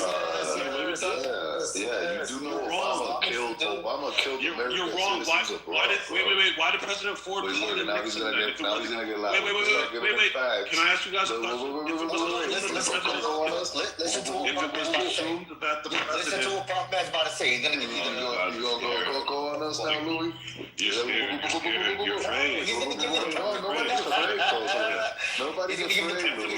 It's just that you always do this. You're gonna crash out. When people are gonna give you facts, you crash out, you get loud, then you move people down. And all I'm gonna tell you is that if you want Trump to go to jail, if you want Trump to go to jail, avoid this kind of immunity like you guys are saying, why is it the case that President Ford had to pardon Nixon? Right?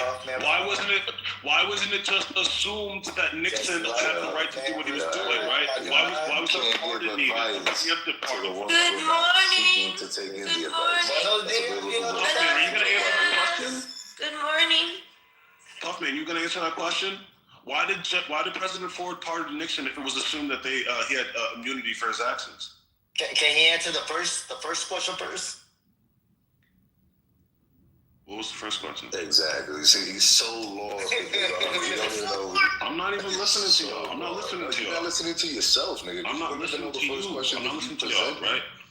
I made a statement that I made a statement for the Supreme Court that lines up like the new powers that the president had. You guys have said, "Oh, this was always the case." I'm asking you to demonstrate that. And I'm asking you if that were the case. Yes. If that were the case, why did Nixon need a pardon? If that were the case, why did Nixon need a pardon?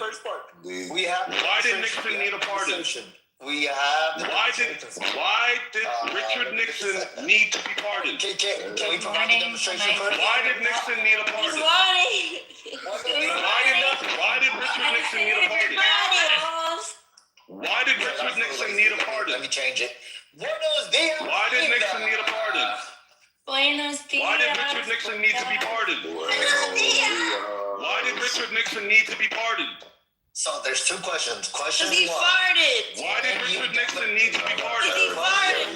Why was the pardon required for Nixon if it were the case that he had immunity for the actions he did? He didn't say excuse me. If it was the case that the president can do what he wants, why did Nixon need to be pardoned? Anyone answer that question? Because he didn't say excuse me. If it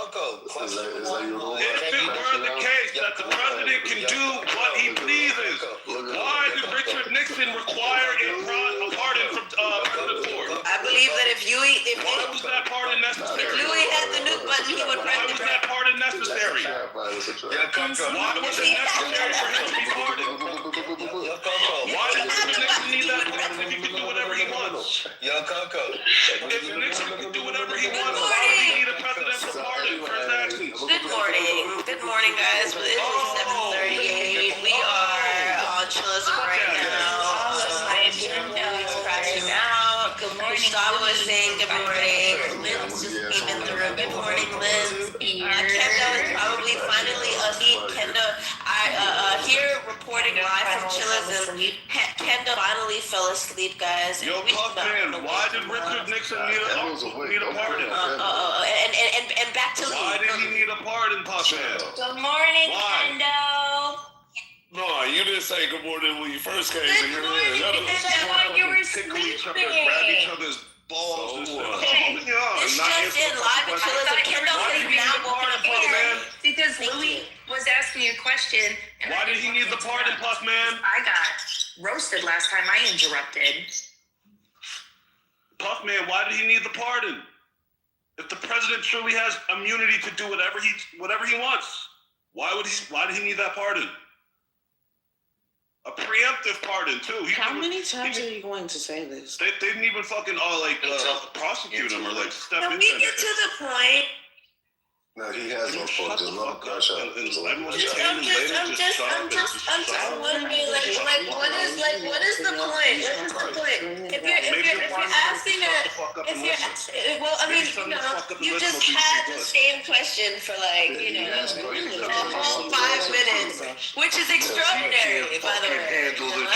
That's special. Man, if it were the case that the president had immunity to do whatever he wants, so long as it can be framed to be within official capacity, why is it the case that President Nixon required that pardon? Can somebody please answer so he can clear house? I'm hoping that's the case. If you try answering, that's so ridiculous, Louis. Now look at these niggas. Quiet. Oh, that's so ridiculous, Louis. All right, tell me how it's ridiculous. He doesn't want the answer. He'll ask you a question. Answer the question. Answer it. He cuts you. I'm assuming it was a good morning before this took place. Yeah, there was. He ran every time. I'm assuming it was a good morning before this. It was. Right now, just answer the question right now, Puffman. I'll go on. How's your morning going, Celia? How's your? Yo, for real. Celia, nice to meet you. Welcome to. For real. Welcome to. Oh, you running? You're running. This nigga, look, shit before he run away with a woman, allowed a woman to fucking let him run away from his battle. Yeah, so Vince, have you had coffee yet? I had to take that shit and went to the hill and get it. Yes. I'm about to go make it. Yo, Puffman cannot fuck with me when it comes to Trump and all his fuck shit. All he does is he gets emotional when I'm dropping facts, and when I challenge him, he runs away. That's what happens every time. This is what's gonna happen right now. Okay, is he done crashing out? Okay, by the way, good morning. Good morning. Did you have breakfast? I'm gonna whoop your ass on this point, bro. It's wise that you're running away, Puff. I see you're running away, and it's the wise thing to do. You know that one person that just keeps dribbling after the game is over? It's like, why? Everybody on the sideline. It's like Won't be, nigga. Shit. Yeah, you know why you don't want to won't be. And I'm over here getting ready there because I gotta go take a real shit, take care of real life. Yeah. Won't be, nigga. The best way to slide out of the aspect is to act like, oh, I don't even care about this. I don't even care. Won't be fucking 15-year-olds. Before Violet came to shake her pom-poms for you, though, you were pretty into this conversation. You were pretty adamant before she came to shake her pom-poms, and you cowardly went along with it. You actually had a lot of pushbacks to what I was saying. Now you're so quiet. Why? What happened to all that energy? I need the Night King to wake back up. Yo, for real. Yo, Puff, what happened to all that energy, I just want us bro? to let it off before Nathan comes in the room. No, what happened to all that energy, bro? Like, I thought you were disproving me, bro. What happened? Oh, all right. Well, just so we can deal with the subject. No, Marshall, please. Marshall, please don't. Please don't. I don't even really care what you guys say. I know you're just gonna suck Trump's dick, and that's cool, bro. That's cool. All I was gonna say was Nixon needed a preemptive pardon because he was not. Thank you, Marshall. He was acting. Marshall, but I just. Wait. Go ahead. Marshall, go ahead. Answer the question, Marshall. Hold on. Answer the question once and for all. Now Puffman wants to cut you off when he had like 30 minutes to answer that question. Now that you want to attempt to answer the question, now he wants to come off mic. It's funny, right? That's fine. Yeah, all I was saying was Richard Nixon. Marshall! This fucking guy. Just can you mute up and let the nigga answer the question that you couldn't answer, please? Pardon, because some of the stuff he did was personally fucking real, Marshall. Really? After you watched him fucking cut me off this whole fucking time. Look, he wants to cry now. Give him the answer. There's a reason why I didn't give him the answer, Marshall. They pretend like he was going to answer the question. Every time I go to speak, he speaks over. We gave him an opportunity and stood on mute for 5 seconds straight, and he said nothing. He didn't want the answer. He just wanted to lambast Stop and that fucking pretending shit, bro. be the green bean that he is on this fucking tiny little stage. So let him be. That shit is weird, nigga. You mentioned my green bean, and it seems like you think about it more than I do. Because I haven't moved you down. I haven't done none of that shit, bro. I haven't done none of that shit. It seems like you think about my green bean more than I do. I'm having a conversation. You're worried about the green bean next to my name. Nigga. That's what you always do. Don't keep talking to yourself. Niggas have a complex because there's a green ass. Acknowledge your light skin privilege. Can we all just collectively roast Peach back now that he's back and Kendo wake up? Kendo been awake. Kendo's there. Night King is my biggest hater. I swear to God. Holy shit. I swear to God.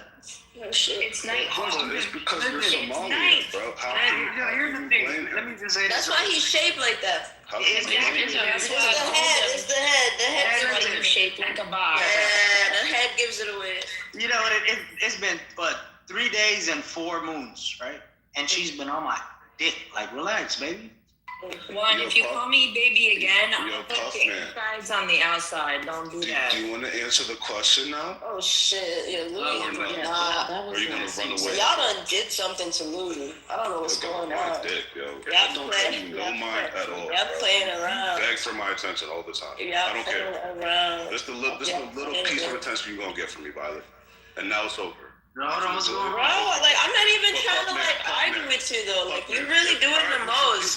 You're really doing the most. But you're really what attention. Motherfuckers came in here and said good morning, bro. Like get off your high horse. Like nobody gives a fuck about your stupid shit going on. You trying to make a point at 7 in the morning, you dumb nigga. Shut up. Whatever. You mad right now. You mad at everybody right now because nobody paying attention to you. Yeah, whatever. You sound stupid. Are you gonna answer the question or no? You sound fucking dumb, bro. You sound fucking dumb, bro. You sound like you haven't had a win all week, and you coming at. Shut up, spit. But anyways, Puffman, you gonna answer the question? It's dangerous in here. No, run away. Who Puffman? Who the fuck is this? Yeah, who is that? Oh, shit. Yeah, exactly. Oh God. But I just want to Exactly. And he doesn't pay me no mind, Celia, right? But he had to throw me down in the goo when I started making more sense than his 10-minute rant. Fuck out of here. Whatever. You hurt. I don't give a fuck. I came in and I said good morning. I didn't insult you once. I didn't insult you one time. I didn't insult you one time. And I didn't insult you once either. Yes, you did. Yes, you did. What the fuck? Why are you in your shut up, feelings? Louis. You don't even know what you be saying sometimes, Why are you in your bro. feelings? Whatever. You're just you're weird, bro. You mad? Alright, then let me be weird. Yeah, I'm trying, but you throwing me down in the goo. The fuck? Okay. You whiny little bitch. Okay. Fucking spit. Yeah, you a whiny little bitch. Fucking adopt. You the only man that cried like that in this room. Really do it to you. Do it to me then, bitch. I don't care. You're not important. I don't care either. You a little kid. Be important You're in a the little room. kid. No one ever pays attention. Yeah. No one pays Right? This is attention. a vibe for attention. Okay, and I'm kind of giving it to Another you a little idiot bit. boy expressing the lack of interest on this stage. Another idiot boy showing a lack of interest. Mad crazy. You know what's crazy? If somebody else was to come in here, he would not. That's the only person he could try to make an argument against his Puff. He's pressing the issue right now. He can't argue with nobody else in this fucking room. He really can't. He be booty clapping for everybody else.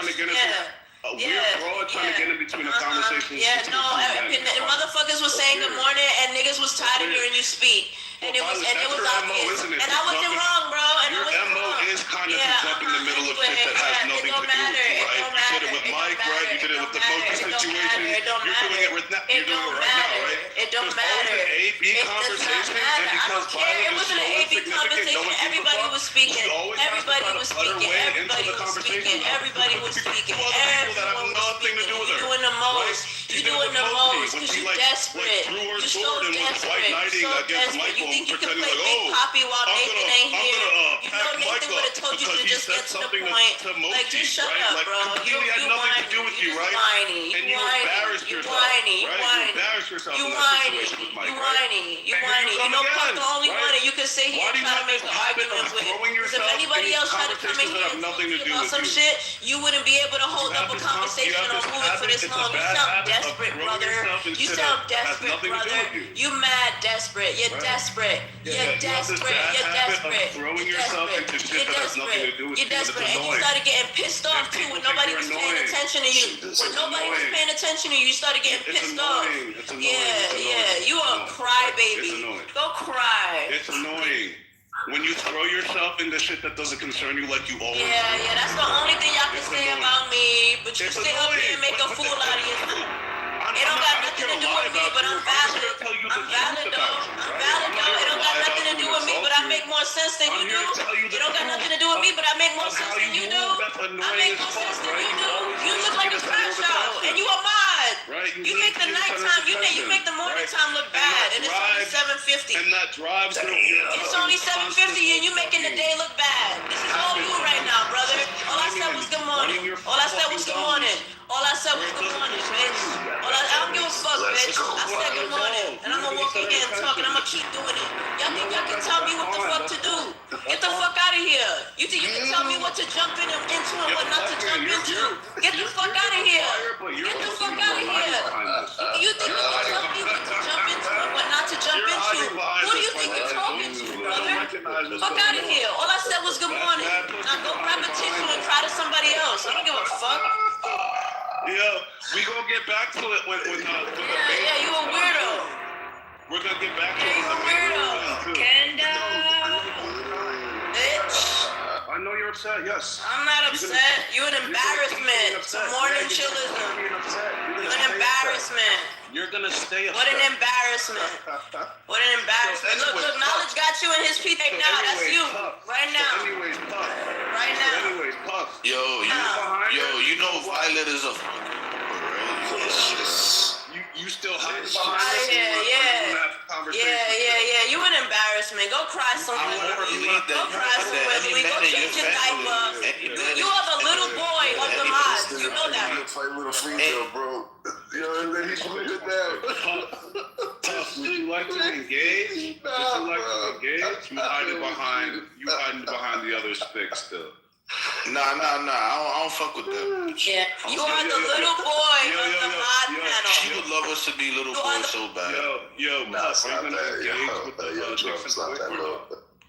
Violent coup, man. Violent coup. Are you engaging with the Nixon point or no? Louis deserved that. He's still asking. Puff, are you engaging with the Nixon point or not? You're still had a asking full about crash that. out with Violet. Can we? Bullshit. I told Violet to step aside so I could have this conversation that I you're said running good away morning. from. That you're running away But from. before she came in, like she wasn't. Who is this? Another twat? I don't care. Wow. I'm having a conversation with Puff Hey, Man. listen here, brother. You Puff will Man. put Yes. the lady in this room. You bitches all. Delia, I don't know about you, but I hear a jowl. One by one. I could give a fuck. You guys will all swing one by one. Violet has a cuck in her life. That's why she thinks she can talk like. Too much on Violet, bro. Too much on Violet. Delia, this is another hood booger. Don't even pay him no money. Yeah. I've never lived in the hood. Get the fuck out of here with that dumb Well, shit. the country sucks. Said nobody ever. It said everybody. Let me just rephrase a question, Puff Man. You said that the president does indeed have this immunity. He had it before the Supreme Court ruling in 2024, right? You said he always possessed this immunity to do whatever he wants. I asked for an example. What if the president shot someone on the street? Like, is he immune from that? You said yes, for an example. He said he asked for an example. Right, then as soon as I started giving it, what did he do? He crashed out and turned into Wait. Louis, the You're moment, right now. the moment, Louis. That's the issue. You guys want to talk when I'm talking.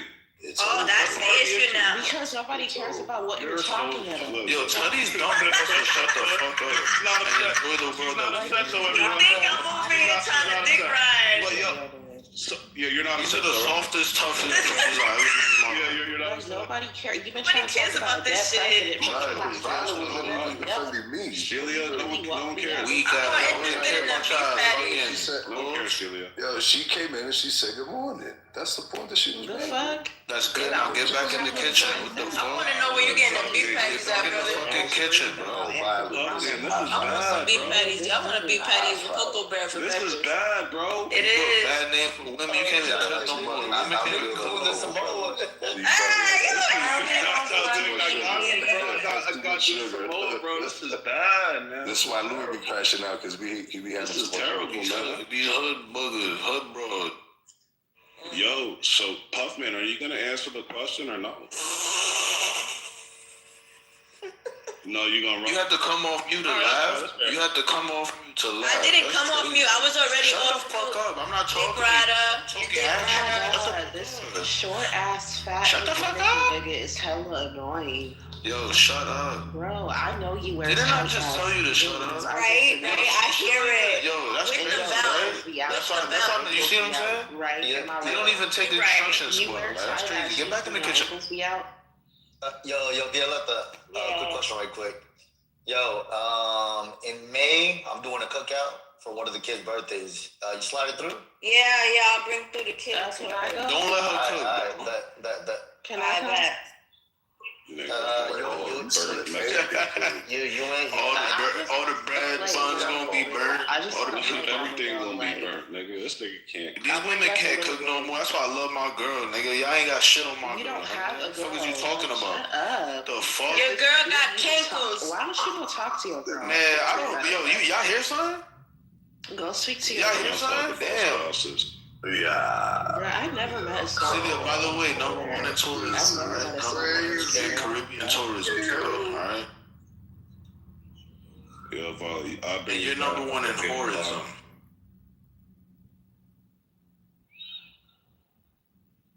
Violet broke a rule. She comes back up at 8 o'clock. Bro, what? It's trying to regulate. Yeah, what? Yo, Celia, shut up before we dunk on you. Insert dominance on you. Fat, gay, and women. You said what the fuck? Niggas, yo, women just be lying on this app. Y'all be saying anything on this app. It's crazy. So there's a few rules, just in case people don't know. If you're a guy, you can't call a woman on stage a bitch unless you're gay. there are no credible threats of violence. So, like, i.e. dropping, like, an address to come, like, meet up and fight each other, whatever, that's not allowed. And we don't talk about people's spouses or children. Those are the rules. I said. Could I say I could dunk on her? With a basketball? So I don't care. I could definitely dunk on her, bro. Like he literally wears tight ass jeans, ankles out. Celia, nobody cares. You don't even know. You don't even know me. So all the stuff you're saying is irrelevant, and everybody knows it's untrue. So it's just like. Luffy. Stop. I have a question about one of the rules. Is it also against the rules to like come on stage and lie and say that somebody raped you?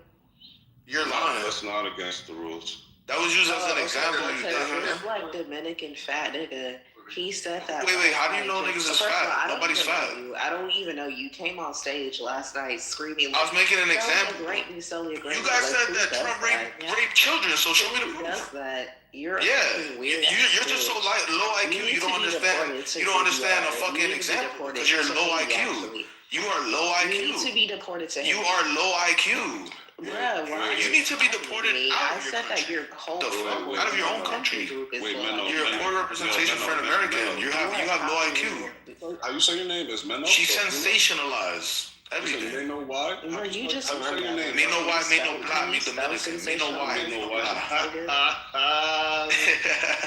Yo, Celia, you tried it though. I asked you. You need comprehension. We know why. Can you just let her finish, bro, and then we'll give you the opportunity. I bet. No, you guys, they're literally low IQ. They're dumb as fuck. When I went to school, when I was in high school and shit, even middle school, they was in all the special ed classes. Never saw you in AP classes ever. Y'all are slow as fuck. Y'all get pregnant at 14, and then y'all just be loud as fuck. Like, beans and rice. Oh yeah. Eating hot chips at 7 a.m. Like y'all was slow. Oh yeah. Yeah. What else? I could say so much more. Like, you can say so much more. So why don't you entertain us for a little bit? Why don't you entertain us? She flaming. Y'all just not entertain us for a little bit. Entertain us.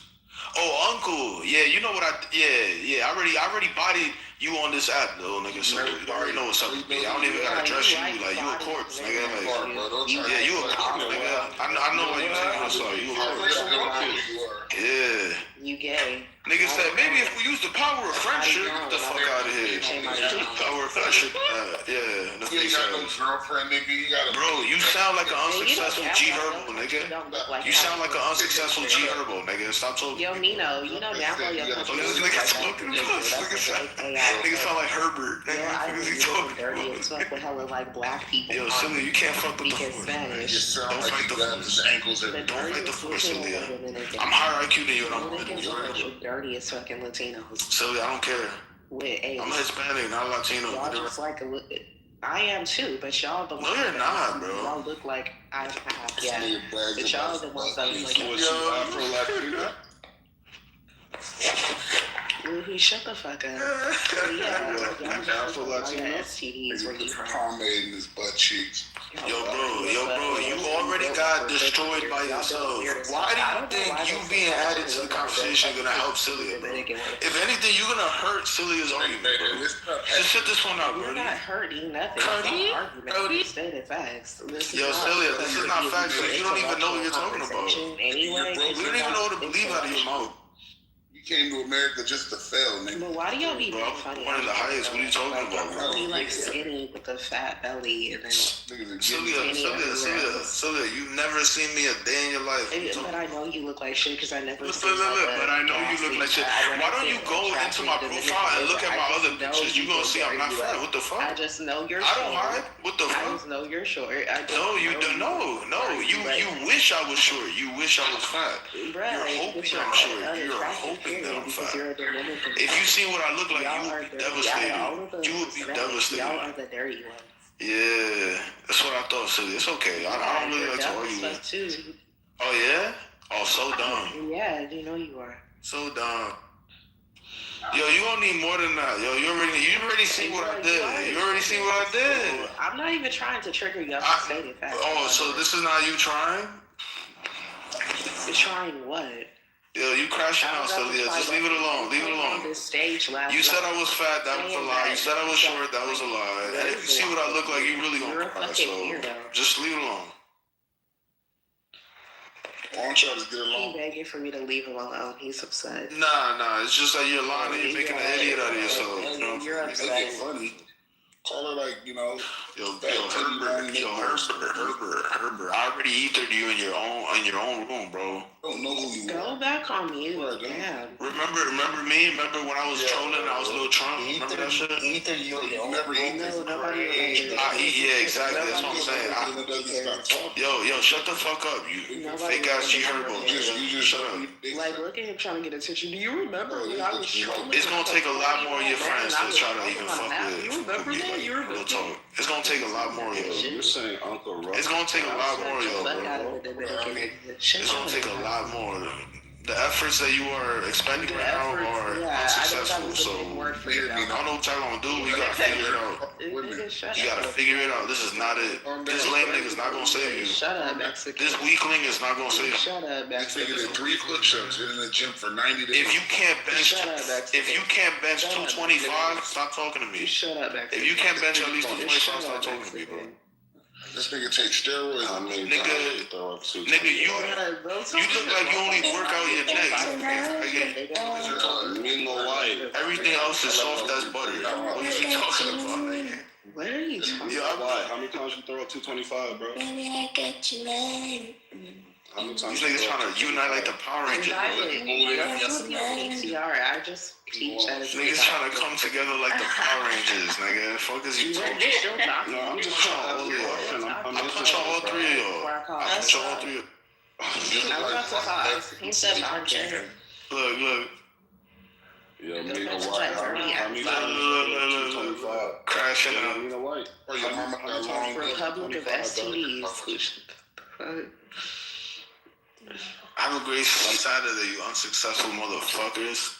How many times you throw up 225, bro? The average Dominican. Nah, not that many times, Brody. Yeah. Oh, I mean, I'm just, what is it, like 5 max? Like 5 rep max or something? Hey, we will, fool. Nah, I do 3, bro. I'm not 5 yet, bro. That's such a dweeb ass question. You're upset. Shut your weak ass up, yo. You sound so gay and fat. Like, for real. Like the neck. You can just be in the neck. Like, quit talking. Yo, why don't y'all click my profile and swipe left? So fucking annoying. Click my profile and swipe left. Click the picture and swipe left so you can see what I look like. So you can see what I look like. No, so you can see what I look like. Go ahead. I want to debunk that in real time. Go ahead. I'm not touching you. Okay, then. Alright, then shut the fuck up. I'm taller. Nah, they gonna be mad. Go ahead. Click the picture and swipe. You gonna be terrified. You gonna be mad. You gonna be devastated. You gonna be devastated. You don't get to speak to me in this manner. Yeah, that's what I thought. That's Ruckus got a first place job too. I bet the only thing that look good is the hairline because he's Dominican. Bruh, they be having fake hairlines. They be using that like paint on That paint, yeah. that my grandpa uses and stuff. It's like it makes it look like a hairline, but they don't. It's kind of like paint. You called me fat, so click the picture, swipe left, or shut the fuck up. I could just hear you. Okay, then, so then it's fake news then, so shut the fuck up. You got debunked in real time. Yeah, this is debunked in real time. You're scared of swiping a fucking picture. I'm not scared of shit. I just quiet. You're okay. Yeah. Next time talk with facts. Don't talk with a fucking who's moderated, not bet. Don't talk with assumptions. Talk with facts next time, alright? People get checked. Except for this, except for like crash out and shit. This is where the Latinas shine. No. Other than that, if we're talking about this is the only time of day you shine. You don't shine anywhere else in life. Only nobody want to cuff that? The fuck? That's crazy. Nobody want to cuff that, nigga? That's why she's single. That's the only thing. That's why she's single. She always gonna be single. There's more to life. Nobody trying to have no fucking baby. I'm not gonna lie. Arguments and yelling at the top of your low quality Latino. Why are you still fucking talking, you dumb Dominican? Low quality Latino. It's so weird. You can't just tell me to be dumb again. Like, what is going on? Y'all the only unsuccessful immigrants. What are you talking about? What the fuck? We own property. As soon as we came into this motherfucker, we moved out. What the fuck? Straight up. We don't even live in New York anymore. Which New York is, I love my city. I love it, but Bitch, you're a bum. to stay away from y'all dumb bitches. Yeah, we moved the fuck out. Used to be dirty. So move on. Y'all brought all the rats to New York. It didn't used to have so many fucking rats. Your cousin is a rat. Like, bro, no. No. The fuck? Hey, yo, her cousin is a rat. Talking about rats. What the fuck up? Nobody laughed. Look at him trying to repeat the joke. Yo, you know what it is, nigga. Like, come on, bro. She worried about the wrong rats, on me. She worried about the wrong rats. Give it up. Yo, I don't even feel right arguing with a female, but you know, sometimes you gotta regulate. Because this generation is too soft on women. This generation, that was the like they think that they could talk like they have testosterone and testicles. But in every generation, my shit's hang low. My shit's hang low. I let my nuts hang. Nigga, especially has always been the dumbest fucking immigrant. Oh yeah, prove it. So now what? Well, you know what? You just made me feel better. Because that means that I'm part of the 1%. Then I'm part of the 1% of Dominicans. Then I guess. I know that you're. I knew you was stupid as soon as you came on stage. You're low IQ. That's confirmed. Bruh, you're low IQ. That's confirmed. The things that I say. You are and low then IQ. calling me dumb. How you gonna copy my shit? No, because you confirmed it. You assumed that about me. You made an assumption. I made a confirmation. Bro, I'm the blueprint. You made an assumption. I made a confirmation. You me in a very horrible way. Are you the only person that uttered those words in the English language? The fuck? You started saying it immediately after I first said it. Yeah, after you confirmed that you were actually the low IQ. Yes, you were projecting the whole time. You were projecting the whole time. Yeah, because and you showed that you were low IQ. I taught you words. I'm your tutor. You made an assumption. I made a confirmation. There's the difference. Pay me. Of course, you was asking for a fucking handout. Speak English. Typical. I was asking for a fucking handout. I was asking for a handout. Oh my god, bro, you're a country. You are EBT. You are the definition of EBT. Prostitutes. I must be so for real with you. Like, I don't give a nigga. So you were lying to us the whole time? The fuck? They like will give. She says we're gonna be so for real. And a fucking happy bill. Like, your women are sluts. Anyway.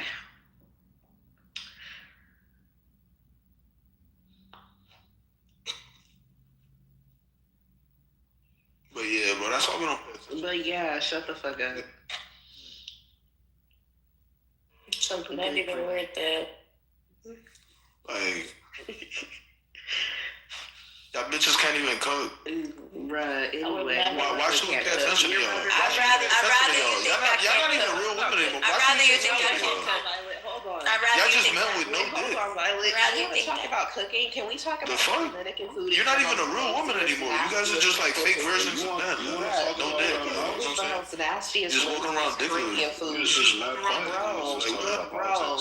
Not even a real embodiment of a woman. Yo, y'all walking around dickless. You know what I'm saying? You walking around dickless like the fuck? Stupid. Shut up. You gotta talk about somebody who can't cook. I hate it. Fries with mayo. I'm so tired. It's like it's Saturday, yo. Y'all need to look. It's Saturday, and I hate you because I know you from New York and you're just nothing but bad jokes. Shut up.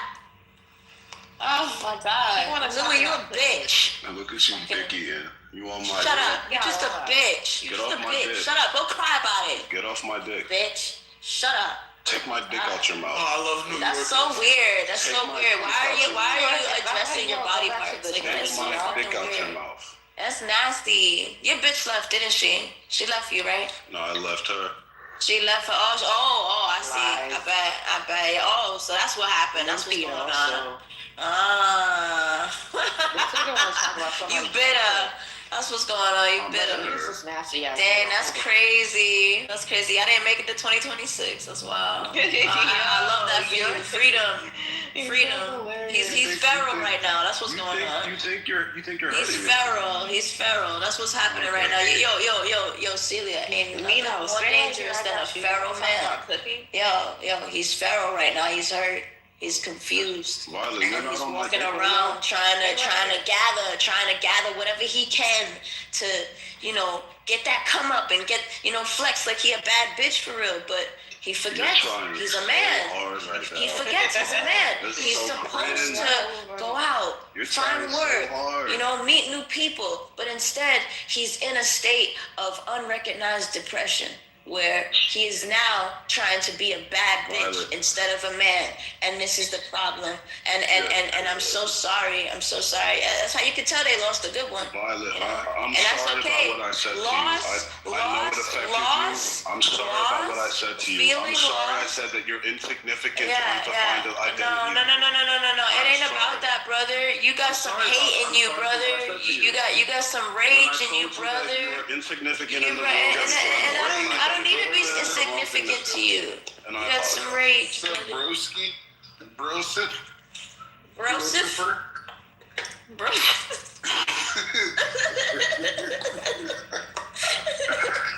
I'm glad Uncle having a good one.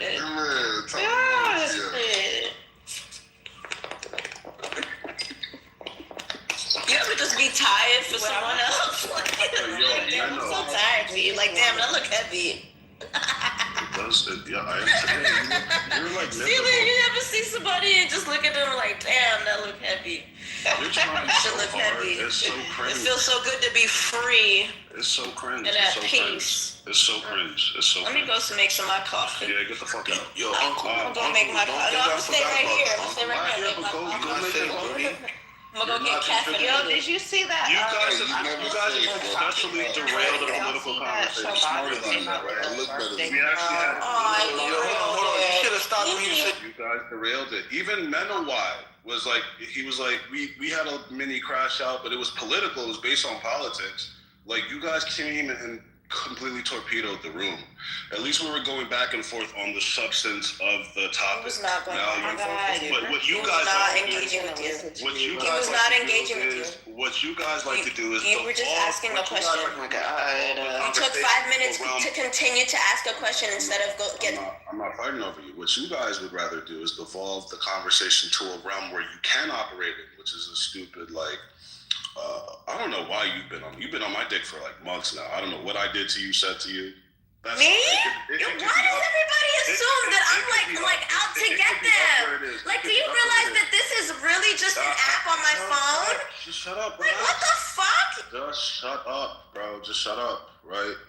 I don't know what your issue been with me is. I kind of just leave it alone.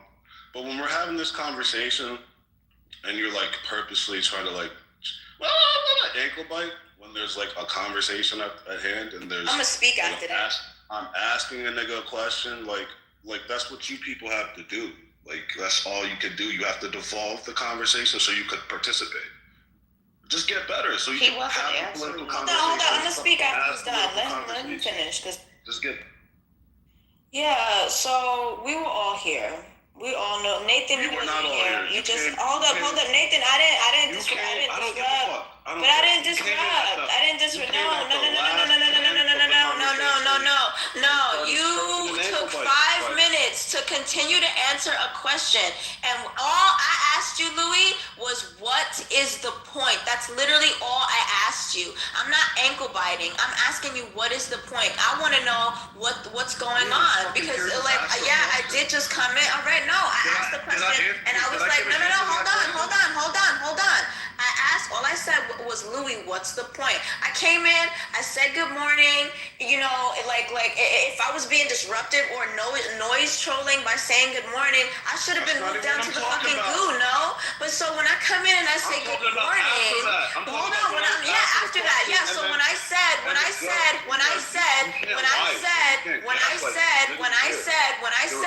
asked you, what's the point? You went on to insult me and say, I don't even pay attention to you. I don't do it, and just started making it all about like personal insults. And it's like, oh, you've been coming for me in the center. Oh, I'm not giving you any attention, Violet. And it started to get weird around that time because like, I don't even come on here and say, where's Louis? Like, what's wrong with you? What's wrong with you? You really think somebody is vendetta against you?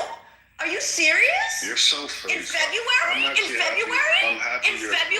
Yo, brother, let me tell you something. I don't think about you. I don't come in here and try to get at you. I'm 28 years old. I don't have time for that shit. I come in here to get my fucking rocks off and I'll go about my real life, okay? Just like you do when you come in on here. I don't fucking look for you.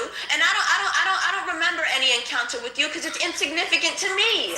The fuck? Why do y'all think that somebody is like out to get you? That's your first error. No, that's your first error. And that being the foundation of the reaction that I'm getting from you right now is so fucking crazy. It's so fucking crazy. And I shouldn't have to yell. Why? And I don't even want to yell because I gotta talk over you. I let you speak. So what the fuck you gotta do this shit for? No, your claim is that I'm after you, right? That's your claim, right? I came in and I said good morning. The only reason why I insulted you was because you threw me down to the goo when I started making sense. No. And I'm not gonna hold up the morning with this. Louis, I don't have nothing against you. And you got upset because Puff was not paying any attention to you. And I asked you, yo, this guy's not engaging. So what's your point? Puff ain't engaging with you. So what's your point? Puff ain't engaging with you. So what's your point? Puff is not engaging with you. So what's your point? Puff ain't engaging with you. So what's the point? Why do we gotta be held hostage by you?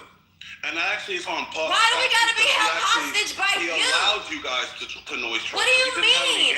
You're so weird. You claim that like I had some type of vendetta against you. You hold the room up for 5 minutes to continue to ask a question when the guy is obviously not engaging with you. He was obviously not engaging with you. So when I came in and I said, hey Louis, what's the point? You could have just been like, my point was that this nigga don't know what the fuck he talking about. It could have literally been anything. But instead of saying that, you decided to say, Violet, I don't even pay any attention to you. You just ankle biting, and it's that and third. And as soon as I started defending myself against your insults, you threw me down to the goo. That's okay, Louis. Daddy Nathan is here. Daddy Nathan is here to help you out,Louis. Daddy Nathan is here. Don't worry. Daddy Nathan is here. Daddy Nathan is here, Louis, to wipe your tears away and to relieve you of your duties, young buck. Okay? Young buck. Go and do your fucking shit, bro. Okay? Fucking weirdo. I don't think of your bitch ass. All right, keep crying. And I don't think you don't sound upset either, for the record.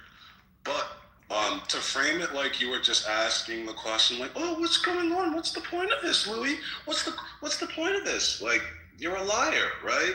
What you saw was Celia, I'm lying.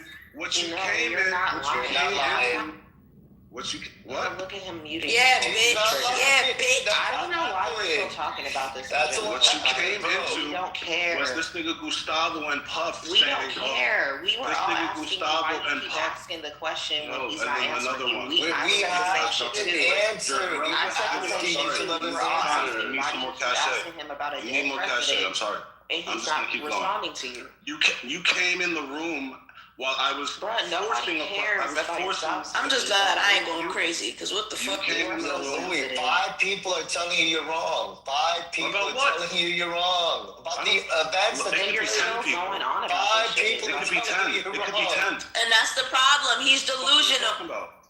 You guys came into the room. You're gonna keep repeating yourself. We came into the room. We came into the room and we heard you. First of all, I was already. I'll pray for your mental health, Louis, while you're dealing with this loss. I'll pray for your mental health. I'll pray for yours too. You've had a hard life. No, I'm having a great life. We're having a great life. My children are beautiful. Since last night. I'm doing great, God brother. bless them. I'm doing God great. bless them. I'm not gonna stoop so God low bless as me. to attack your family like you would. Yeah. You've been saying every other petty. Anyway, yeah. I won't stoop as low as I have my coffee. Violet. I hope your children are doing well. I hope they have a beautiful future. I won't stoop as low as you stoop. Anyway. Okay, yeah. Okay, Louis, you're better than me, Louis. You're better. You're superior, Yeah, I Louis. am better than you. You're better, Louis. I am better. Hugs and kisses. Everybody is beautiful. Weirdo. I love all of you with all of my heart. I hope those beautiful kids grow up to have a beautiful future. They're doing great, yeah. Yeah, I hope they have You're mentioning them more than I am. You got something to say? I hope they do better. You're mentioning them more than I am. You got something to say? So anyways. Bitch. You guys came into the room, but I was demanding. Yo, see, I'm just gonna move you. Shut up. Shut up. Weird. He's so weird. You shut up. We don't want to hear you. Hey, shut the Louis. fuck up. Good morning. Nobody cares about your. So, you guys came into the room when I was demanding an answer out of Gustavo. And Puffman, right? Is this bitch really moving me to the audience? We were trying to answer. We were trying to answer. Louis, we were trying to answer. I'm gonna let Knowledge handle that. Bro, what? We were He's lying. It's okay, Celia. Let Knowledge handle it because they're both lies. And they were both. You asked. Yo. I'm gonna fucking talk, bro. I don't give a fuck. I'm Last night, I felt Anyway, you guys came in the room at a point where I was. Questions. I said you guys came in the room at a point where I was demanding of Gustavo and Puffman because they were. That's the craziest part about it. Nobody didn't cares even about remember what the first question was. You don't need to like. You asked you forgot the first question. We said, me and Puffman said we didn't forget the first question. Let us answer the first question.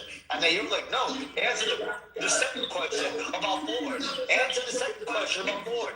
We're like, we will. Let us answer the first question first. You said in that quote, I forgot the first question. You're saying the first question I asked you?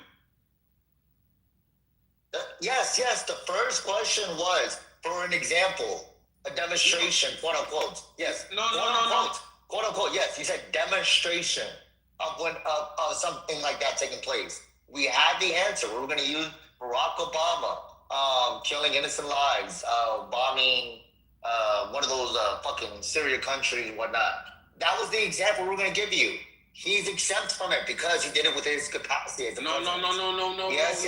No. I thought you guys were talking about a question you asked me. That's why I dismissed it because I was answering your question. You said, give us an example of a president that was exempt from killing innocent lives. You even gave us an example of Donald Trump killing an innocent person. We said, yes, we have an example of that. We were going to give you Barack. Yes. Listen.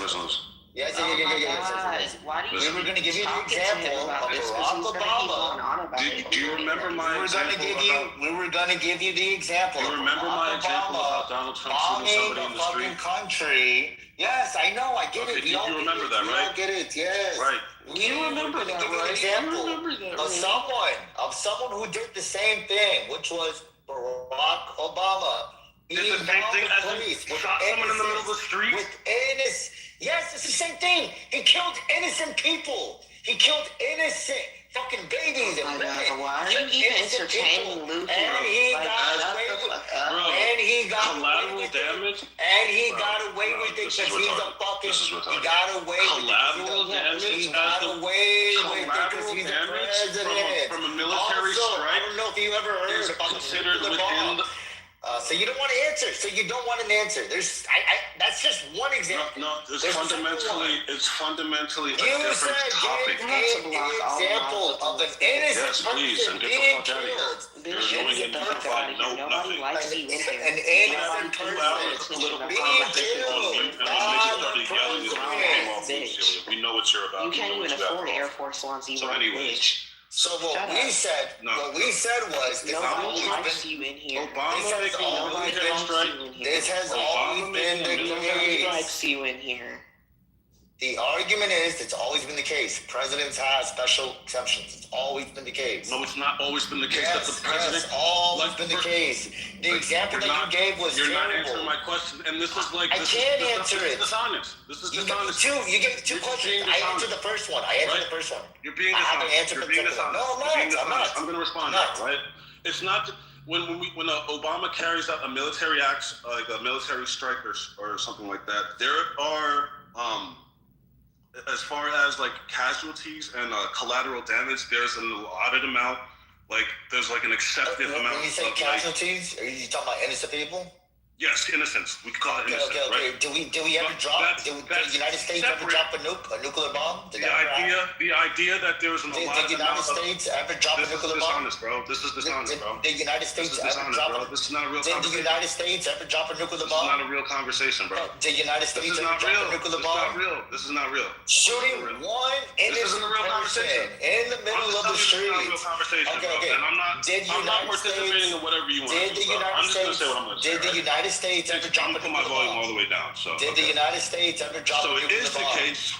Did the United States ever drop a nuclear bomb? The president having an allotted amount of necessary casualties that we're to expect is during a military strike, right? The sole purpose of that strike is to target whatever amount of targets that they're trying to eliminate, right? That's the purpose of it, right? There might be collateral damage, right? And there's an allotted amount of collateral damage you could accept, right? That's separate from the president having powers to actually send out kits to kill people. Or let's say, for instance, like he said, I could shoot somebody on the White House lawn and not get in trouble. These things the president doesn't have immunity from, right? So you framing a military strike in which there might be some collateral damage in the form of innocent civilians, that's something that happens all the time. It's fucking what was Hiroshima and Nagasaki? What was that, right? That's a military action. These are military strikes, right? That's completely different than saying the president has immunity from criminal actions, like killing people and stuff like that. Or United States ever drop a nuclear bomb? Or designating the president to just put out a hit on someone and say, oh, I'm doing it under my official capacity. There's no other if there's no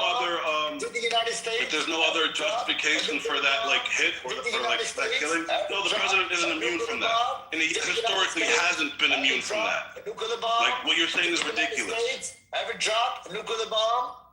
Did the United States ever drop a nuclear bomb? You thought we only killed military people? No, we killed innocent. Dickhead, I just gave you that. You only brought the nuclear bomb because I said it for my thing, retard. Yes, we dropped the nuclear bomb. That was a military strike, right? In these scenarios, there's an expected amount. In these scenarios with military strikes and such, there's an expected amount of casualties that are probably going to be civilians, right? We've attacked weddings. We've dropped strikes on weddings, right? Killed men, women, and children alike, right? But so long as there's a target in there, that's the justification, right? That is the president carrying out an official act. An innocent person. Give me an example of any president ever doing this. We dropped a fucking nuclear bomb, killing millions of people. It's not a W. Anyone who agrees with you is retarded. It's retarded. Bro, your stance is retarded. You're retarded. You're being retarded, bro. You're doing this thing where you're trying to force the conversation into You have orange man bad syndrome right now. We, the United States, kill innocent people all the fucking time. Do you think I'm disputing that? We, the United States. Do you think I'm disputing that? And get away. Do you think I'm disputing that? You midget. You're disputing the second part. We get away with it because we're allowed to. I'm not disputing that. You retard. You are disputing that. You said you're so stupid, bro. You're fucking so stupid. You said you're so can't stupid. Do it. You're so stupid. He can do it. You're so stupid. I know we can do it. And that's why I gave the example of Nagasaki and Hiroshima. No, you said that's why I gave that example, not you. That's why you took that example from me. You said he's not accepted. You fucking retard. You fucking retard. You took it from me. You took the nuclear bomb example from me. Because why? Because I was demonstrating that when we attacked Hiroshima and Nagasaki, these were military attacks with an expected amount of there was an expected amount of civilian casualties that we just had to deal with, right? That was the cost. That was the price to pay, right? That is, I accept that. That was my example, right? And what I'm saying is that's wholly different. That's wholly different from the president having immunity to carry out hits and attacks on regular civilians for whatever means he wants. Right? That's different. The president is not immune from that. Yes, he can. He's immune from killing somebody. Yes. You're stupid and short. You're a faggot retarded bitch. You're a stupid midget. You're fucking 4'4". Fuck the Dolphins. The Patriots should have won. Oh, fuck you. Kendall getting flamed. How the fuck That's fantastic. Boy, I swear to God. Look, him and Pete, chill your ass out. Just because you hear a fight over here, don't mean it have to be a fight over here. No, but on a real No, you know what? No, I'm finna fucking crash out. All you niggas fight but me. I want some blood. On the real note, the core of my issue was that what the Supreme Court ruling in 2024 did was essentially it said that the president, so long as he frames it as within like his official capacity or whatever, what happened though? Nathan can correct me. So he thought this was something new. I said no. We've been talking about this for years. This has always been a thing. A president can get away. It has not been the case that presidents have explicit immunity. I'm giving you an example. Okay. Look, Nathan, correct me. Have we not spoken about this in this room or on Discord that a president can do crazy fucking shit and get away with it as long as they do it while they're president? Yeah. Yes. Yeah, it's not that's always been the case. Yes, this nigga Louis just found out about it. He's like, that's fucked up. I wasn't paying attention. Can you repeat that? Can you repeat what I think? Yes. I'll repeat it. Yeah. He thinks it's a new thing, but we've been talking about this for a long time. You should see what James Madison did. Yes, exactly. Oh my God, James Madison. You should see what Calvin Coolidge did. Presidents have always been able to do crazy shit and get away with that as long as they do it in their capacity of being president. It's always been the case. I don't know why you're acting surprised. Okay. Shut up. I don't think it should have happened. Answer the second question. Okay. Answer the second question. Why did President Ford pardon Nixon? Why was that pardon necessary? Because he didn't know the law. You're retarded, bro. Yeah, Nixon was just an idiot, though. Wait, you're saying... Wait.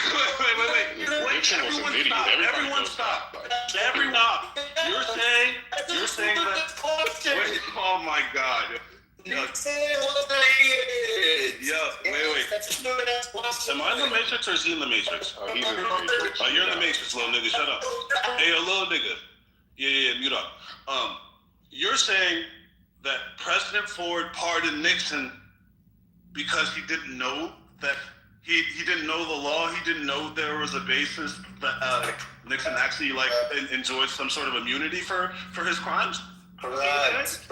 You're correct. He was an idiot. So President Ford, all the White House aide and all the lawyers to advise him and counsel him, right? He had no idea that he had no a legal way that it's actually fine, and we actually don't have to make this public spectacle. Mind you, when Ford pardoned Nixon, that was people. Does anybody else hear me saying the answer is yes? Yes, I hear you saying The answer is this sounds familiar. The answer is yes. It's not. You're that's stupid. What do you mean it's not? The answer is yes. That's the answer. Yes. Okay. You're saying, but that is so stupid. You're saying he just didn't know the law? Yes. That's what you're resentment. Yes. He pardoned because he didn't know the law. Yes. Anyone who was accepting that, you were a retard. I hope you know that. Anyone who was accepting that, Wait, you're stupid. No, Louis. Do you think that any president after Nixon has done either equal or more than what he was charged for? I think Trump, yeah, for sure. You're gonna point to Trump? Trump's the one you're gonna point to, not Obama? Yeah. So you're not Obama? King. I tried to do the same thing. Obama with the Can I answer the Obama point? I did the same thing, King. He's stuck on Trump. I'm saying Obama because if you want to talk about Obama, what was it? Even if you feel Trump, that's fine. American citizen who was linked with some sort of terrorist. He's a terrorist cell or a link with some sort of terrorist organization, and he killed an American citizen. Was that what you talking about? No, I'm talking about the dossier stuff, the steal. That shit is the evidence that's coming out. Do you have anything that's proven? You're gonna deny it? Yeah, Ruben? Yes, bro, they're coming out with all of it now. Obama clearly, and the thing So is, nothing's proven. Trump, I don't know why, but Trump's deciding not to go after it. But yes, it's come out now that Obama and nothing Hillary has come about went from the after Steele Obama and dossier, Hillary. Louis, you like to say that you're neutral. I want to actually see that. Are you denying that the evidence has come out that Obama and Hillary went after their political? Are you denying that? Thank you, a real Christian. Has it come out? Yes, it has come out. Are you denying it? Wait. The evidence has come out that Obama and Hillary Clinton, with the dossier and all of the other Russia hoax shit, that they were the ones who instituted that. You're denying that? Correct. When has this come out? Is this recent news? Be precise about what you're saying, though. Sounds like vague. Like, in what ways? Like, how do they? What were they telling? The Russia hoax dossier, all of that was instituted by Obama and Hillary Clinton. And where this came out where months has ago. Wait, this is not new you're shit. saying you guys are saying this like it's a matter of fact. I'm saying it because I'm saying it in relation to Richard Nixon. I've seen it, but I haven't read it yet, so I can't even. But I definitely seen it. I just haven't read it yet. I'm saying it in relation to Richard Nixon. I'm happy to be wrong if I'm wrong. I'm happy to be wrong, and I'll come and I'll say I'm wrong. But just give me the link. Let me just give me the link that says definitively Obama had some sort of like they made a coordinated to like sabotage Donald Trump's campaign or whatever. But Watergate was a little bit freakier. They broke into like the Democratic headquarters and installed cameras and shit. They were recording conversations. It was like it was a whole operation. It was a whole thing. 1964. You're saying that what Obama did amounts to that? It's words. But can you say it specifically? Can you guys articulate it specifically so I can put it into a prompt? Just like say specifically exactly what you're looking for, so you can just put it into a prompt to save time. The Russia hoax, the Russia dossier, the Russia hoax, Russia, all of that was instituted by the Obama administration with Hillary Clinton. So was the Russia, just to be clear, you're saying, was the Russia hoax dossier, okay, I'm using, correct me if any of this terminology is incorrect, Russia hoax dossier instituted by or commissioned by. Initiated, instituted. You want to say commissioned? By the Obama administration with Hillary Clinton. Wait, no. But when you say instituted, what is that? Initiated, instituted, started. Any of those words work. Okay. It was Hillary. Here comes ChatGPT. Go ahead, Timothy. Part of the issue as well is that if you niggas aren't clear on a very specific, like, you know, when people have bets and stuff, if it's not like hyper specified, then whenever the evidence gets found, both sides just say they're right. So, that's what I was saying. No, that's what I was saying. So if you're ever going to make a claim and then someone needs to vindicate it, you should be like kind of specific. No, the Steele dossier, often what people mean by the Russia dossier, hoax dossier, was not started by Barack Obama. It began as opposition research commissioned through private political legal channels in 2016. Not the White House. Perkins I don't know how to pronounce COIE hired Fusion GPS in April 2016. This is the same guy talking. Wait. In April 16, on behalf of the Clinton campaign and the Democratic National Committee, GPS then hired Christopher Steele to produce the Russia-related memos that became known as the Steele dossier. There was an earlier step profusion. The DOJ Inspector General Horowitz report found that the FBI's Crossfire Hurricane investigation was open based on information from a foreign government about George Papadopoulos, not because Obama started the dossier. The report heavily criticized FBI errors in an FISA application, including the handling of Steele-related information. But that's different from claiming it was the Obama administration. No. Okay. What do you have that? What are we doing here? Yo, don't listen to him and Thea. So this hold on. It says one. Wait. What's that, Louis? It says one complicating factor in 2025. The Office of the Director of National Intelligence (ODNI) put out alleging Obama directed actions tied to intelligence products of Russia. That claim is about government intelligence reporting and has been part of a broader political dispute. But it is not the same thing as saying starting the Steele dossier, which traces back to the campaign funding opposition research. Yo, King, he want to hit you with technicalities and shit. And this is what I mean. This is what I mean. Don't listen to him, atheist. You should take him atheist is Listen. You should take No. Oh, he hit you with the nar. Shit, fight back there. He don't stay. Yo, fuck the red coat, you heard? Of course. King, what's up? What I'm saying is, in these moments, legitimately, what you should do is articulate a clear debate proposition or whatever. I did that, sir. Listen. I don't need to. Just listen. Yo, King, don't even acknowledge this guy. If you need every single word to be specific, you haven't let me finish. You do not know how to have. You haven't let me finish what I'm saying. You don't know what I'm saying. But you don't know what I'm saying. Come on, let him finish. Don't debate with him, Matthias. If he goes, he's gonna leave. Why are these niggas like? Yo, bro. Why you gotta chill, bro? Go ahead.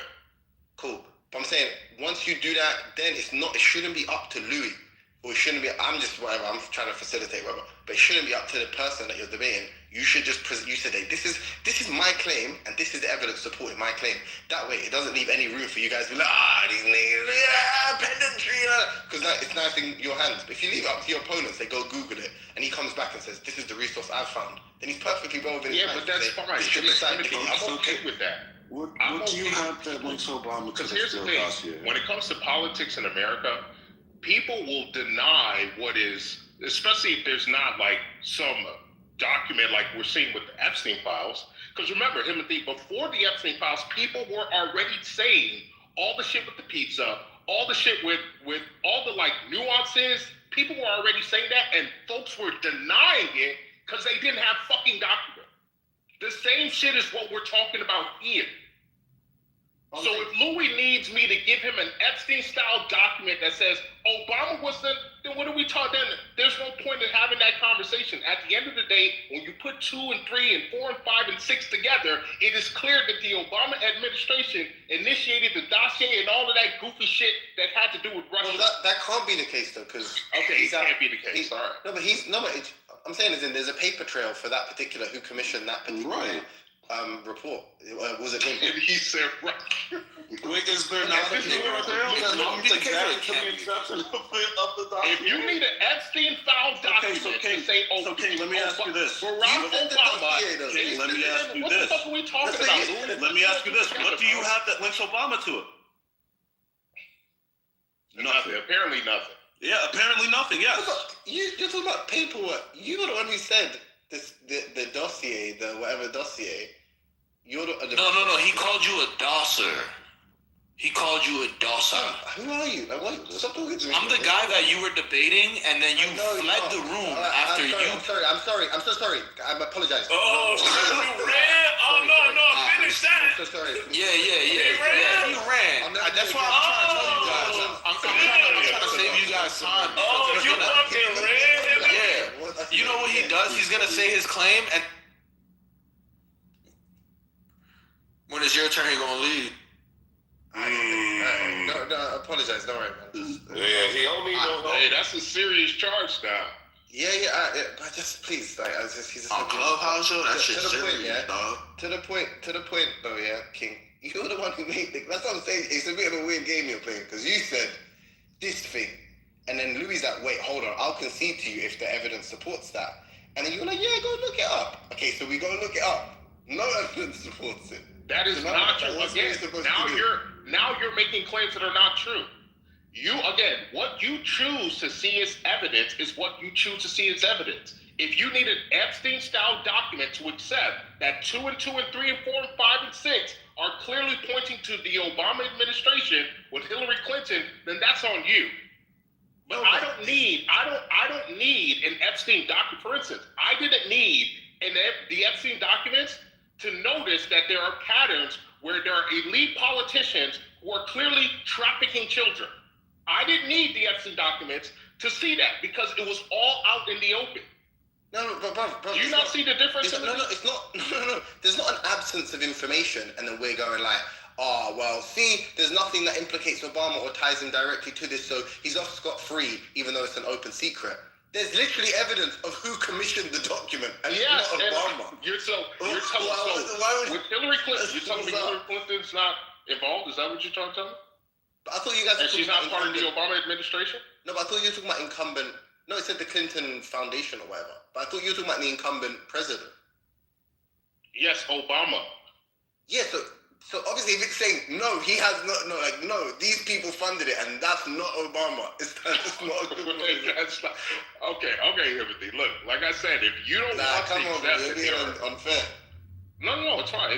Again, this is not, the point was really towards Richard Nixon. It doesn't need to get deep into it, because look, people are going to accept it or not, that there are, all of this other side evidence that clearly points to the Obama administration, whether you want to think Obama was directly involved, blah, blah, blah, or not, fair enough. But the point is, there are other administrations that did or have done worse than what Richard Nixon did with Watergate. That was the real point. Whether you want to accept that the Obama administration was involved with the Russia hoax bug, I'm not going to get too deep into that. Like I said, from what I've seen, it is clear to me that I don't need an Epstein-style document to tell me that Obama and his administration was involved with political, what's the word? We're trying to stop their political opponent from becoming the president. No, but brother, respectfully, you can't just you made a very bold claim, and now you're talking about some tea leaf stuff like you read it. You can't do that. Again, I made the distinction between. And then who's someone agreed with you? Like Louis, get the other person who agreed with you. Someone's like, yeah, that's right, it's Obama. I remember that. Everyone, they just came off the mic in concert. Like, yeah, it's Obama. Of course it's Obama. Like, what? Okay, so Louis, if it was to come out in the future that there's a document and or something that directly ties does, to like I said, it hasn't directly yet. ties to. So that's what you're saying. You're saying that's what you need, right? I need some sort of evidence to believe that all the information that's clearly pointing towards unless you have something that says, oh, Obama did this. You don't know how to put 2 and 2 and 3 and 4 and 5 together. All the concrete evidence leads to it leading to what was it? Durham was that was the inception. Like none of the credible hard evidence that we have leads to Obama, right? So far, like that's what you concede to that, right? We don't have anything. You don't have anything that says Obama's linked to it. Look, at the end of the day, Louis, if someone's the president and their administration is involved in some shit, I think it goes directly to the president. If you want to play dumb about it, that's fine. But you acting like the president of the United States is not involved in his administration and with their ongoing. I'm saying, give me evidence and I'll change my mind. What are we talking about here? I'm saying, give me evidence and I'll change my mind, and you don't have the evidence. So what am I doing? If you want to, again, if that is your narrative, fair enough. Don't be surprised in the future if that stuff comes out. Okay, if it comes out, it sounds like you need an Epstein list to believe something is true. What? It sounds like you need an Epstein list to believe something is true. If you don't have an Epstein list, you can't put 2 and 2 together from information that's out there. You can't say, oh, this person was involved in this person was involved in this and this and that. Oh shit! All you could reasonably have without doing something in child trafficking. All you can reasonably have without evidence is like believe that. All you can reasonably have without evidence is like a feeling or a gut feeling, but you can never say that you know, because you don't. If you say so. Well, I know you're saying Obama that's had the something truth. to do. That's just the case. Wait, but this is in 2016 when he's about to be out of office, right? Yeah, this is his. Wait. Yeah. So when he was about to leave. He's about to leave. Literally, it says this law firm this law firm hired this organization on behalf of the Clinton campaign. So basically, it's not his campaign; it's the campaign for Hillary Clinton, and they hired these people to compose this particular report. I mean, that just like, I don't know. What were you gonna find out in the future that like he sat in on the meeting? He was like, "Yeah, this is a good idea." He was like, No, Timothy, you're not. So it doesn't seem like you're taking into account the shit that was going on after they left office too. Because they still had people within the government that were loyalists to Obama. Yeah, but what I'm saying is that you're saying, essentially you're asking is, did Obama try to sabotage Trump's political campaign? It seems like that's what you're arguing for. Am I wrong or right about that? Yes. Yeah, okay. There's a sense in which he's a Democrat, so of course he's just going to be opposed to thing. But now there's a question: did he get his hands dirty? Like, did he use some underhanded tactics? And the evidence. That's what you're suggesting, and there's nothing that suggests that's true. So they weren't tapping into Trump's phone. So they weren't tapping into Trump's phone. Anything like that? So that's another claim. So you're asking, did Obama phone tap Trump? This is all a diversion from the original point two, for the record. It's not. It's all because we're saying Richard Nixon. If it were the case that the president you're trying to make it like no one's done anything as egregious as Richard Nixon. This was clearly obvious even before the 2024 Supreme Court case. Why was it the case that Nixon needed a pardon? Why did President Ford see it fit to pardon anything that any crime Nixon might have committed preemptively before any investigation went underway? By the way, it's saying that the Senate is saying this. 2017 Republican Democrat leaders of the House of Intelligence said they see no House Intelligence Committee see no evidence supporting Trump's claim Obama wiretapped him. The Senate Intelligence Committee said there was no indication in 2017. The DOJ stated in court filings there was no evidence Obama wiretapped Trump. So it's just saying, like, all in all, like, after 3 investigations, that no evidence at all. Oh yeah, everything. You just don't believe that? Is that how? This is what I'm saying, bro. You're just so now you just believe whatever the government says. You just believe whatever the government says, even though we have the evidence of the NSA, which they denied for years. They lied and said the NSA does. Look, at the end of the day, you're not American, so I don't expect you to know these things. But you trying to sit here and act like the American government doesn't lie to its people is insanity. All right, so why should we ever believe anything? Why do you choose to believe this? Why do you choose to believe this iteration of the government? That the FBI was not tapping Trump's phone? Why do you choose to believe this iteration of the government then? Like, despite all the blatant lies it's telling you in your face, it's like they actually lie to you like you're retarded. I've been a Bitcoiner for the last 15 years. I've been anti-fucking government for 15 years. What are you talking about? No, you're not. You're pro-Trump, bro. You're not anti-government. Dude, I haven't been anti-government for the last 15 fucking years. What does anti-government mean? What are you talking about? Do you support the bolstering of ICE, like however many, like $100 billion? How does that have anything? Wait. How does that have anything to do with the last 15 years of my anti-government? Clearly, you can go look at my Twitter. I have tweets for the last 15 years. Do you support? What are you talking about? Do you support the $100-some billion injected into ICE? Just not the Department of Homeland Security. To deport people? Do you support that? You think supporting people who come to this country, getting them out, you think that means you support big government? You don't. What the fuck is that? What, so I thought you support small government. You're anti-government. Yes. And what do you think small government? Wait, Louis. Let me ask you this. What do you think? Is the responsibility of a small government? This is hilarious. What do you think the responsibility of a small government is? To not interfere in like every single protect its citizens citizens. If you didn't know, now you know. What? To protect its citizens. That's what small government is for. It has very specific.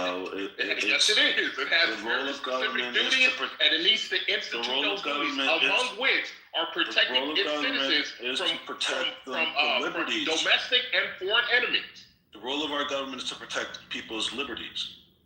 Its citizens. It's citizens' liberties. Yeah. Yeah. Okay.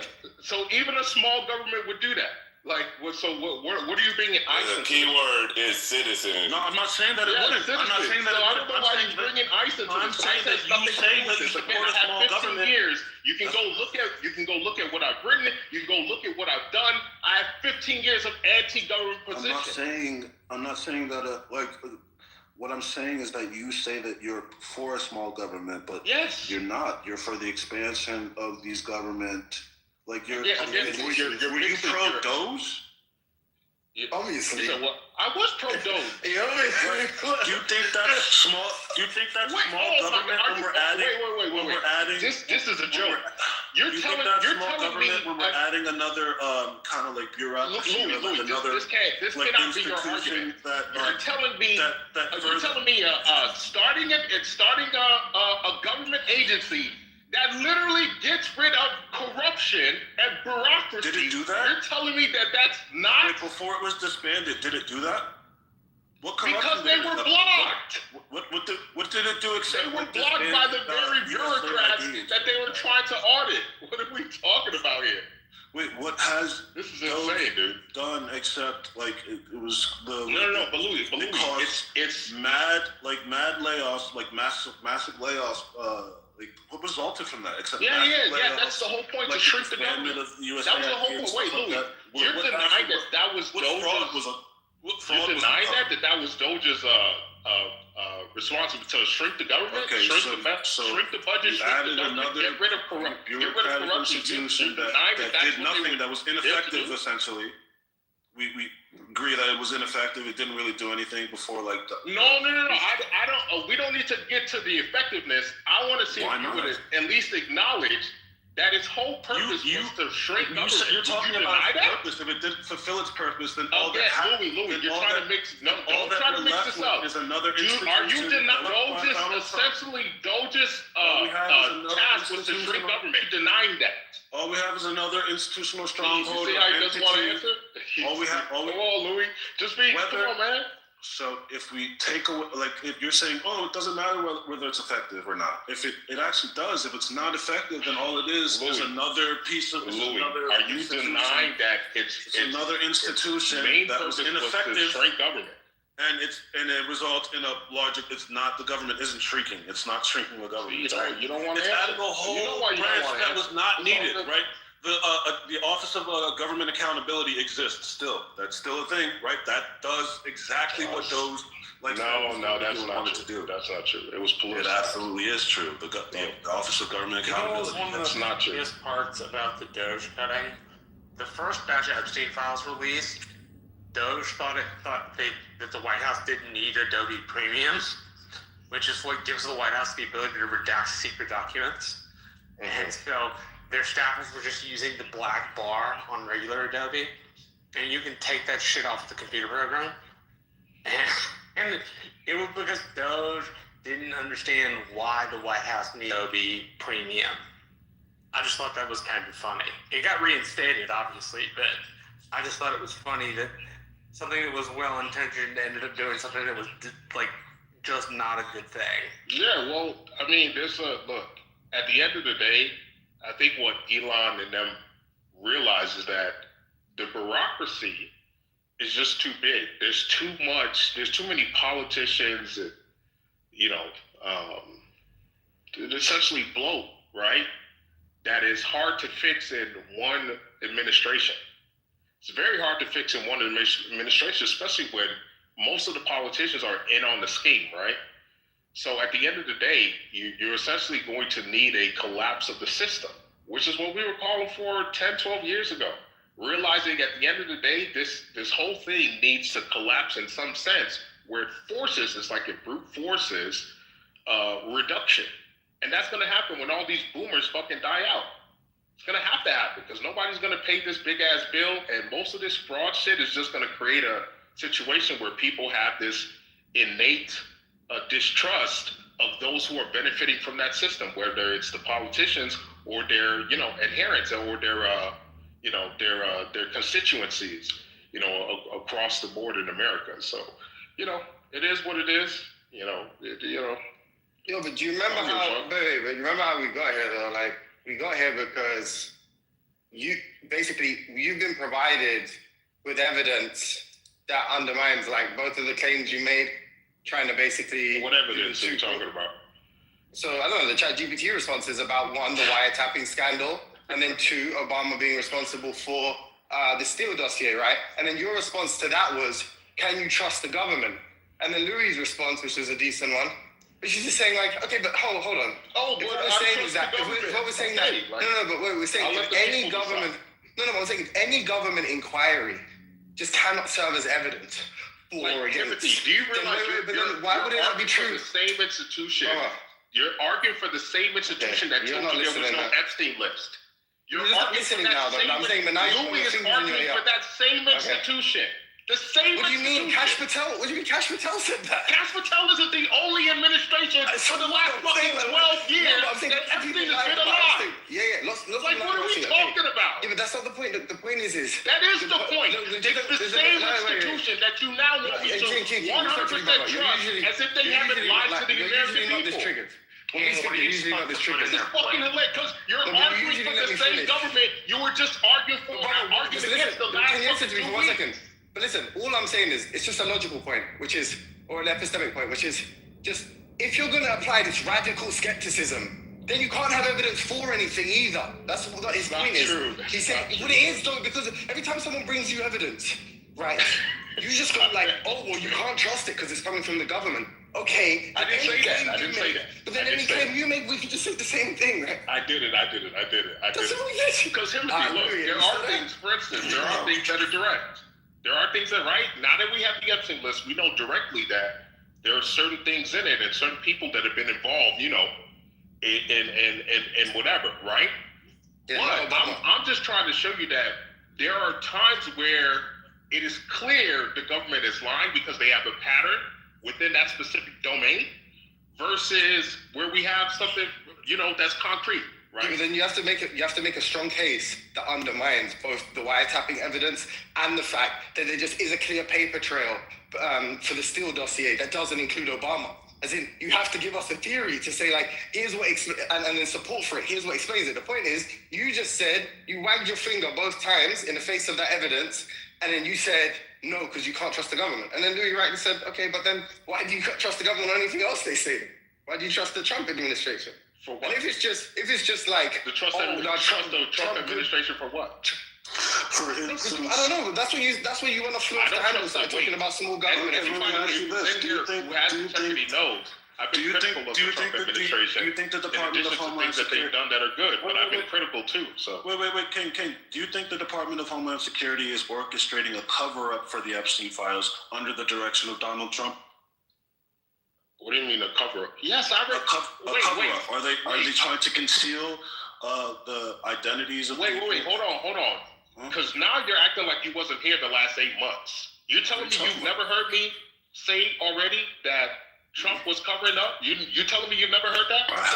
So he's protecting pedophiles. Doesn't you think the guy you voted for? Hold on. So all of y'all have been in here. None of y'all have heard me say this. I have. But to be fair, I don't really remember. Oh, Violet, you have. Thank you, Violet. You have. I'm sorry. I'm saying.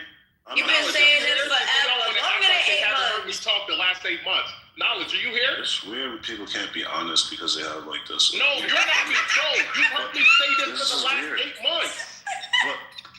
But what's you haven't heard me criticize Trump? No, I haven't heard. Okay, so then you haven't been listening. I don't think I've heard you once say that. Yes, this is a cover up by Donald Trump, and this DHS is covering up the Epstein file. Are you doing an exact word fallacy? I haven't heard that. I've never heard you disagree with Trump. If you're saying that you said that, I'll accept it. But I'm saying I haven't heard that. Nah, you guys are bugging. Literally, I'm not King has literally. I'm not here to call you a liar, bro. I'm just saying King has called out Trump over that Israel shit plenty of times. Oh yeah, no, that's right. Sorry, I have heard that. I'm not going to be gassing. No. On Israel, so on Israel, you are right. I have heard you be critical. I'm just Israel, Timothy. I've criticized Trump for the Epstein file handling. I'm just telling you what I heard. I've heard, because I actually don't. I just haven't been here. I just haven't been here for that. Then that's fine, Louis. If you want to keep saying that, that's fine. Everybody. Wait, are you saying that I have been here for it? You literally, you have been here. Okay, what was the conversation? You are a mod. You are a mod. You're a good mod. You're a good mod. But you've been here, Louis. You have been here. Yes, you have been here. While you said criticized Trump. As a matter of fact, I'm not saying that's not the case. Samoa had a very long conversation where he tried to I've been in the room while you criticized Trump. I'm saying I haven't heard you say that Donald Trump. I've criticized Trump on the Epstein file Donald Trump is specifically. courting a cover-up through the Department of Homeland Security. I haven't heard that. I haven't heard that. That's all I'm saying. I'm not saying it's not true either. I'm just saying I haven't heard you say that. I'm gonna fly up. Louis, come on, man. Why are you trying to gaslight me, bro? What do you mean? Me and Samoa had back and forth. I'm not even saying anything crazy. Back and forth. I'm confused why you're responding this way. I'm not saying that you're lying. I'm not saying you're lying. I'm saying I haven't heard that. Yo, King, let me ask you. He's here. Knowledge, my nigga. I just got off the phone. Yo, King, let me ask you a question. So look. Hypothetically, if the name Knowledge was mentioned, let's say 863 times in the Epstein files, but the name Tim was mentioned near 6,000 times in the Epstein files, and if everybody assumes if you're mentioning the Epstein files, you're a pervert. Who's more a pervert? Tim. That's a fact. That's a well, fact. You can't even think. You can't even take a second to think. You would just say Tim right over. You're right, Tim. My bad. Let me think about it. Here's a nuance. No, Tim, you're right. So here's a nuance, though. Knowledge on this. No. It could be the case. I don't think it's the numeral. He didn't. No. He didn't want nuance. He didn't care about the contextual matters of which the name was brought up. That's the original argument. The fact that Donald Trump in the original release of emails was brought up 1,628 times. It doesn't matter. He didn't care about context. But now we found out that Tim was mentioned about 6,000 times in the Epstein files. But let's use the same argument. Yeah, well then in that context, and for the record, there are other contexts. No. Just that context. Just that context. In that context, yes. Okay, King. The Tim, not Tim here. The Tim would be a bigger person. The Tim would be a bigger person. That's a fact. King, would you agree from the Epstein files? Yeah, absolutely. So there was a lot of knowledge in it, right? Yeah. Thank you. Wow. That was a bar. Yes. Wow. There was a lot of knowledge in the Epstein files. Yes. And knowledge. I'm not gonna hold you. That was a good bar. Yeah, that was a good bar. Knowledge. I just want to, because I know you'll be honest. Have you ever heard me criticize Trump on the Epstein files? Yeah, of course. I have. You hear that, Louis? I just haven't heard it, bro. I don't be tuning in for every conversation. Louis, I heard multiple times. I brought it up with King. When the first thing happened, when they did the, I think it was called Phase 1 of the Epstein files. King was all over that. He was literally, and I was a part of the conversation where y'all was talking about it. Yes, you were here. Louis, yes. They called it Phase 1 Epstein files. King was what was this conversation? Literally. I heard King talk about it because I even asked King, I'm like, how does it feel that Trump is from the Epstein files? And King was like, I'm really disappointed in him. You hear that? Why? Yo, I love you, Liz, girl. Listen, I remember, and I call you on your bullshit. That's why I call everybody on their bullshit. And I brought it up with him because I thought it was funny because I know my boy King, he loved Trump. And I don't know if you were sleeping or not, Louis, but you were in the room. And I came in and I was like, King, how about Trump now? How's your boy? And you were like, I am disappointed in him. I can't lie. You guys are saying that I chimed in and that I was actively listening. I didn't say you chimed in. I just saw that you were in the room. I would have remembered remember that. King went as far as talking about, yo, let's get this nigga out of office. He was that pissed off. He was Yes, I did hear that. He was like, yeah. You hearing this, bro? I would have remembered that, dog. I'm not saying you're lying. This is weird, bro. I don't even know what the fuck this is anymore, bro. I'm not saying you're lying. I'm saying I was. Like, there's mad times I've been in the room and I don't know for hours. I don't know what the fuck is being spoken about. Fair enough. I'm doing shit. Fair enough. I hear that argument. My only thing is, you hearing this from them. I'm not. So now you granted. When I say I'm not swayed by politicians. And that's I fair really enough. mean that. That's fair enough. I really fucking mean that. I am not a Trump lover. I am a Christ lover. That's it. You know that. Yes, yeah. That's the only person I'm with 1,000% forever. Outside of that, all you niggas can fucking kick rocks, including Trump. I fuck with you as long as you fuck with the things I fuck with. Just as long as we do all that. He's like, all you can That's it. Outside of that, you know, it's not Christ. Just know, Trump is not. I'm not somebody that can't criticize Trump for us. No, they were all here for it. I don't, bro, and I already know you've taken a critical position, like Timothy said with Israel. So I'm not saying that about you. I wasn't putting that on you. That's not what I was trying to do. I'm just saying, like, back to the point, like, yo, like, if we can't trust the government, you're saying like the government is untrustworthy. Then like, why do we trust it ever? You know what I'm saying? No. So I don't think it's untrustworthy. We have to have faith in certain institutions, certain like constraints, certain like fail safes. Like there has to be some faith.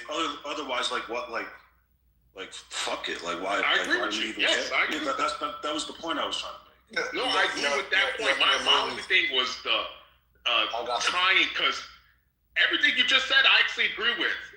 Except for I don't think that we need to distrust the government and like almost like throwing out the baby with the bathwater. Right, That's exactly. not my position. My position is that the government does certain things. It's the Milton Friedman. If you know Milton Friedman, the economist, he was a Jew. He's my favorite economist. So he laid this out perfectly. There's certain things that the government does very fucking well, and it needs to be confined to those things. One of those things is what ICE does, right? Which is the protection of the citizens and the integrity of the political, the political dynamics, this and that, blah, blah, blah.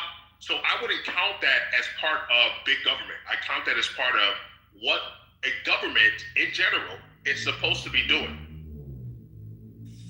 You don't have to agree with that. I'm just telling you my position. I think it's big government if you're adding the where there's already something that fulfills that thing. I said I was at the king, little guy. Relax. I already got my shit off. You have to leave. Yo, little man. Relax. I'm off the line. Yo, the funny thing is I was really getting Gustavo a wedgie in real life. Like, I was really giving a wedgie, bro, and like hanging underwear from the top of the fence. It's okay. I'll really give you a wedgie. I'll burp you later. Yo, Louis. Little man. I would pull his poncho down over his shoulders. All right. Just want to say, everybody, we're on 23 hours, almost on 24, so it's that time of the day. What you mean? To clear the shit out? Yes. New room is about to be. Yes. There you go. New room is about to be started. There's a pervert in the room. Oh, new room? Okay. That's a fact. Yeah, new room is about to be started. And then there's that time of the day. Also, she got you with that. Also, Louis, you saw the poll yesterday, right? Poll of the replay shit. Yeah, why y'all doing that? Yeah. No. Did it might delete later? Yes. I tried to tell everybody it was a J. Cole reference. I only clicked it because I thought of J. Cole. At first, I clicked I don't care, and I was like, yeah, but J. Cole though. Then I was like, exactly. Y'all fucking triggered me, bro. I don't know if you know who J. Cole is, but you know. I know who. Wait, what's the internet? And J. Cole is an Aquarius. Like, why you doing this? I don't know how black you is. I'm just asking. Fuck out of here, bro.